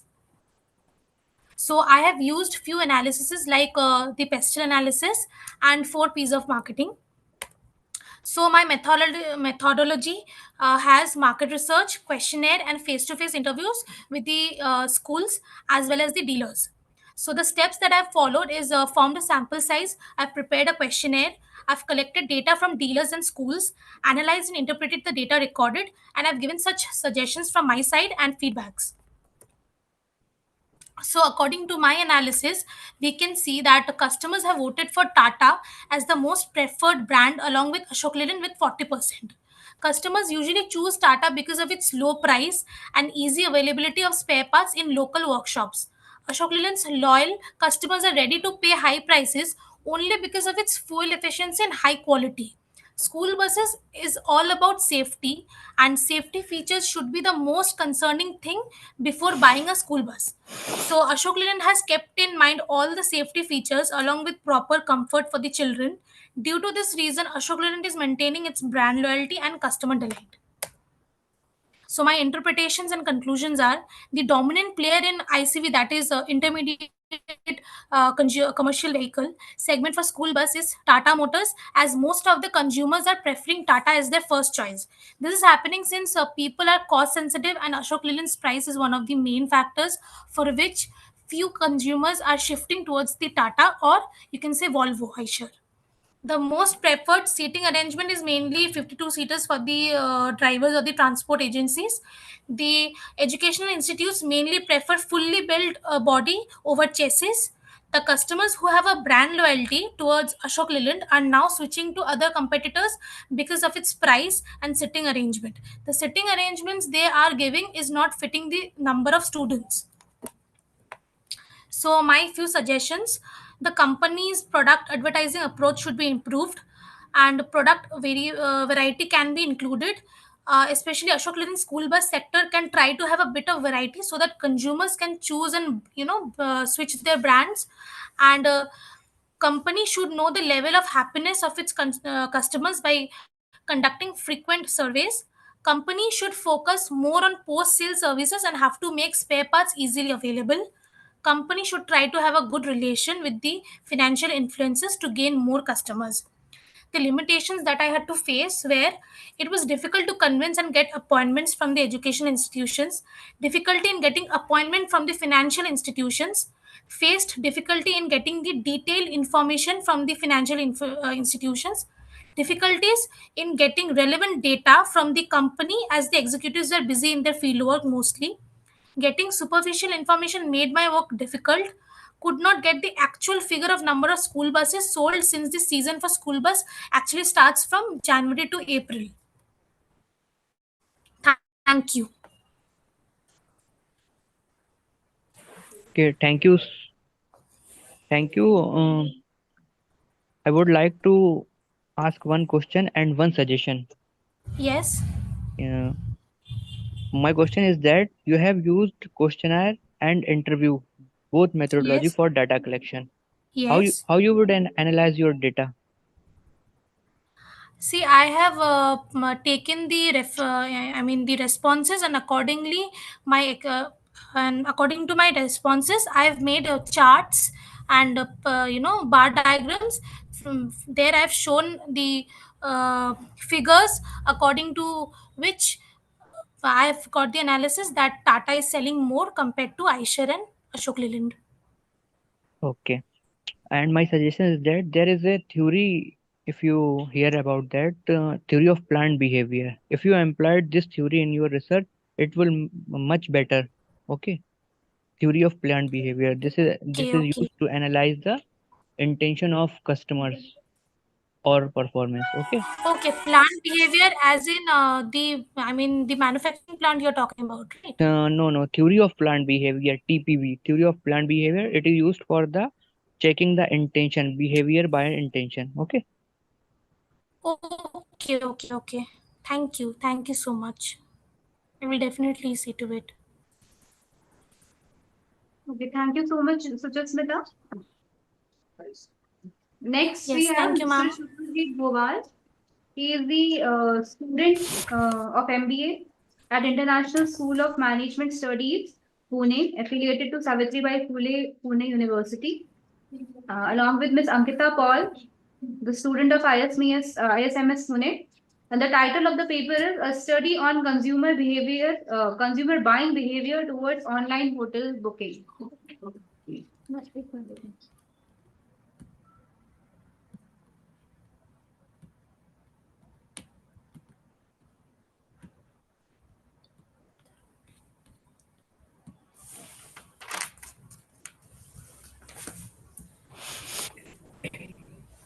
Hello presenters, I Ankita Paul and Subhrajit Boal. Today we are going to present our paper, a study on consumer buying behavior towards online hotel bookings.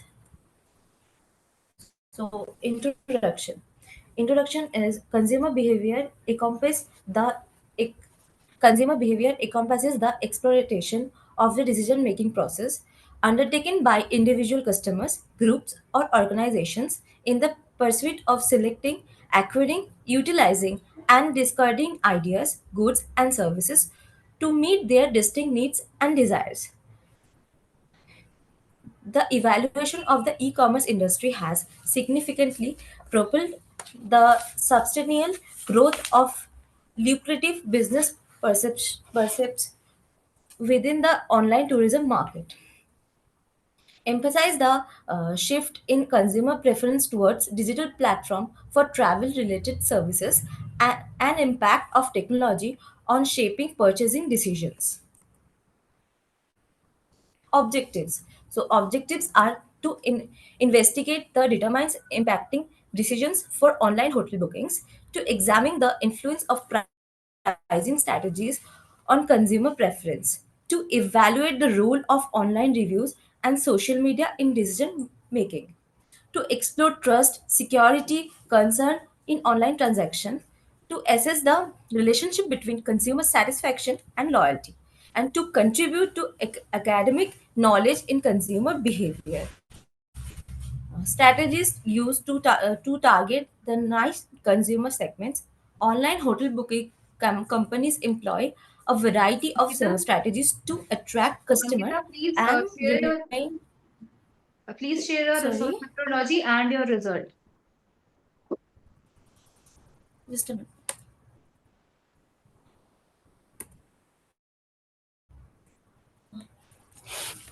So myself Subrajit Bhaval, and I want to say that this is a secondary research paper. So the data are collected from the books, existing articles and newspapers and journals. So these are the findings of this paper: customer acquisition strategies, significance of digital presence, user reviews and ratings, social media usage, and utilization of social proof in marketing.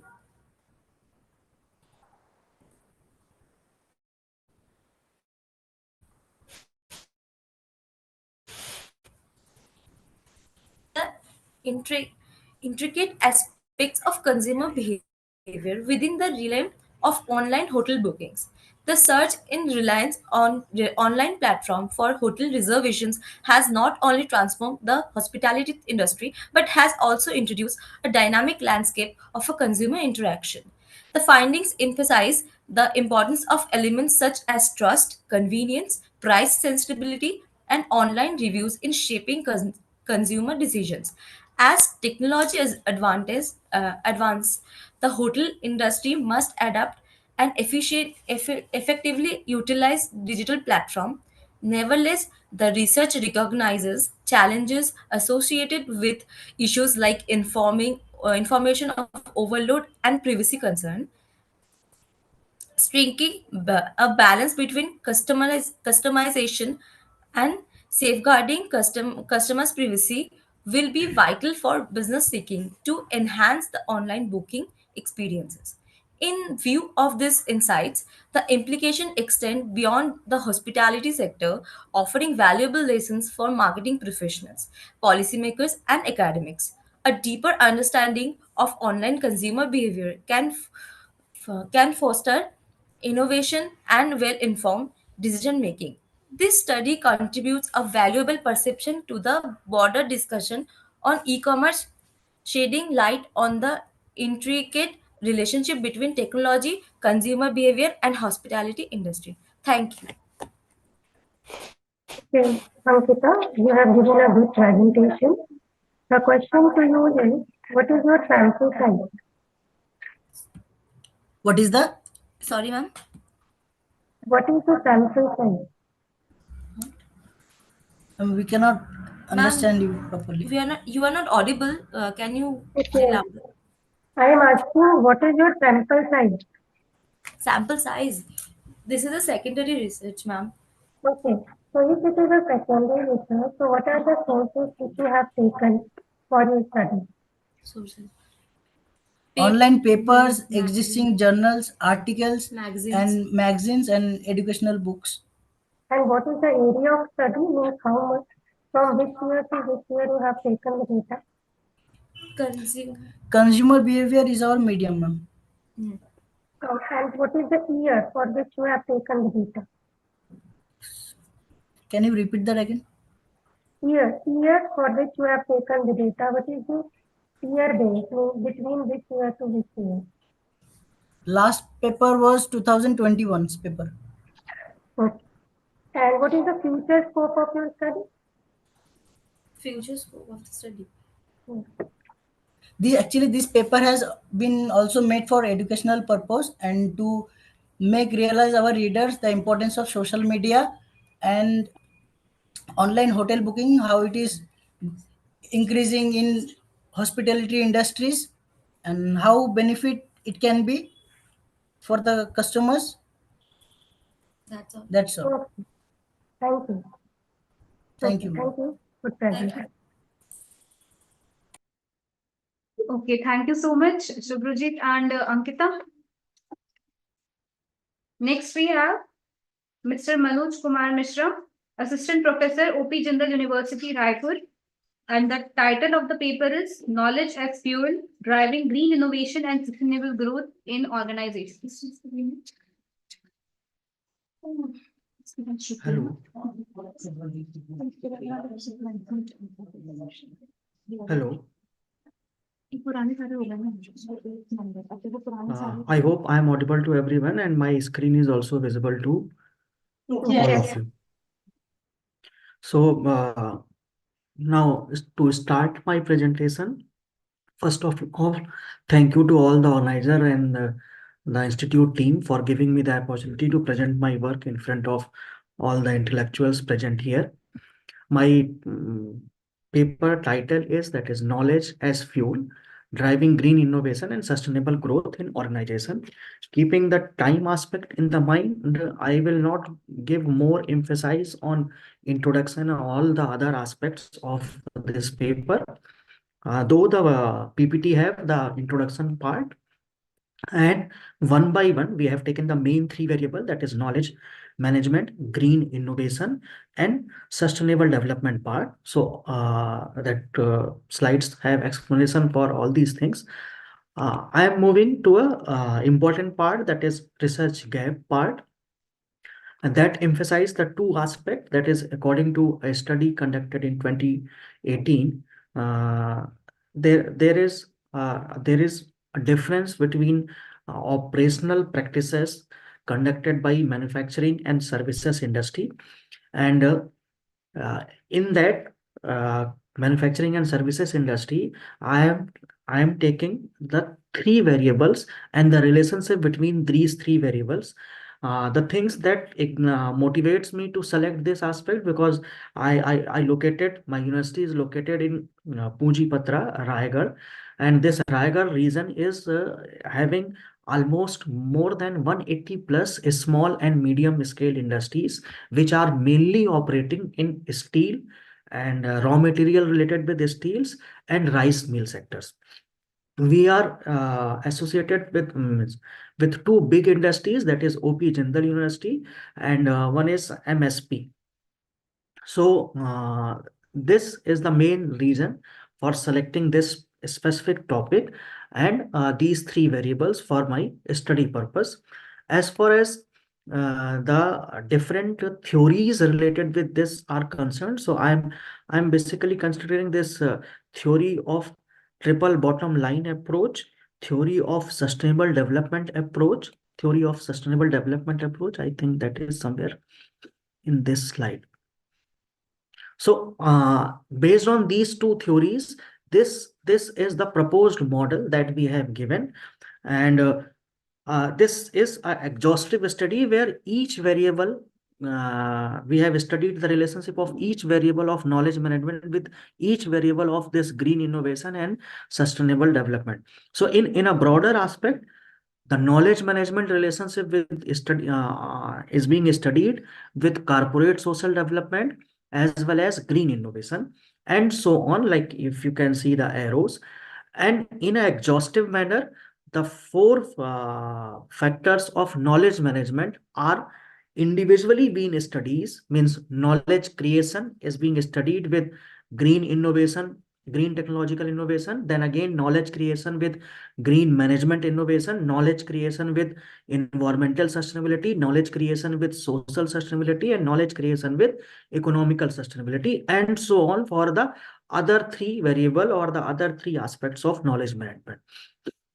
So in that way, it makes that study in a more exhaustive and in-depth manner, and that is a uniqueness part of that also.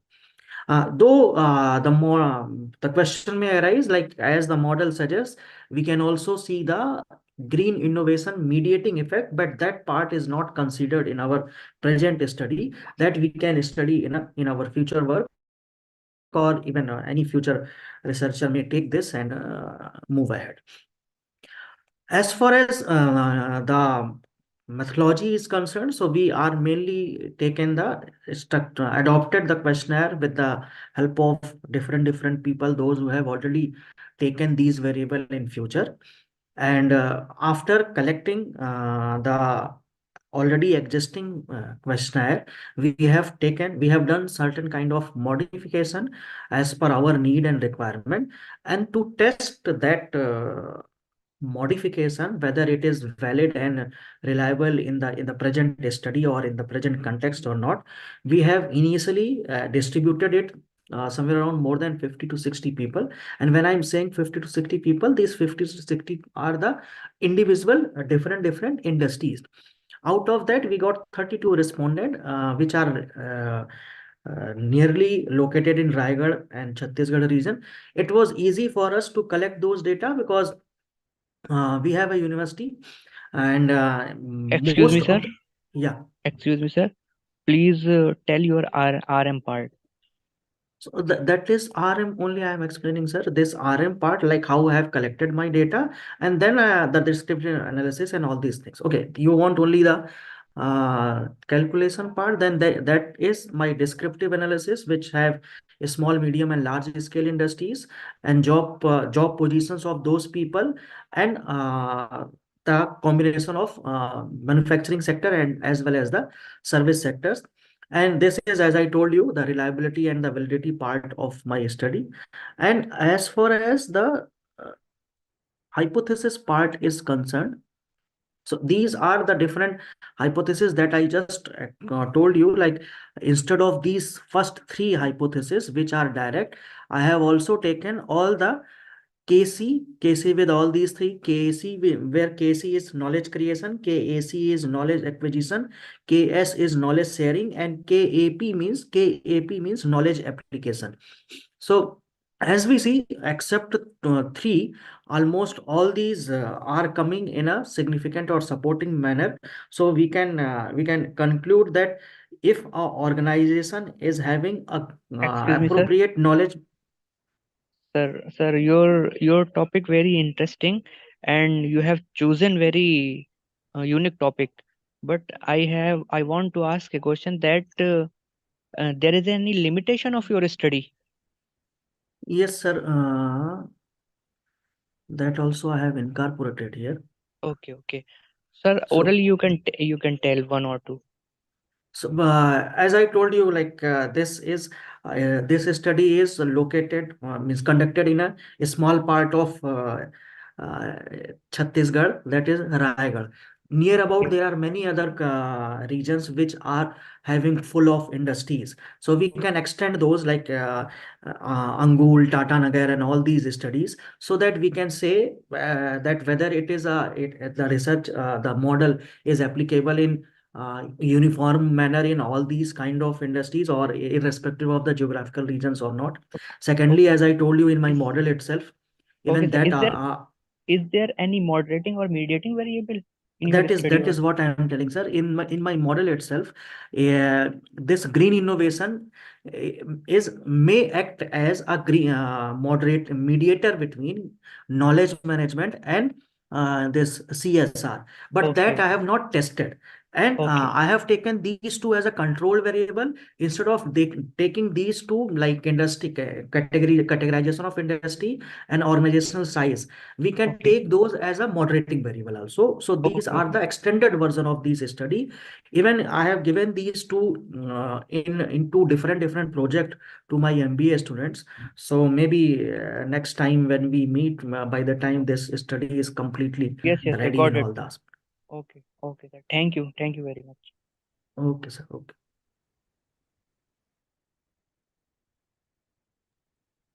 Okay, thank you so much, sir. Next, we have Ms. Shruti Chaturvedi, and the title of the paper is Study of Factors Impacting Informal Relationships Among Employees with Work from Home and On-Site Working.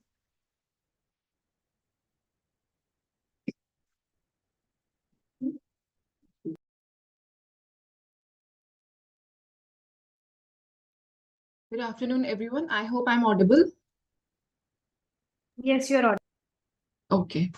So the topic goes on study of factors impacting informal relationships among employees vis-a-vis work from home and on-site working. So if I talk about the introduction part, that informal relationships among employees play a very significant role in a workplace, while formal relationships are based on job roles and responsibilities. Informal relationships are built on personal connections and social interactions. Studying these informal relationships is crucial for understanding the dynamics within organizations and their impact on employees' well-being and performances. Informal relationships can contribute to a positive work of environment as well, and fostering collaborations, trust, and effective communication. They can also enhance employee satisfaction, engagement, and overall organizational culture.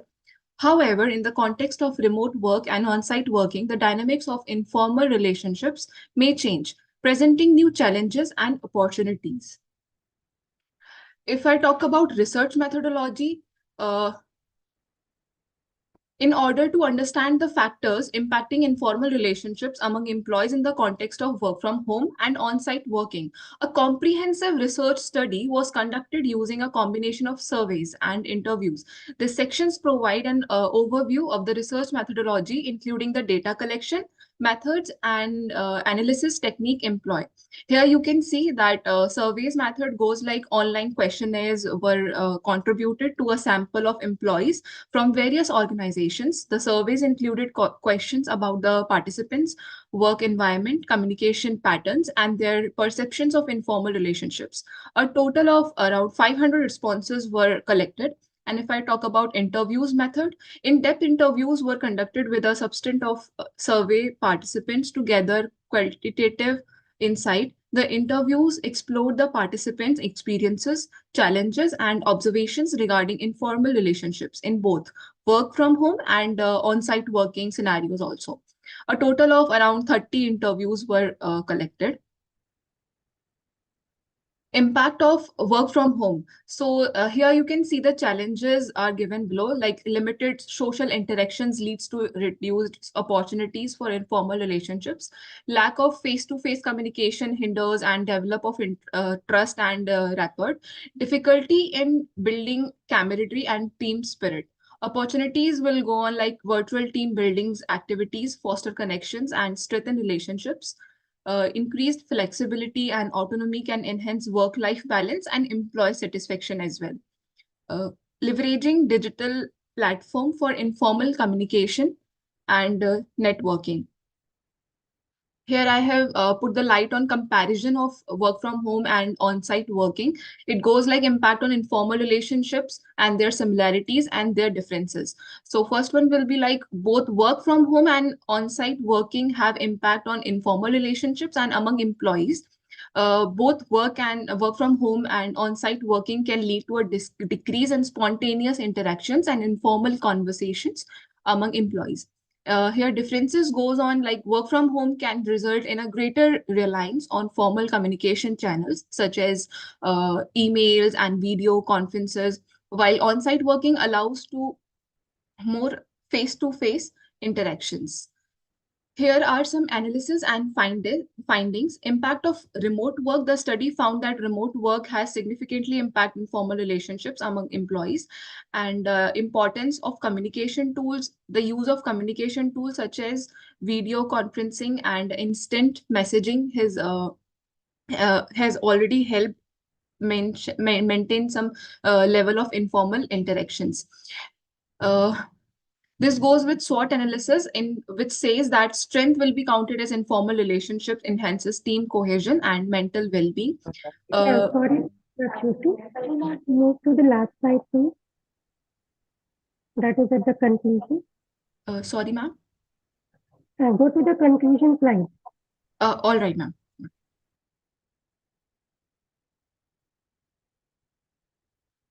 If I talk about conclusion, here I have mentioned some key findings that informal relationships among employees play a crucial role in fostering collaborations and knowledge sharing within organizations.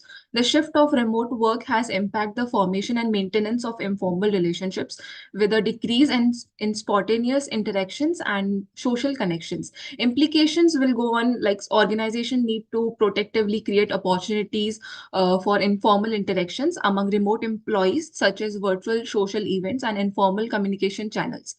Managers should be aware of the importance of the informal relationships and encourage their development to enhance employees' engagement and productivity. Shruti, it is a contemporary topic as well as the presentation is also good. Thank you, The ma'am. suggestion to the analysis is that you do a systematic literature review and then do the bibliometric analysis and draw some model or some questionnaire. Yes, That ma'am. would add value to the research. All right, ma'am. All right. Okay. Okay. Thank you so much, ma'am. Thank you. Okay, thank you so much, Shruti. Next, Thank we you, have ma'am. Ms. Pritika Saini and Mr. Anhad Saini, Research Scholar, Department of Management, Dayalbagh Educational Institute, Agra. The title of the paper is Empowering Financial Inclusion, a comprehensive examination of fintech's role in the Indian context post-pandemic.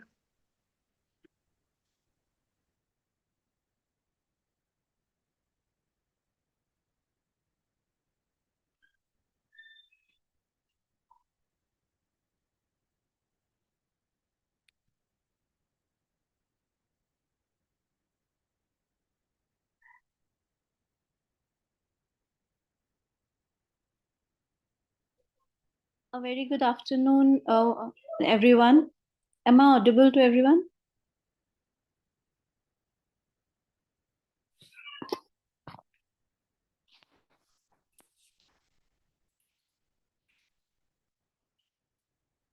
Good afternoon.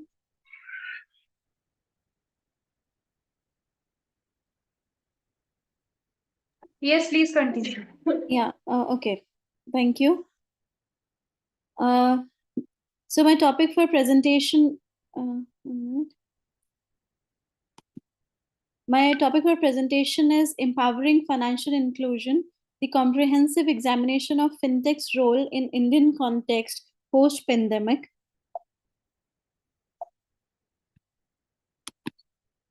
Start with the introduction. So the fusion of technology and finance encapsule the term financial technology, which in short represent as fintech. It signifies a realm of technology-enabled financial innovation. This energy gives rise to novel business applications, models, and processes, wielding a substantial impact on financial market and services. So, particularly in developing countries like India, fintech emerges as a potent force, leveraging technology in innovative ways to significantly enhance financial inclusion. The overreaching goal of inclusive growth, facilitated by fintech, is to foster broad based prosperity, curtail transaction cost, and amplify access to financial services for those traditionally underserved. Within this landscape, fintech companies stand out as a catalyst with the use of technology to not only enhance operational efficiency, but also it widen the access of financial services. Uh, in a dynamically evolving technological landscape, there is escalating need to address the financial need of underserved segment of Indian society. Fintech plays a pivotal role in bridging the gap by introducing innovative value propositions such as flexible products and more effective solutions tailored to the financial challenges faced by low income customers. In a report of EY Global FinTech Adoption Index 2023, India, alongside China, emerged as a leader among emerging as a fintech leader with 87% fintech adoption rate.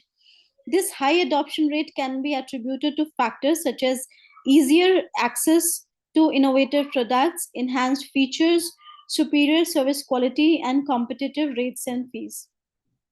This is a quick industry snapshot that the fintech sector. Ritika, move to the RM part. Okay. RM and then answer. Okay. These are the key trends. These are the objectives of the presentation. There are the three objectives that investigate fintech's role in post-pandemic financial inclusion in India, identify legislative requirements, and analyze regulatory challenges and opportunities for fintech. I made this research paper by using the secondary data from credible academic publications, some reports, and trustworthy government sources. These are the observation and findings according to the sources. The first one is geographical and financial bottlenecks overcome, especially in the pandemic era. We face many financial bottlenecks, and fintech helps each of us to overcome that financial bottleneck from each and every geographic location. So, fintech basically address those key challenges such as geographical barriers, financial bottlenecks, where the traditional financial services approach can be reached. We can reach to them with the fintech industry services. The next is MSME lending landscape transformation. With many of the government schemes and the fintech service enabled and its collaboration with traditional financial services, now the MSME sector is booming in India. We are becoming the countries of more and more entrepreneurs. The initiatives like Jandhan Yojana, Mudra Yojana, government is also taking initiatives with the help of fintech with the collaboration of fintech services. We are reaching more to the underserved population of India. The next is National Strategy for Financial Inclusion. So, aligned with Reserve Bank of India National Strategy for Financial Inclusion, fintech emerges as a key supporter for the growth of more accessible, affordable, and available financial services for all the Indian citizens. The next is post-pandemic financial inclusion landscape. In the post-pandemic era, the paradigm of financial inclusion emphasizes the strategic application of cutting-edge technologies. Fintech leverage machine learning, data analytics, and alternative data sources to enable individuals and institutions to showcase their creditworthiness efficiently. Initiatives such as eKYC and biometric gain prominence, facilitating the entry of unbanked population into formal banking activities. Yeah, Deepika? Yes. I have understood your study. Yes. There is one suggestion that if you use some statistical tool, that would be more better. That would enhance the research quality in your study. Sure, ma'am. Actually, mainly my research is a comprehensive analysis. So, it's a first hand. So I made it based on the secondary data available. Yeah. But I definitely take your suggestion and. Yeah. If you are taking it as a comprehensive study, so go by the systematic literature review and support some models. Okay, sure. Thank you, ma'am. Thank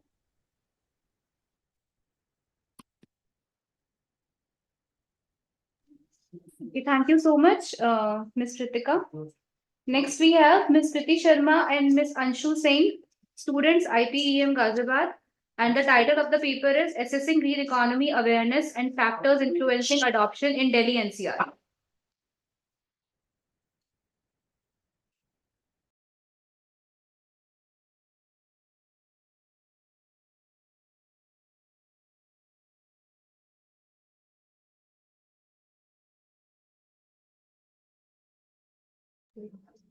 Kriti, please unmute yourself and share your presentation.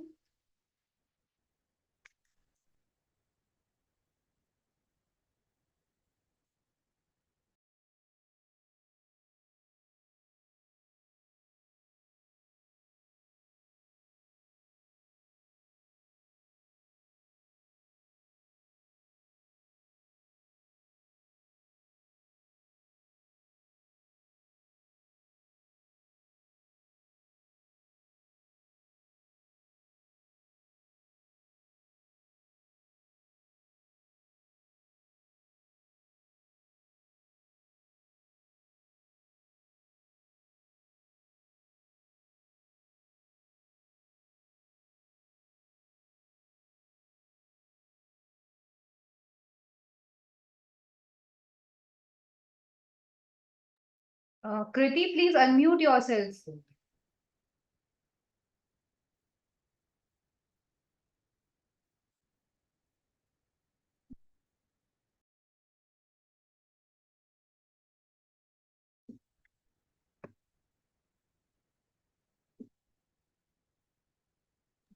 Okay, Kriti, now share your screen.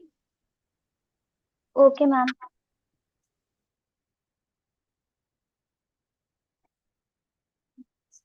There's an option of screen sharing. You can share that. You can share a presentation from there.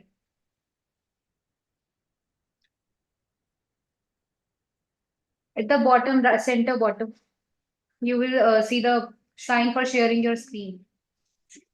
Ma'am support नहीं कर रहा है. Support नहीं कर रहा है. Are you connected with वो system or your phone? Phone.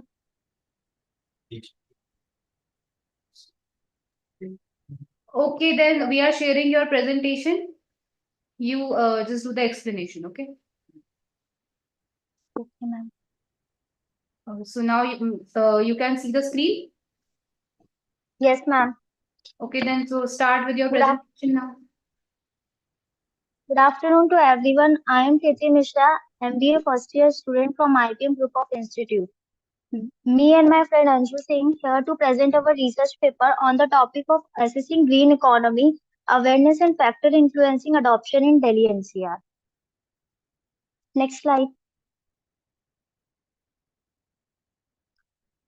In the first slide is the introduction. The green economy refers to an economic system that aims to enhance human well-being and social equity while significantly reducing environmental risk and ecological scarcity. Delhi faces unique environmental challenges due to rapid urbanization, population growth, and it is necessary to understand the concept of green economy for long-term sustainability.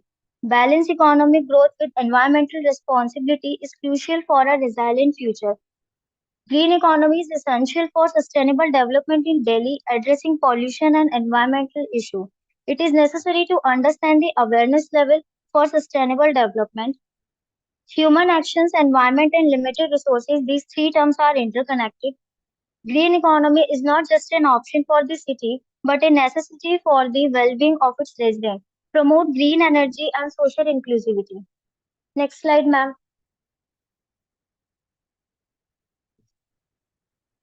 Next slide, ma'am. Next slide is objective. First one is assess Delhi awareness of green economy concept using survey, interview, and considering diverse demographic. Second, investigate factor affecting green economy awareness in Delhi, exploring demographics, socio-economic, and education. Examine the correlation between awareness level and adoption of sustainable practices, assessing tangible change like reduce carbon footprint and increase support for eco-friendly initiative. Next slide, ma'am. Research methodology. Our study based on descriptive research. We have also prepared collected data from 25 respondents. Human circumstances crucial in environmental, social, economic issues shaping life. UN 1970 Sustainable Development evolved into eco-friendly green economy. 1989 Green Economy Project stresses sustainable economic development. 2008 sees UN-supported green stimulus packages addressing global concern. Green Economy Initiative focuses on policies and green investments since 2008. Definition emphasize long-term social benefit, resource efficiency, and biodiversity conservation. This paper highlights the interconnectedness of sustainability, green economy, social economic, and environmental factors. Sustainability balance present need without compromising future generation, considering social, economic, and environmental aspects. Essence of sustainability lie in coexistence of issues in sustainable development and the green economy. Over to you, Anshu. Next slide, ma'am. A very good afternoon to all. I am Anshu Singh. So, limitation of study about research paper. The research about green economy, awareness in Delhi might not apply everywhere. Kriti, you're not audible. बहुत धीमे आवाज आ रही है बेटा. थोड़ा सा clearly बोलो. Findings बता दो अपने और बस थोड़ा clearly बोलो. Okay. Findings. Research employed semi-structured adults and middle-aged individuals, green economy, and families with response needed and great understanding of environment and sustainability. Very perspective in global environment focused transformative process and sustainable development. All participants practiced recycling substance, gender difference observed with women exhibiting strong commitment. Daily sustainability practice noted comparing recycling and use of reusable shopping bags. The authors say that more people should get involved in the economy. This can happen if we have better facilities, share more information, and let people more about it. They also stress how important it is for more people to understand and support the idea of the green economy. And the next slide, please. So, conclusion. The article provides public understanding of waste management and green economy with a mostly acceptance. Despite active recycling practice, especially with plastic bottles and cans, survive students show a lack of understanding regarding the concept of green economy.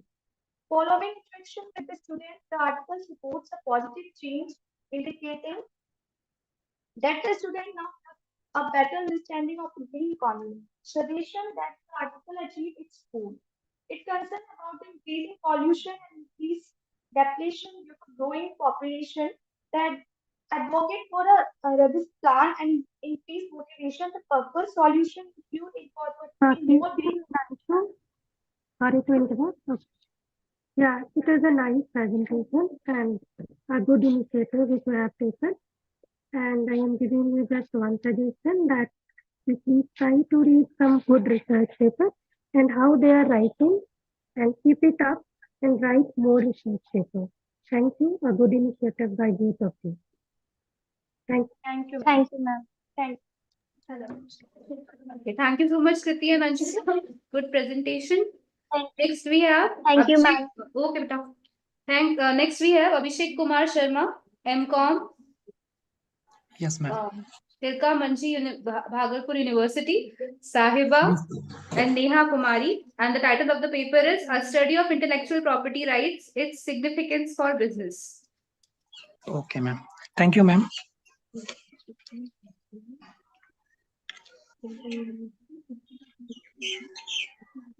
Okay.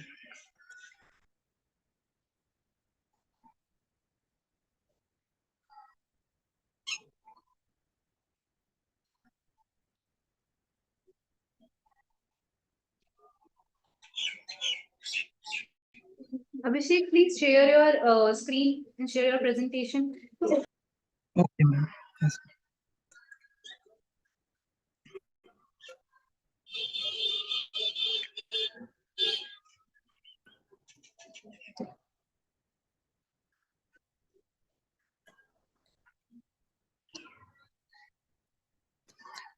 My PPT was not supported, ma'am.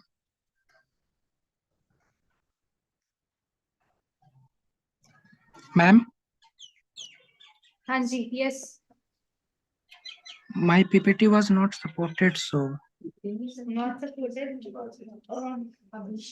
Okay, then you please share your PPT to us.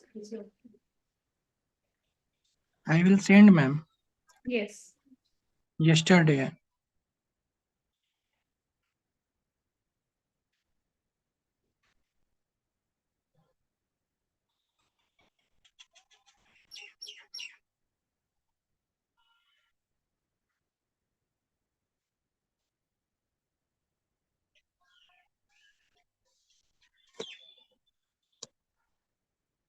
Okay, Abhishek. So please, we will start with the next presenter. Meanwhile, you wait while we procure your PPT. So the next presentation is by Ms. Ritu Saxena, Assistant Professor IPM Ghaziabad, Mr. Aditya Roy, Mr. Arijit Khastogir, and Mr. Adarsh Tripathi, students of IPM Ghaziabad. The title of the paper is Impact of personality on managing academic stress among UG and PG students. Good afternoon, everyone. Hopefully, I am audible. Yes, you are audible, Arijit. Continue.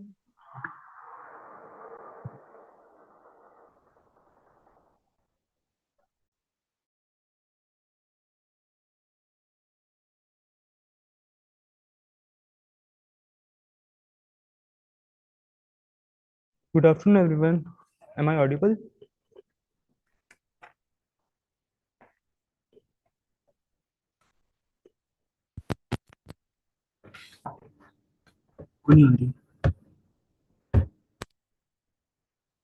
Hello?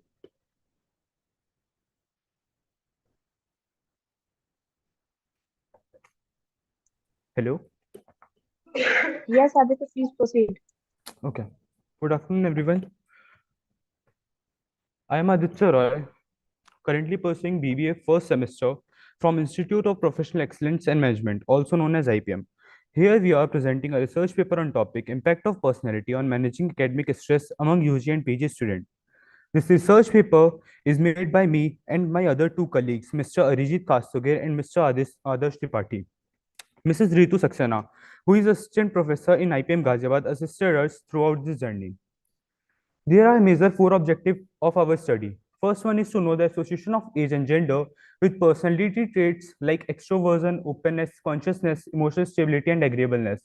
The second objective is to know about the relation between social support to the student and academic stress. The third objective is to know about the relation between perceived impact of personality and academic stress. And the last objective is to know about the relation between academic success to the student and academic stress. Introduction. This study investigates how personality. Aditya, Yes, ma'am. beta slide show से चाहिए इसे. The slide is not visible. Ma'am अब दिख रही है? Yes, yes. Okay, introduction. This study investigates how personality affects undergraduate and graduate students' ability to manage academic stress by highlighting specific characteristics like motivation, coping strategies, resilience, self-efficacy, and social support. It highlights the relationship's complexity. There are significant shifts in expectations of coping mechanism with the transfer from undergraduate to graduate school, taking into account the distinct characteristics that UG and PG students bring to their academic travels. The inquiry seeks to understand how personality features influence stress management. The ultimate objective is to support UG and PG students in their academic success and general well-being by offering insight to educators, counselors, and students to tailor interventions based on these characteristics. The next topic is literature review. For literature review, I would like to pass the presentation to my colleague, Mr. Arijit Kastugir. So, out of the various literature reviews we have studied, some of them are mentioned below. The first literature review is given by Davidson and Young. It states that undergraduates may exhibit varied changes of resilience as they frequently navigate the initial obstacle of higher education. Graduate students typically have higher resilience level due to their prior academic pressures. Coping strategies and personality traits was given by Costa and Smith. It shows that the digital postgraduates might use more flexible approaches to problem solving, whereas the digital undergraduate might adopt rigorous planning techniques. Drive and objective setting given by Dweck and Church state that the impact of motivational factors on stress management has been observed, encompassing the pursuit of personal fulfillment and achievement, while PG students have selected more specialized areas.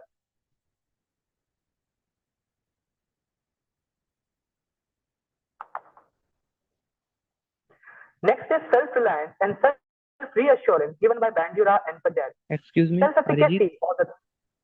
Sure, sir. Please, sir. Arijit RM part पे पहुंचिए आप RM part पे. Okay, sir. Research methodologies. So the research methodologies will be presented by Aditya. Research methodology.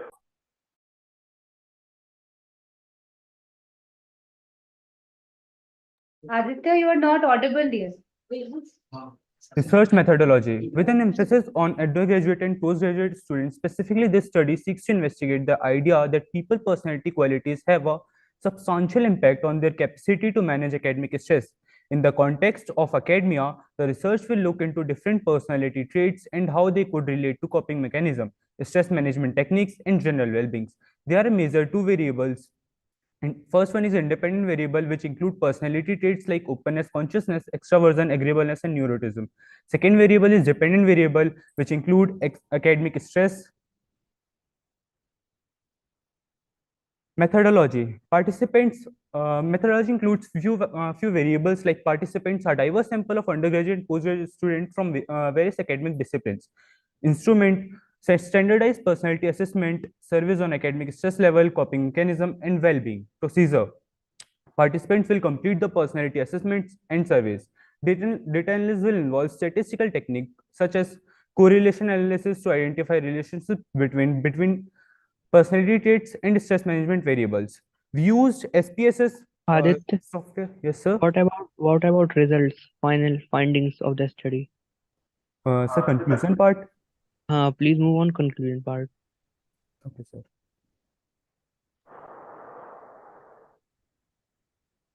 To conclude our presentation, I would like to hand over the presentation to Mr. Arijit Kastoger. So here, UG and PG students' ability to handle academic stress is greatly influenced by their personalities, including their coping mechanism, developmental stages, and personality traits, all playing an important role. While UG students have to face initial difficulties, where on the other hand, PG students frequently exhibit enhanced resilience and sophisticated coping up techniques. Through this, we try to understand how personality affects stress and can help the educators and the institutions design specified solutions that take account to each and every student's unique qualities for both UG and PG students, thereby promoting a more supportive learning environment. Okay बेटा, this is enough. And आपने जो है वो बहुत अच्छे से present भी किया है और बहुत यूनिक टॉपिक भी है आपका। और तो congratulation for your whole team. Okay, thank you very much.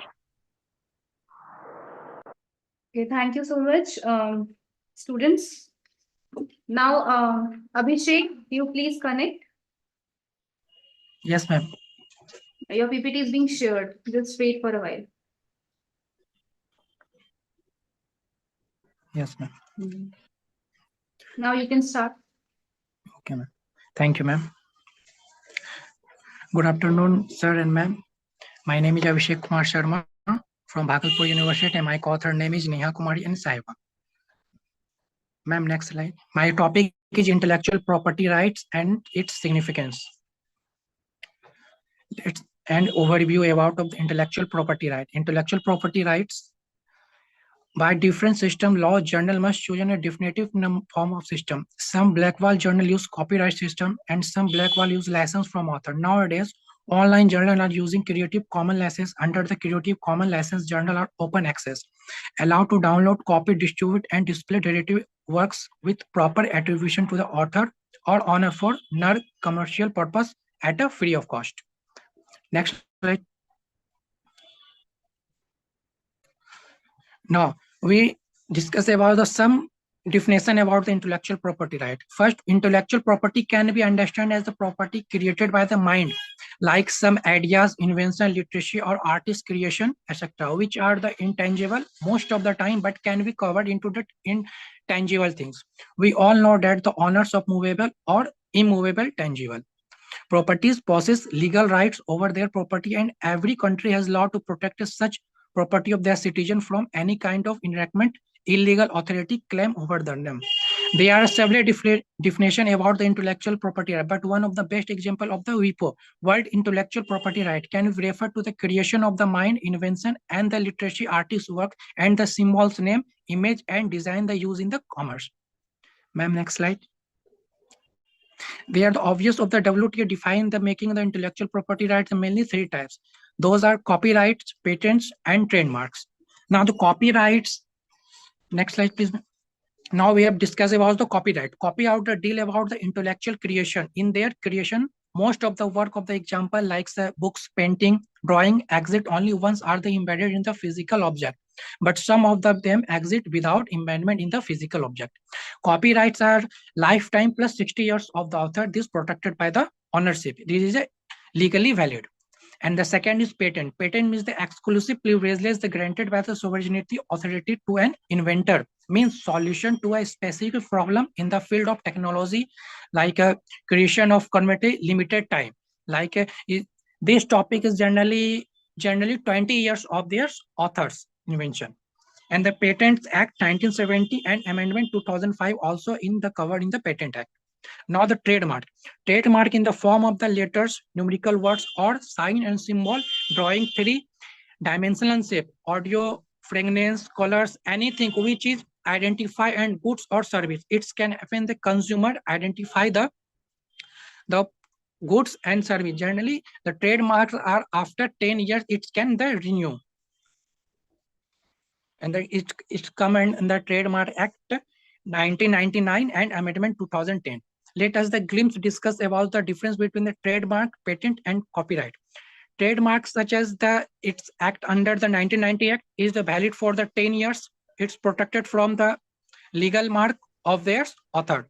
And the patents are the protected no mark symbolic representation. Patent Act covered under the 1970 Act is generally valid for the 20 years strong from the day the application form the first made. Now the copyrights. Copyright protected from the original creativity, artist, dramatic work, etc. The copyright comes under 1957. It's generally valid from 60 years. Next slide, please, ma'am. Not let's come.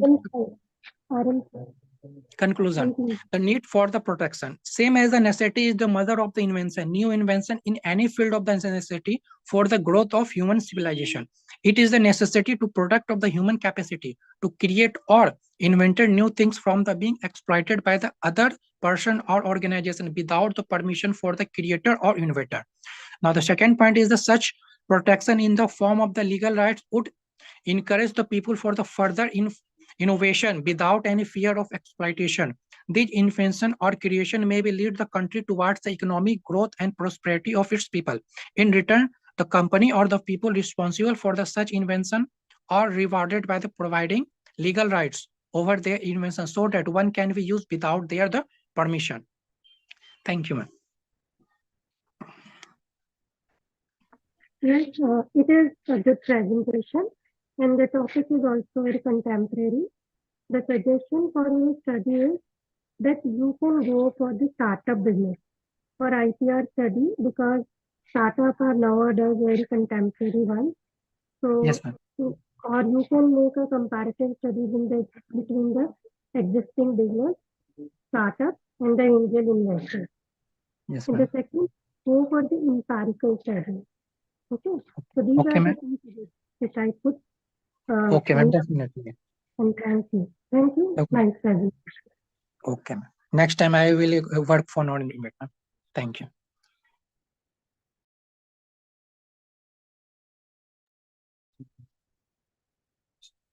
Okay, thank you so much, Abhishek. With this, our technical session 2 also comes to an end.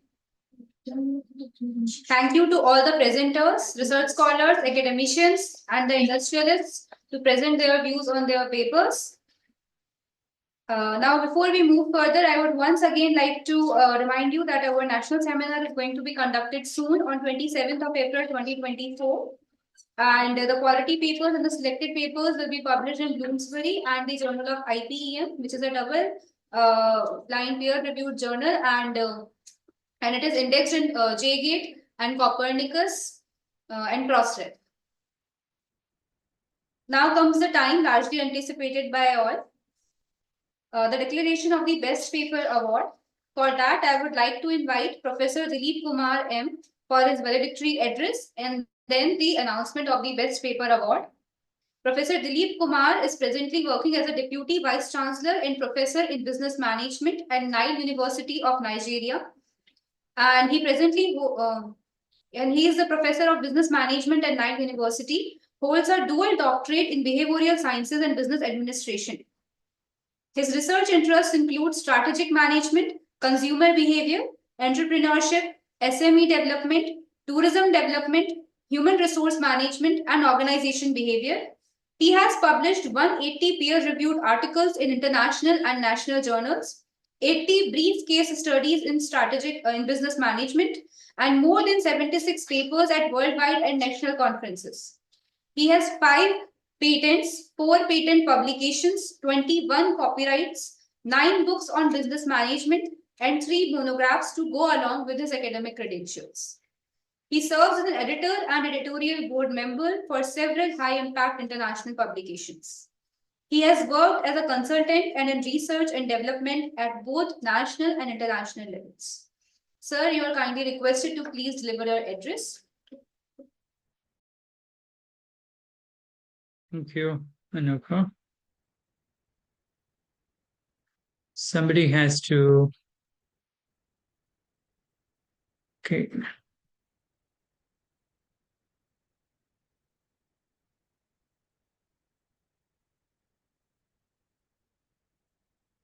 I hope you can see and you can hear my voice properly, right? Anupa, you can give a feedback. Yes, sir. Thank you. Yes, sir. Okay. Let me tell you that I'm not at all working as a Deputy Vice Chancellor of Nile University. I'm the Vice Chancellor of Hensard University, Nigeria. So let me have that correction first, and let me move on that. And specifically, would like to thank Dr. Mana, who is always communicating with me, and at the same time to be part of this conference as a collaborator from Malaysia, that also giving immense pleasure to me. And the topic which we have selected for this particular conference, which is very relevant, extremely relevant, and there is a paradigm shift which is happening, and that not only into the field of technology, but it is impacting the business and the management process. So the topic of this particular short plenary session is technology, management, business opportunities, and where higher education have to focus. This is exactly the message I would like. It may go maybe 2 minutes, 3 minutes here and there. Let me initially itself apologize for that, because the content is a bit informative. So what I would like to tell you is that something which is happening in our life, that is something what you can tell, it is not constant at all. It is continuously changing, and it is dynamic.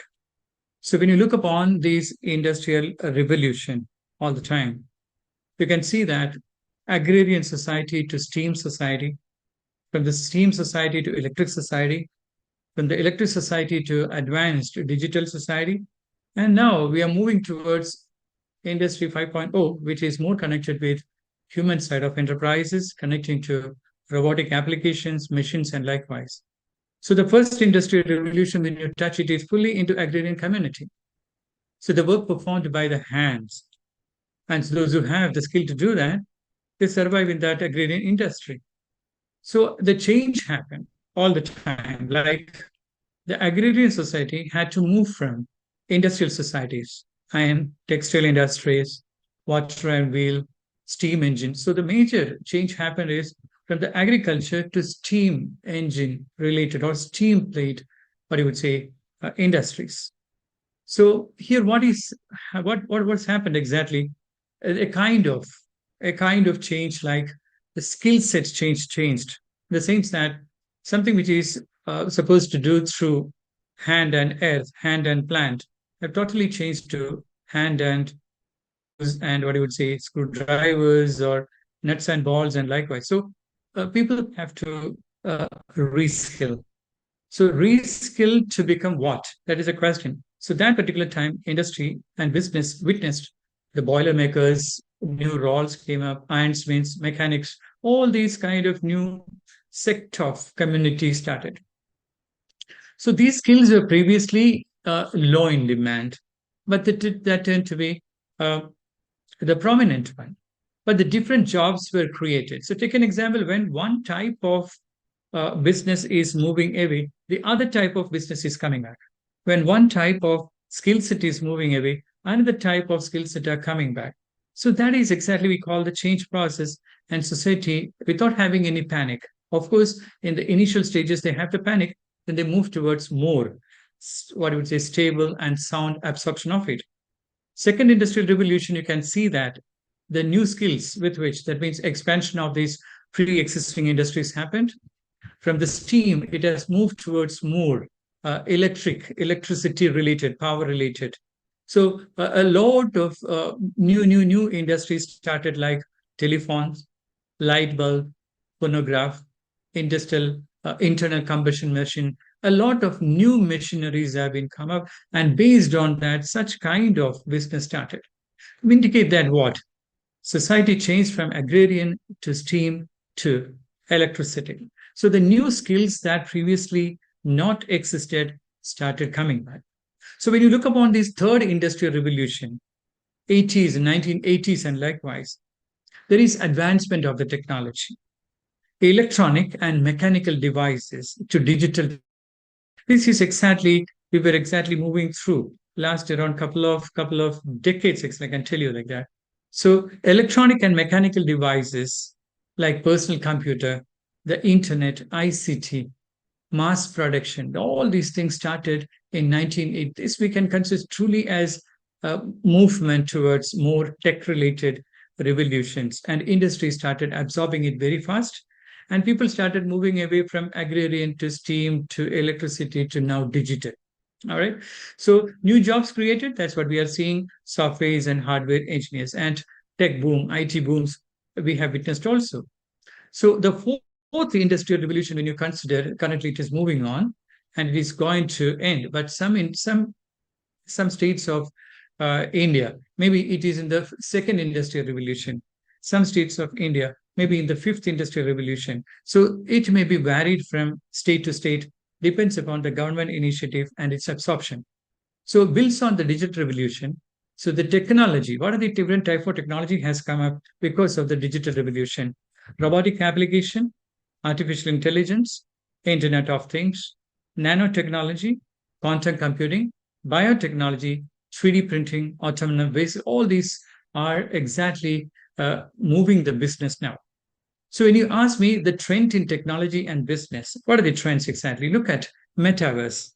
Metaverse is the latest addition to that. It is a combination of and augmented reality moving towards mixed and what you would say extended reality.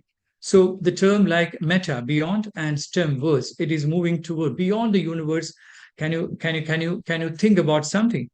So this is exactly some people have visualized in what you would say in novels, and likewise that turned to be a reality now. Take an example, the admission process of business schools.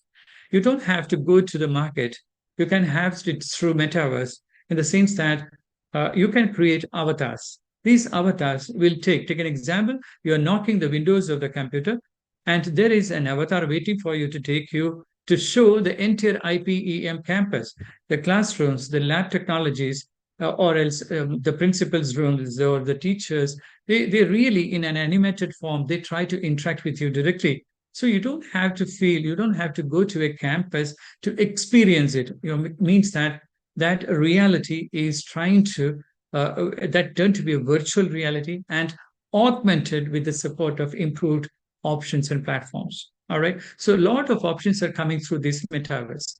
So you look upon specifically into application of this, and likewise, they're making use of course, they are making use of some sort of gadgets as well as headsets and likewise. But they are into the field now. Not only the gaming industry I'm talking about, but it's into full surgery, mental health, spiritual health, employment. Everywhere, this reality options are penetrating. So even the precision surgery, if you want to make on a specific part of the body.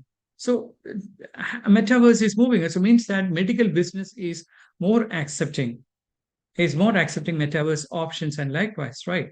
Even the classroom, the teaching also, avatars have been created. I still remember when I was in Morocco, one teacher was taking a class, but that is happening in what you would say in America, US. But similar time, 4 avatars have been created, and these 4 avatars are exactly taking classes across the globe.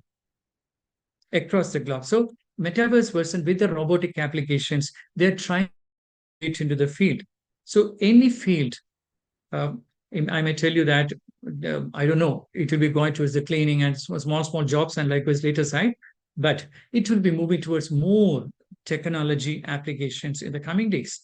So example, experience a guided tour, take an example, tourism industry. If you want to go to, you would like to feel Budapest or Vienna, or you want to go to some places like Belgium, you don't have to go through that particular place.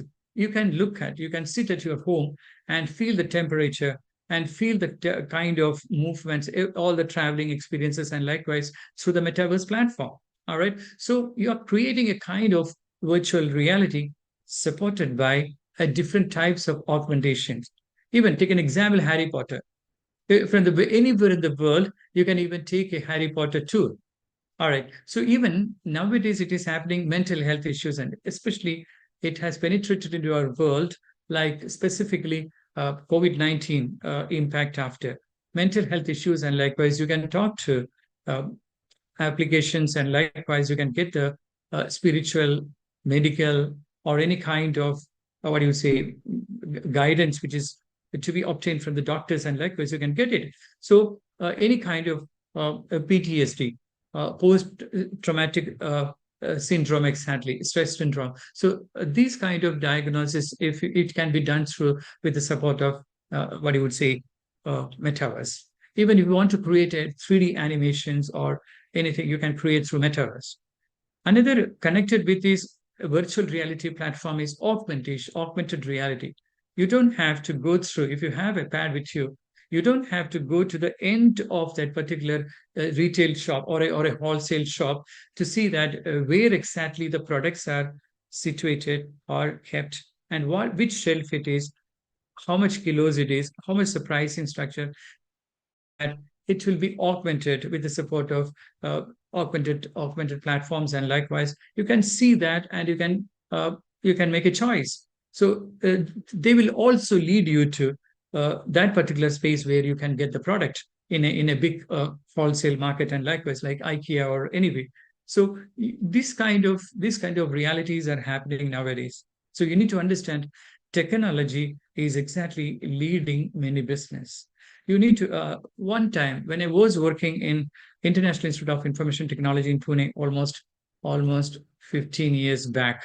So that particular time, MIT has introduced a program, PGDM program in IT and management. So they kept IT first, then management second, technology first, then management second.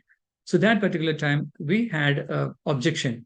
Our faculty had objection that why management is secondary, why the technology is tend to be the first. The things happened 15 years back. Now it's a reality. Means that every decisions with the support of big data, or with the support of data sciences, with the support of ML, DL, or NLP, it's happening. All the decision support systems supported by big data analytics platforms, and likewise. So something which was a kind of what you would say unreal turned to be a reality now. All right. So if you take an example, the photography business, and likewise permanent body tattoos to be moving and changing colors. This is exactly a new type of things you can experience. So with the support of these augmented realities, and likewise, we can even have a tattoo which is moving and changing with the different types of colors. That is possible. So interior designs, you can look at, what kind of chairs are suitable. So take an example, furniture business. What kind of business suitable? What kind of chairs are suitable in that particular parlor? And what kind of what you would say, paintings or anything that to be reshuffled or rearranged, and likewise, you can get it through your mobile apps exactly. So another example, precision surgeries, I have already mentioned to you that you can look at which arteries are the vein having these blockages, and likewise. So the medicine, and likewise this business, hospital business, all these people are absorbing the technology a lot. That's what I put in the title of this particular session as technology, then management, and then where higher education has to move on. All right. So this helps the doctors to easily operate on affected nerves, and likewise, and can clear off all these clots or blockades, and likewise. So HoloLens application, you may be knowing that Microsoft having. So you just have to wear this what you would say, gadget alone, and you can look at it, and it will come up to you, near to you, and it will tell you, you don't have to go near to, it will tell you the price, the configurations, everything, and likewise with the support of this, what you would say, HoloLens. And at the same time, you just have to point your fingers along with which it will come to you and it will explain to you. All right. So these kind of generations with which we are moving on. So augmented realities applications are happening like anything, the technology, like it is moving towards collaboration, team collaboration using AR, or take an example of learning tools, gaming industry, or you're looking into finance industry. Everywhere you take into consideration, all these augmented realities are moving on. And you can see that the kind of gamings and likewise, and in engineering, specifically engineering students, and likewise, if they want to know about different parts of a motor, and likewise, they don't have to touch any motor and see it, and likewise, it all possible near to you, near to your home, near to your room, near to your table, near to your computer, everything is possible. So the entire education system itself is moving towards a kind of technology application which is unreal, which was unreal, now it is trying to be real. So a lot of IoT trends are coming up now, with which, take an example, 5G. 5G I'm not considering at all now. It is moving towards 6Gs and 7Gs. All right, so that I can tell you how the data speed is happening. AI, big data, advanced analytics, predictive maintenance, digitals, all these are influencing the entire business arena. So smart cities, smart homes, smart factories, digital health, smart retail, smart logistics, all are exactly influenced or impacted by application of Internet of Things. So specifically taken into consideration of AI and ML, you can see that 2025, the prediction is going up, especially on decision support augmentation and the acting at agents, decision automation, as well as smart products. And they give you what kind of products are moving very fast, what kind of decisions should be taken, and it's up to you, to the management, to decide which one is more. Take an example, what kind of products should be kept in the first row of the retail shop? What kind of products in the second row? What? So depends upon the changes in the volume of sales, you can interchange the shelves also. So something which is more moving, and that to be taken into consideration for this retail business. So likewise, if you take into consideration, artificial intelligence also moving very fast. So many artificial intelligence applications are. They take an example of industry or usages. In the future, AI-enabled cars. It's happening. Online retail, specifically taking into consideration of what you would say earlier, moving away from shopping, first shopping, then shipping. Instead of that business model, towards the shipping and then shopping. In the internet platform, you will get all the configurations, everything available to you, and you can choose. You can ship. First of all, you can ship, then you can shop also. So different types of what you would say contextual applications are coming. Fashion related. I still remember when I was in Dubai, when I have to select a shirt, a costume. So that particular time, I touched a mirror and touched my body. So my body figure absorbed by the mirror. At the same time, I touched the colors, and the colors have come on the shirt, and touched the brand which I needed, and that brand has come on my. So when you see yourself, everything is. You may feel it as unreal, but it is real. But best fit costume I can purchase through the application of this fashion related AIs, and likewise sales AI is also happening. Customer service robots. Robot, that means you may be knowing that a kind of different experience can be provided through task automations. Emotional support aims to provide emotional support to customers by asking meaningful questions, offering social support, and likewise. In car, I have explained to you, customer screening. Okay, AI used to identify customers who should be provided incentives to buy insurance, to avoid those who, one, are already likely to buy, or those unlikely to buy. So the customer screening process will be done through a platform, which is example I'm giving you, Kinetics, and likewise is giving a best of experience. IBM, business process, retail stores, and like a Cafe X, Lobot, 84.51, Bossa Nova, all are best of examples with which their benefits are getting. Even security AI, it is even the security AI also happening. The spiritual support AI is there, and companion support AI. You will be getting a companion to talk to. You will be getting spiritual advices through the AI platforms. You will get a security AI with the support of this platform. So look, this is moving in. These are all taking us in a different platforms. All right. So the robotic process automation is another aspect we have. This is we call it as RPA applications, and likewise, that means banking, healthcare, transportation business, retail, IT. Everywhere robotic application is coming up. Take an example, the trend, if you look upon the 2025, and likewise software and service industries, you can see the robotic trend is going up in service industries very fast in comparison with the manufacturing sector. Specifically take into consideration of the insurance sector. In the insurance, take tens of thousands of life insurance policies in the suspense that need to be read. Manually, when you look upon this, what you would say, insurance process and likewise, it's very difficult to complete in the right time, and customers will be losing. At the same time, when you apply these robotic applications, take an example, robot developed by an robotic application platform within 2 weeks by digital McKinsey. That means tens and thousands of life insurance policies need to be served through a months and months process, but it has taken in a 2 weeks process. So you understand that RPA process is really penetrating into every service industry, every process related industry. So when you look upon the blockchain, next application of technology, it's also happening in, take an example, control over the content or social networking problems. All these problems are settled through blockchain application, straightforward, transparent process, where the errors happened exactly can be easily tracked back. And economy, specifically banking and finance industry, you take into example PwC report. It's clearly indicate that around 79% of the financial institutions are about to adopt blockchain technology.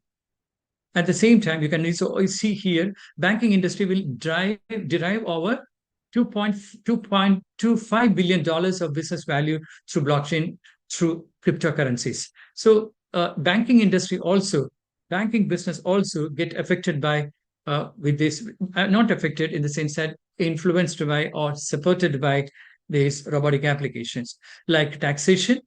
If you look up into the taxation, legal enforcement, legislation records, bills, everywhere you can see that applications of it. So it's moving towards that application very high. You look into 6G network, the future of 6G business is coming up like anything. All right.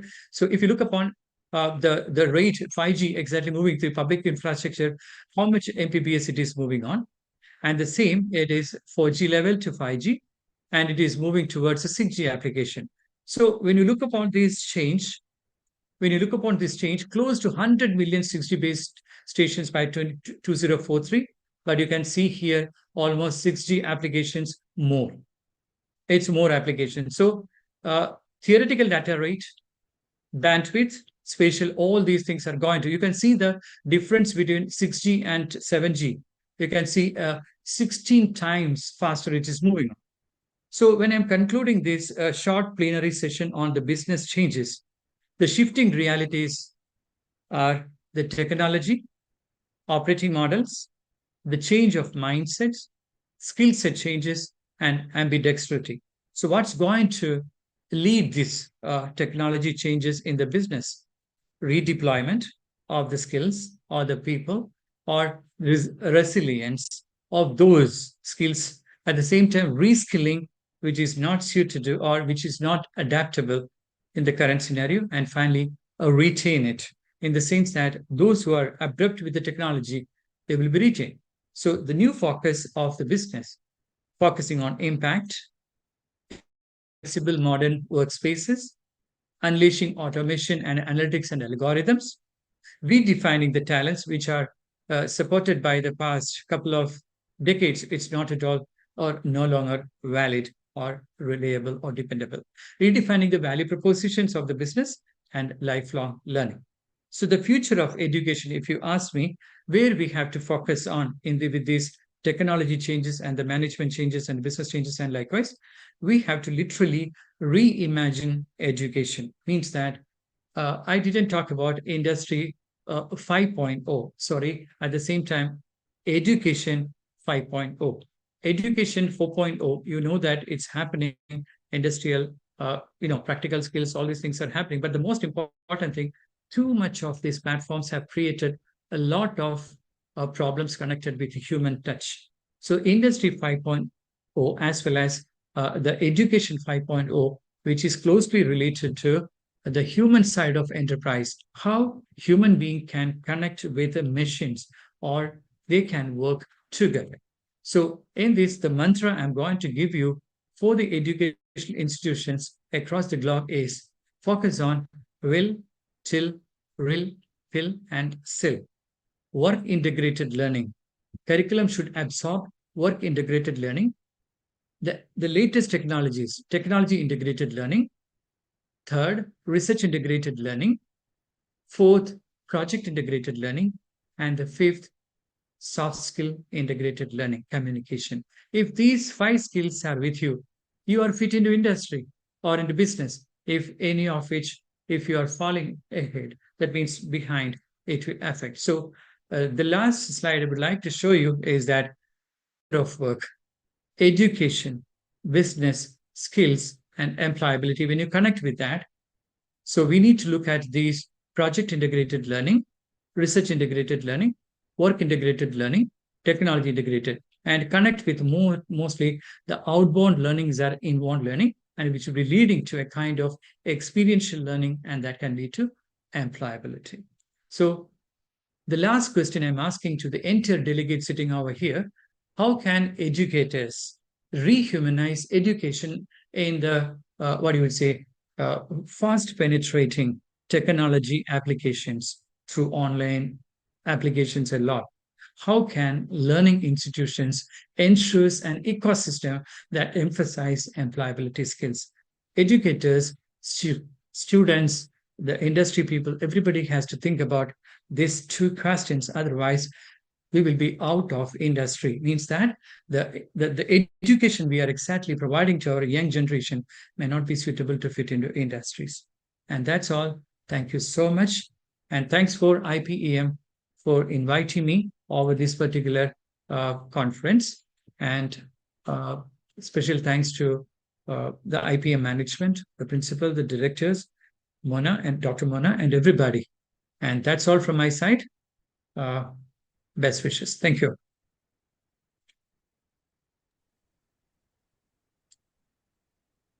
Thank you so much, sir, for such a wonderful and informative session. Now I would like to request you to please announce the best paper awards from the technical sessions. All right, just 1 minute. All right. Let's give me one. Okay. It's my pleasure. It's my immense pleasure to award or to announce this award, which is technical session 1 and technical session 2. I feel like so. The first, let me announce it like this: technical session 1. It is Ms. Kritika Guragin, if I'm pronouncing properly, MBA student, Kathmandu University, Nepal, attained the technical session 1, the best paper award. And the second technical session, the best paper award, goes to Mr. Manoj Kumar Mishra, the assistant professor of OP Jindal University. These are the papers which have been selected by the panel members for the, it recognized as, it has created an impact. The papers have created an impact to relevant practical or managerial or policy related, implications and likewise. And that's all from my side. I hope you enjoyed the conference pretty good. A lot of deliberations might have happened, and this might have gone to different types of resolutions and likewise, and it has created very high impact to society. And that's all. Thank you so much to the organizers That's all from my side. Thank you. Okay, thank you so much, sir. Thank you, and congratulations to both the winners. I would like to request Miss Kritika to please say something and unmute yourself and say something. Hello, everyone. Uh, Thank you for this honor. I'd like to show my sincere gratitude towards IPEM. Special thanks to Atul sir, Dr. Mona, and thank you, Professor Dilip Kumar, for telling me that I am awarded as best paper. So thank you so much. I feel very delighted being here, and I was really excited to present it. And it was a wonderful, wonderful presentation and wonderful conference. So thank you so much.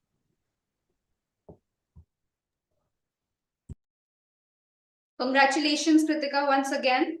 I would also like to request Mr. Manoj Kumar Mishra to please unmute themselves and say something. Hello. So I would like to thanks all the organizers and the institute and the partner institute. And it's my honor to present my work in front of all the delegates. And obviously, once your work gets recognized, you always feel happy. And I also want to continue this collaboration with the institute, and I invite your institute for any guest lecture, workshops, or any such kind of activities in my university, as well as looking the same from your side also to interact in a better academic manner. So thank you so much. Okay, thank you so much. Congratulations once again, Manoj sir. Thank you. Now, as we are nearing towards the end of the conference, I would once again request all of the participants to please fill the feedback form because then only the certificates will be provided to you all. The feedback form is already shared in the Zoom chat box. And I also request all of the participants to please switch on your cameras so that we can take one group photo. All participants are requested to switch on your camera so that we can take a photograph.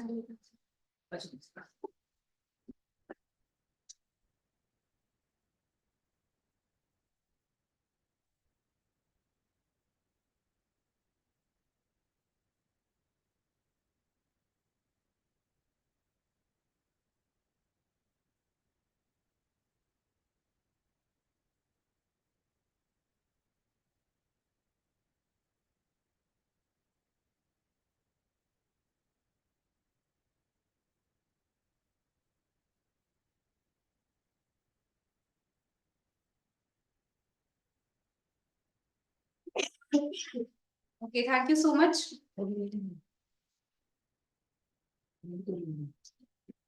Now, as we are nearing towards the end of this conference, I would like to invite the convener of this international conference, Dr. Mona Sahai, Professor IPEM Ghaziabad, to please come on the stage and deliver the vote of thanks.